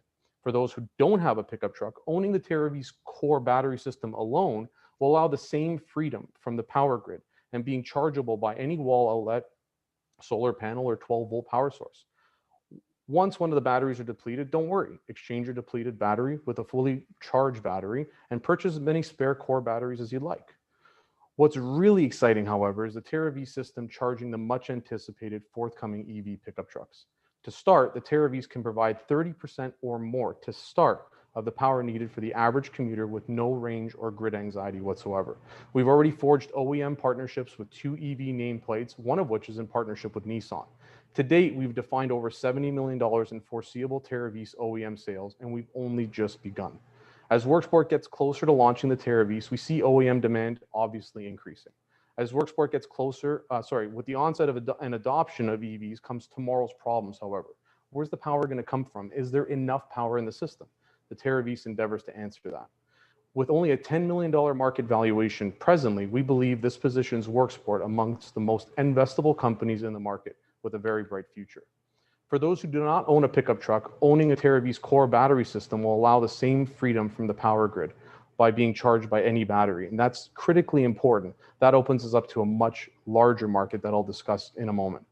As a result of the market consolidation and congested IP realm, our industry is amongst the highest barrier to entry. There are 2 major markets in our ballpark. There's the SEM and OEM markets, and I'll define them. Items a customer purchases from the vehicle manufacturer from the dealer are considered to be original equipment, OEM. Items a customer purchases to fit their vehicle from stores like Pep Boys are considered to be SEM or aftermarket. In 2019, over 3 million pickup trucks were sold in the US alone. Our market stretches beyond just the USA into Canada, Latin America, and Australia, and more. Pickups are a key segment for the specialty equipment industry. Pickups alone accounted for 25% plus of the specialty equipment market. That's a $12 billion segment of the industry, and that's where TerraVis will begin. TerraVis doesn't fit into the pickup truck specialty equipment market alone, however. TerraVis markets include the tonneau cover market, which is $1 billion plus, the pickup truck specialty equipment that we addressed above, that's a $12 billion market, and the EV market, which is expected to increase to $30 billion by 2030, as well as, very interesting, the battery storage market, which is a $2.9 billion market presently. The global battery energy storage system is expected to grow at a CAGR of 32% between 2020 to this year and 2025, reaching $12 billion in 2025 from $3 billion today. With 3 different markets that Worksport can participate in, the cumulative size of the forecasted market, our market, is $24 billion by 2025. And to consider, with only a modest 5% market share, it would amount to $1.5 billion in top-line revenues for Worksport. Worksport sales grew over 400% in 2019, with increases in revenues from private label customers, business-to-business, and consumer direct channels. With the North American pickup truck sales outpacing all other vehicle segments 2 to 1, like cars and SUVs, our market size will only increase along with the barrier to entry, putting Worksport in an increasingly enviable position. Worksport will continue to grow its market share through expanding our distribution footprint in both the USA and Canada and abroad. For the B2B market, there are over 17,000 brick and mortar stores which sell conventional truck bed covers. Our sales force will work towards growing our dealer network as a mainstay bed cover brand. With respect to private labels business, Worksport presently maintains a strong and growing client list. This client list consists of upper mid-market companies that purchase our covers made under their brand and with their logo by the thousands directly from our factory. With strong margins and volumes, this business allows Worksport to achieve economies of scale and margins that saw us reach earnings in Q3 of 2019 with less than $2 million in revenues. That shows that we maintain lean operations. Meanwhile, like other brands such as WeatherTech, Bosch, and Goodyear, we'll begin to focus on building our brand by offering our most unique and innovative products consumer direct, providing the highest margins of profit and ROI without competing with our own B2B or private label customers. The TerraVis is much more than what meets the eye. It's designed to be the first modular truck bed cover system, a system in which a myriad of accessories can be mounted and used for different things and for different types of pickup truck owners. We have cargo dividers and storage bags for the weekend warrior, and we have mounts and racks for the job site contractor. We even have mounts for speakers, coolers, and grills for our tailgating friends. Unlike most consumer goods, the TerraVis system is not just a single sale unit, but a system where customers continue to purchase accessories from us to fit their evolving lifestyle. From more batteries to tool bags and storage chests. As we think of it, our customers can and will purchase it, providing an exponentially increasing revenue model, unlike any other brands before us. Lastly, with the release of the TerraVis core battery system in late 2021, we open up a whole new market, not just the 60 million pickup truck owners, but any one of the 350 million consumers who are statistically getting more enjoyment out of outdoor time and disconnecting from the grid. We will offer the TerraVis system through both our B2B and B2C market channels. Looking ahead to when EV trucks begin to travel our roads, the TerraVis system will become synonymous with those truck models as the must-have accessory that not only will bring innovative utility to those truck beds, but be the source for off-grid energy without range or plug anxiety. Plainly put, the TerraVis will be tomorrow's must-have accessory for millions. That concludes generally the presentation as a recap of the company, and I wanted to spend a few minutes discussing Worksport as a public company, in that my management practice has always been to maintain a clean balance sheet, protect our equity and treasury reserves with vigor. We have no derivative liabilities, and we've continued to maintain shareholder value through avoidance of dilution and focus on bottom line revenues. Very interesting, we were just recently qualified by the SEC for a Regulation A offering, which is, I guess, a equity crowd offering. Any interested investors can invest directly at invest.worksport.com. We've made a very attractive offer for those investors at a unit offering that consists of 1 common share and a 12-month warrant. The pricing of the offerings in the money at this point. So we believe it will continue to be very successful, as it's been vastly successful over its opening 2 weeks. So in general, we encourage anyone that is interested to reach out in the Benzinga platform or to email us directly. I've always been known by anyone that's worked with Worksport and our company that we're very responsive, and we take the time to answer any questions from an investor, shareholder, or just an interested customer. Awesome. Stephen, thank you so much, man. I really appreciate this. I am a big fan of the electric vehicle, especially the pickup lines coming out. So probably get an order from me shortly. But this is going to be fun. It's WKSP. Again, this is the ticker here. The chat's looking good in terms of folks that are interested, so I'll let them connect with you directly. I believe they have your email address, and then obviously jump over to Brella, you guys, to take meetings with Stephen. Thanks again, man. We really appreciate you coming on. Thanks for having me. Of course.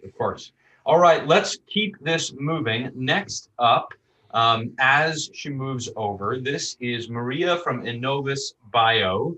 Maria is the founder, and I believe the president, but I'll let her correct me there. So as we get rolling, it is ANVS, if I'm not mistaken. ANVS. Hello, Maria. Oh, you might have to unmute yourself.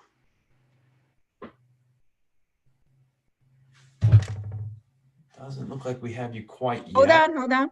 Oh, there we go. We got you. And now I'm supposedly shared.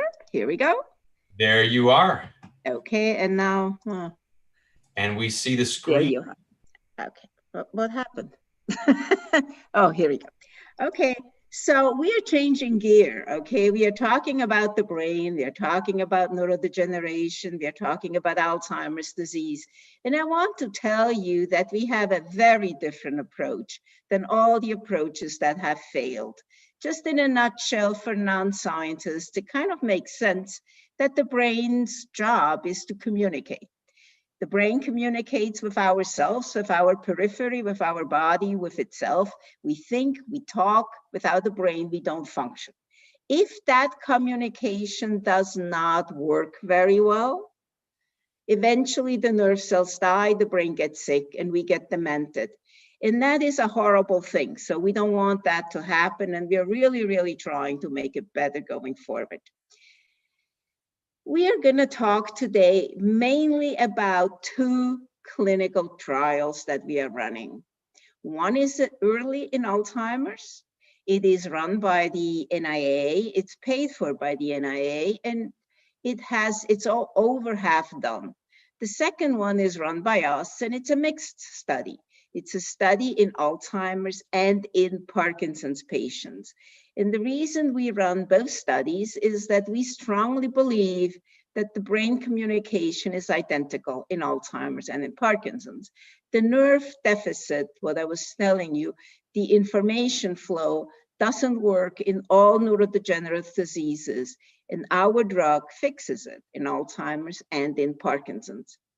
So what happens in the brain as we get older, or if you get hit over the head, or if you have inflammation, or you get COVID, is that there are neurotoxic proteins. Neurotoxic proteins kill nerve cells. And every attempt to actually remove one neurotoxic protein has failed. The reason it has failed is that there is more than one neurotoxic protein in the brain of an Alzheimer person or in the brain of a Parkinson's person, and there is inflammation. So just removing one of these three things isn't good enough. Sorry, it went backward. Isn't good enough. You have to remove them all. Our pipeline shows that we are in phase 2 for Alzheimer's and for Parkinson's disease. We want to move forward with Alzheimer's and Down syndrome as an Alzheimer's disease orphan indication. The reason we want to do that is that it is a very homogeneous population, and we feel very strongly that we can do a study with much less people and in a shorter time than a full-blown Alzheimer's study. The next phase 3 we want to do is a Parkinson's study. If you look in the middle of this slide, you see ANVS 405. That is for traumatic injury and stroke. And then there is 301 for advanced Alzheimer's disease. So this is a nerve cell. As I was telling you, the nerve cell is in the brain, and it communicates with the rest of the body through its fingers, the synapses, and the body and the synapses, the fingers, are connected by an arm called an axon. If the inflammation does not flow from the body to the fingers and from the fingers back to the body, the nerve cell gets sick and eventually it dies. And this is our toxic cascade. On the left, you see that high levels of neurotoxic proteins impair the information highway. They cause inflammation. They do kill nerve cells. And every time we lose nerve cells, we also lose the function associated with those nerve cells. On the right, you see how our drug reverses the cascade. It does lower the levels of neurotoxic proteins. It does improve the information flow. There is no inflammation. The nerve cells remain healthy, and we do not lose the function. I'm going to show you 3 experiments that show very nicely how we reverse the toxic cascade or the steps of the toxic cascade in humans. I'm not going to show you the animals, but in humans, this is the first reversal of the cascade. We do lower the levels of neurotoxic proteins. In mildly cognitive impaired patients, the levels are high. And as you can see, the red bars are high. Those are the levels in mildly cognitive impaired patients. If we treat those cognitively impaired patients for 10 days with ANVS 401, we get the green bars. And the green bars are almost identical to the blue bars. And the blue bars are the levels of these toxic proteins in healthy volunteers. Thus, this shows nicely that we are fully normalizing the levels of neurotoxic proteins. This one shows actual transport. On the right, you see 3 arms of the nerve cell. The first arm is the arm of a very healthy, normal nerve cell. And if you disregard the vertical lines, you see that the little black vesicles, the little black dots, flow smoothly from the left to the right. In the middle, you have a Down syndrome cell. And the little black dots flow not so smoothly. They stop, they move, they stop. And at the bottom, you have the exact same Down syndrome cell treated with our drug. And as you can see, the little black dots again flow smoothly from one end to the other. The third step we are reversing is inflammation. What you see here are levels of inflammatory factors. In the middle column, you see how much these levels are reduced after treating mildly cognitive impaired patients with our drug. And as you can see, they're reduced between 26 and 86%, and it is statistically significant. So if we reverse the toxic cascade, what we expect is efficacy, because the brain remains healthy and we do not lose nerve cells. We do not have any data in humans. That's the studies we are doing. They will give us data in humans of how we reverse the nerves, the toxic cascade, and how that leads to efficacy. But what we have been able to show in animal models is that we fully recover function in 4 models in memory and learning. And that is in Alzheimer's mouse, in Down syndrome mice, in stroke mice, and in traumatic brain injury rats. In all 4 animal models, the animals behave like healthy, normal animals. Then we have 2 movement studies. One is Parkinson's mice, and the other is frontotemporal dementia mice. Again, in both models, the mice fully recover function and move normally. And finally, we decided that if it works in the brain and if our drug works in the body, why not in the eye? So we tested it in glaucoma. The way you induce glaucoma is you increase the pressure in one eye, the retina dies, the eye goes blind. If instead of untreated animals, you treat with our drug, the pressure goes up, the retina does not die, and the eye does not go blind. And so we have shown in every animal model we ever tested that ANVS-401 fully recovers the function affected by the disease. The next few slides will show our clinical trials. As I was saying in the beginning, we have 2 clinical trials ongoing. The first one is run by the ADCS, which is an arm of the NIA. It's in early Alzheimer's. It's a phase 2. It's a double-blind, placebo-controlled biomarker study in 24 patients. And so far, we have recruited 14. It is run in 6 sites. And the endpoints are the reversal of the toxic cascade.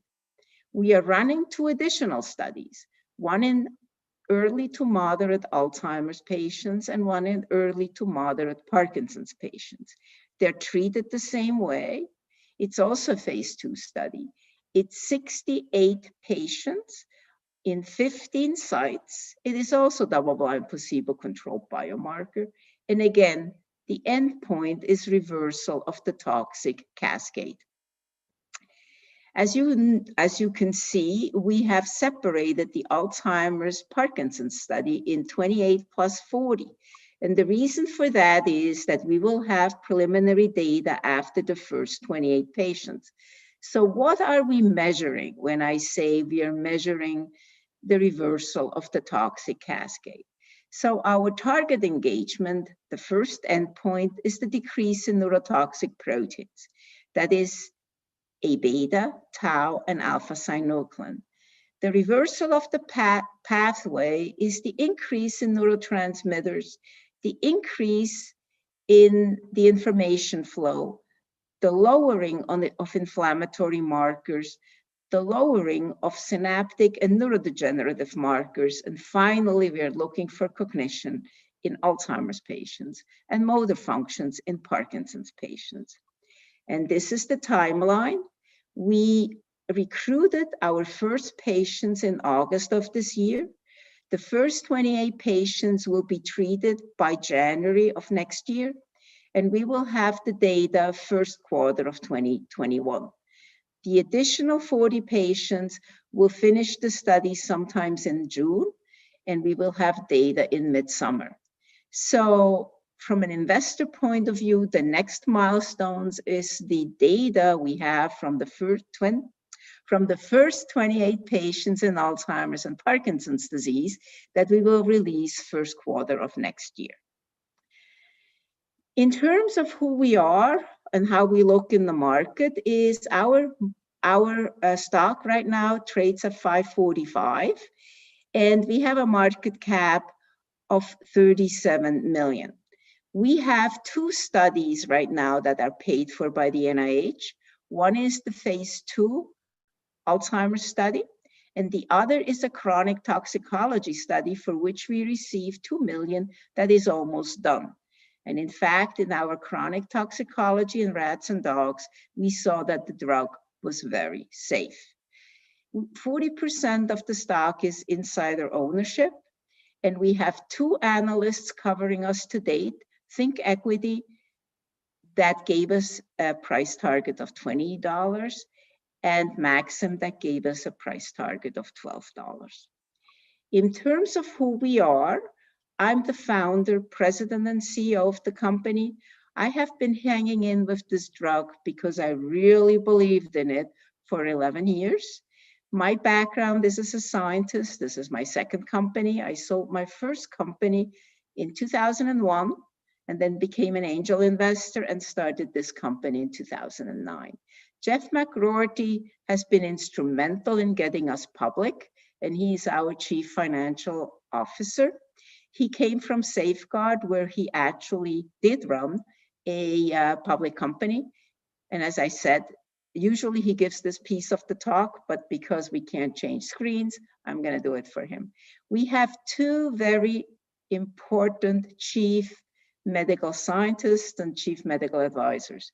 Jeff Cummings is a world-renowned expert in Alzheimer's disease, and Bill Mobley is a world-renowned expert in axonal transport, the information highway of the nerve cell, and in Down syndrome. Our scientific advisory board only consists of world-renowned people. If you're interested, I'll be happy to send you the presentation, or you could probably get it from Benzinga. And our board of directors is our chairman. He is a financial person. Then we have Bob Wellen. I'm jumping to the end. He is also a financial person. Claudine Bruck is from SmithKline. She is our scientist. And Mark White is from Pfizer. He is our marketing person. And then there is me. So in summary, I wanted to tell you that the market for Alzheimer's and Parkinson's is a multi-billion-dollar market. It is also an incredible, huge need, because as we get older, more and more people are afflicted by the disease. And as our medicine is getting better at curing diseases of the aging, the brain is the last frontier that we are not able to cure. So we have a novel approach to stop the course of Alzheimer's and Parkinson's disease, because we improve the information highway of the nerve cell, and we improve how the brain communicates with our body, with other people, with the environment. And the successful completion of our phase 2 clinical trials will give us great data to start phase 3 trials later next year. Thank you, Maria. I'm so sorry to interrupt you. This is Patrick. Thank you so much. I think we're at the end of our time here. I'll let you leave us with one final thought, but what a cool... This was my final thought. Oh, no, never mind then. That's awesome. Thank you very much. It's my pleasure. I was just about to say the pedigree of having a board of only world-renowned doctors and scientists is pretty darn cool. So congrats to what you guys have built. We'll look for the data and the news forthcoming. And obviously, we wish you all the success in the world. Thank you so much for coming. Thank you. A pleasure. All right. So, my friends, our last presenter of the day, and certainly not least, is Rod Keller, the CEO of Ayro. And as Rod moves over here, the ticker is AYRO. They're listed on the NASDAQ. Very, very cool company. And as Rod is coming over, just remember to throw your video and mic on, my friend. Quick note as well, we've already had over 10,000 views of the content today. So really, really solid audience watching this. Thank you, everyone who's tuned in. Rod, I'll let you take it away, my friend. Yeah, Patrick, can you hear me okay? I can hear you just fine. Perfect. Thank you very much. Let me pull this presentation up here. Go for it. 1 second. Move this out of the way. Yep, that'll work. We got you. Well, thank you very much. And those of you tuned in, thank you for, I guess I am the last thing between you and happy hour. So I hope you'll stay long enough to see what we have to say, because it's an exciting space where we play. Back this up a little bit. And I want to share with you what I think is unique. We'll probably be the only company that will share with you what I think is a silver lining to COVID. And I'll explain what I mean by that here in just a minute. But when you listen to what I'm saying, I hope you'll keep in mind we're different than some of the other commercial electric vehicle manufacturers, and that we take a very disciplined focus on only building vehicles that are purpose-built for very specific applications, which I'll share with you now. Quickly, if you want to see what it is, this gives you an idea. We became a public company on May the 28th of this year. We trade on the NASDAQ under the symbol AYRO. You can see where our financials look like at the end of the third quarter. We did a number of registered direct offerings, one at the end of Q2 in June, 2 more in Q3, and we just closed one 2 weeks ago today, which I'm going to talk about here in a minute. I feel very fortunate to have the leadership team that I've got. I spent a little more than 20 years in the PC industry, but the last 12 in the electric vehicle space. Many of you are probably familiar with Segway. Prior to this company, I was the president of Segway Worldwide. Joined them in 2013. We sold it to the Chinese in 2015. Prior to that, I was the CEO of another NASDAQ company called T3 Motion that built 3-wheeled electric vehicles for law enforcement and private security. If you've ever been to a shopping center or the parking lot of a grocery store or a large stadium, you've probably seen these 3-wheeled electric vehicles with officers and security driving them. They look much like officers on a chariot. Kurt Smith, my CFO, a lot of experience in early stage companies. Rich Purley, I call him one of my secret weapons. Absolutely one of the best chief marketing officers I've ever experienced, and that's over a long period of time. Brian Groh, a CEO himself, runs our biz dev function. Dwayne Lum, product management, as good as they get. Scott Mellon, a very key asset to us, comes from the restaurant industry. Mike Johans worked at a number of large companies in the consumer electronics space, runs manufacturing, and Doug Fowler, our head of engineering. Can't say enough good stuff about what we're doing there, but I'll talk about that in a second. The best way to understand where we're positioned in the marketplace is to look at the spectrum from one end of the EV spectrum, where you'll see on the left side of the screen products like scooters and electric motorcycles, and at the other end where you see companies more like Tesla. We play in the middle in what I call the purpose-built EVs, or really the bridge between the two. And the best way to describe us or understand us is I think we're very much a disruptive EV company that's not very well known in the mainstream, but we are doing very well in applications where customers don't need or want to pay for all the features of a traditional gas-powered vehicle. We perform better at lower cost of ownership than traditional gas-powered vehicles in applications at universities, hotels, resorts, hospitals, large business campuses is where we do well, and I'll share more with you in just a second. The market opportunity by the numbers, this is all pre-COVID data, and I want to share with you what I mean by that.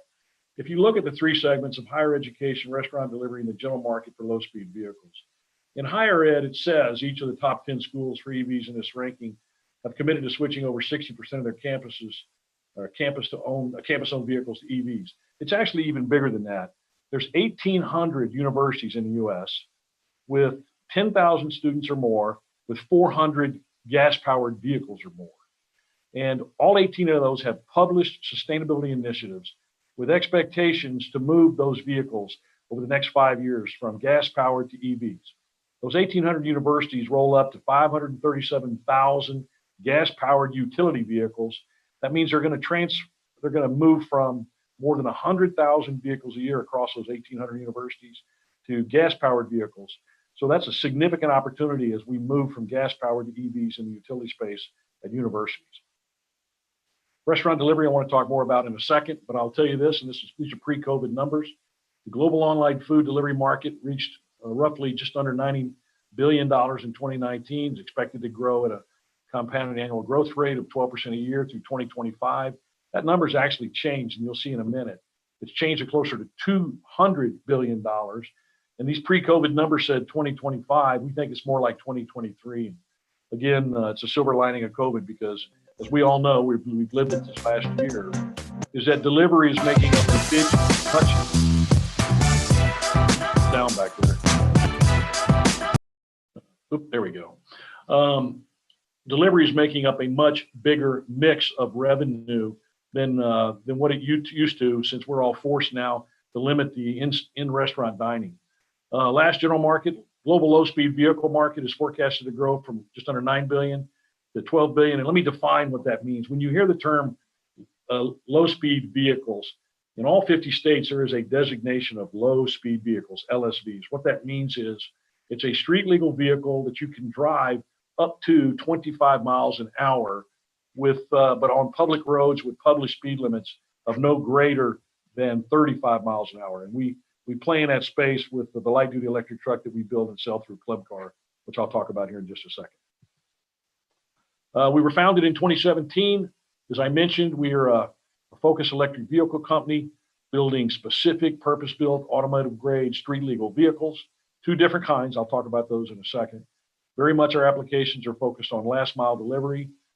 Instead of the 750,000 to 1 million square foot distribution centers you're seeing from places like Walmart and Amazon, you're now seeing them take an approach to micro distribution locations.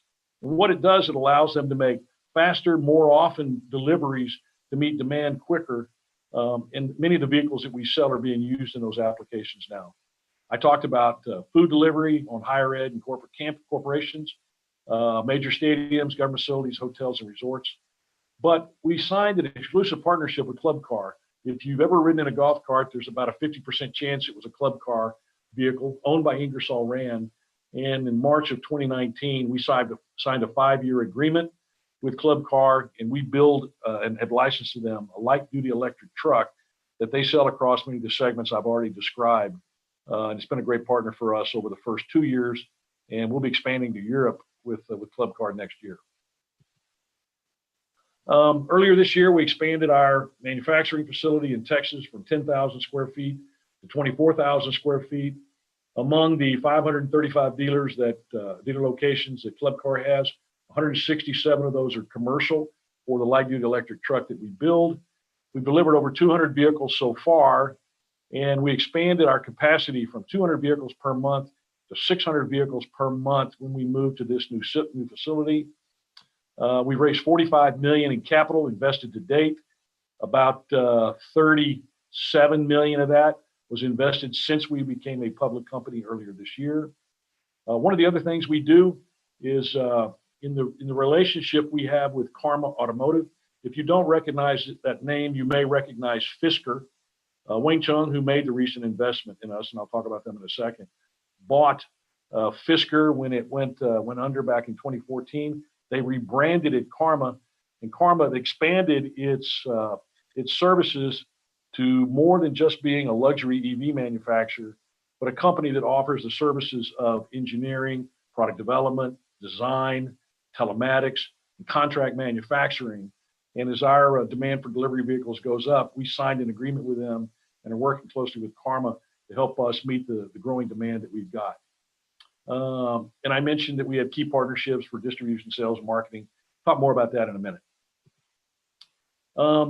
I mentioned we had an investment of $10 million 2 weeks ago yesterday. It was led by Carnegie Hudson Resources, but that's really just the investment arm of Wing Chung America. For those of you that don't know who Wing Chung is, it's about an $80 billion company, the largest automotive parts manufacturer in all of China, the largest private company in all of China, and one of the largest automotive parts manufacturers to all the major automotive companies worldwide. We're very excited. The advantage of that investment is it gives us access now to one of the best global supply chains in the world for automotive parts. The fact that they own Karma, I already mentioned the benefit of that, is now we have access to engineering, product development, design, telematics, and contract manufacturing. And they also own, some of you may remember this, A123 Systems. They acquired it as well a few years ago. And A123 Systems is also one of the preeminent suppliers of automotive grade lithium ion battery technology.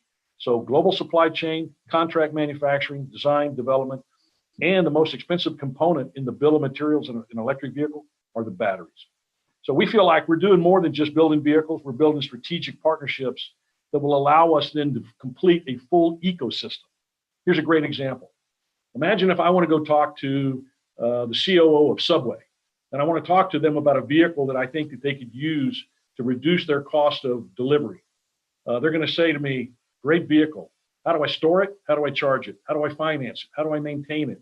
How do I repair it? And how do I insure it? And I think we're the only company in the space today with a purpose-built strategy that's building an ecosystem, not just an electric vehicle. When you think about the light-duty electric truck, more often than not, we are replacing a small diesel or a gas-powered pickup truck or a van. And there's three advantages that you get when in using this in the applications I described. There's economic advantages, there's environmental advantages, and there's physical advantages. The economic advantages, it reduces your operating expense by about 50%. The environmental advantages, it could reduce your CO2 emissions by as much as 100%.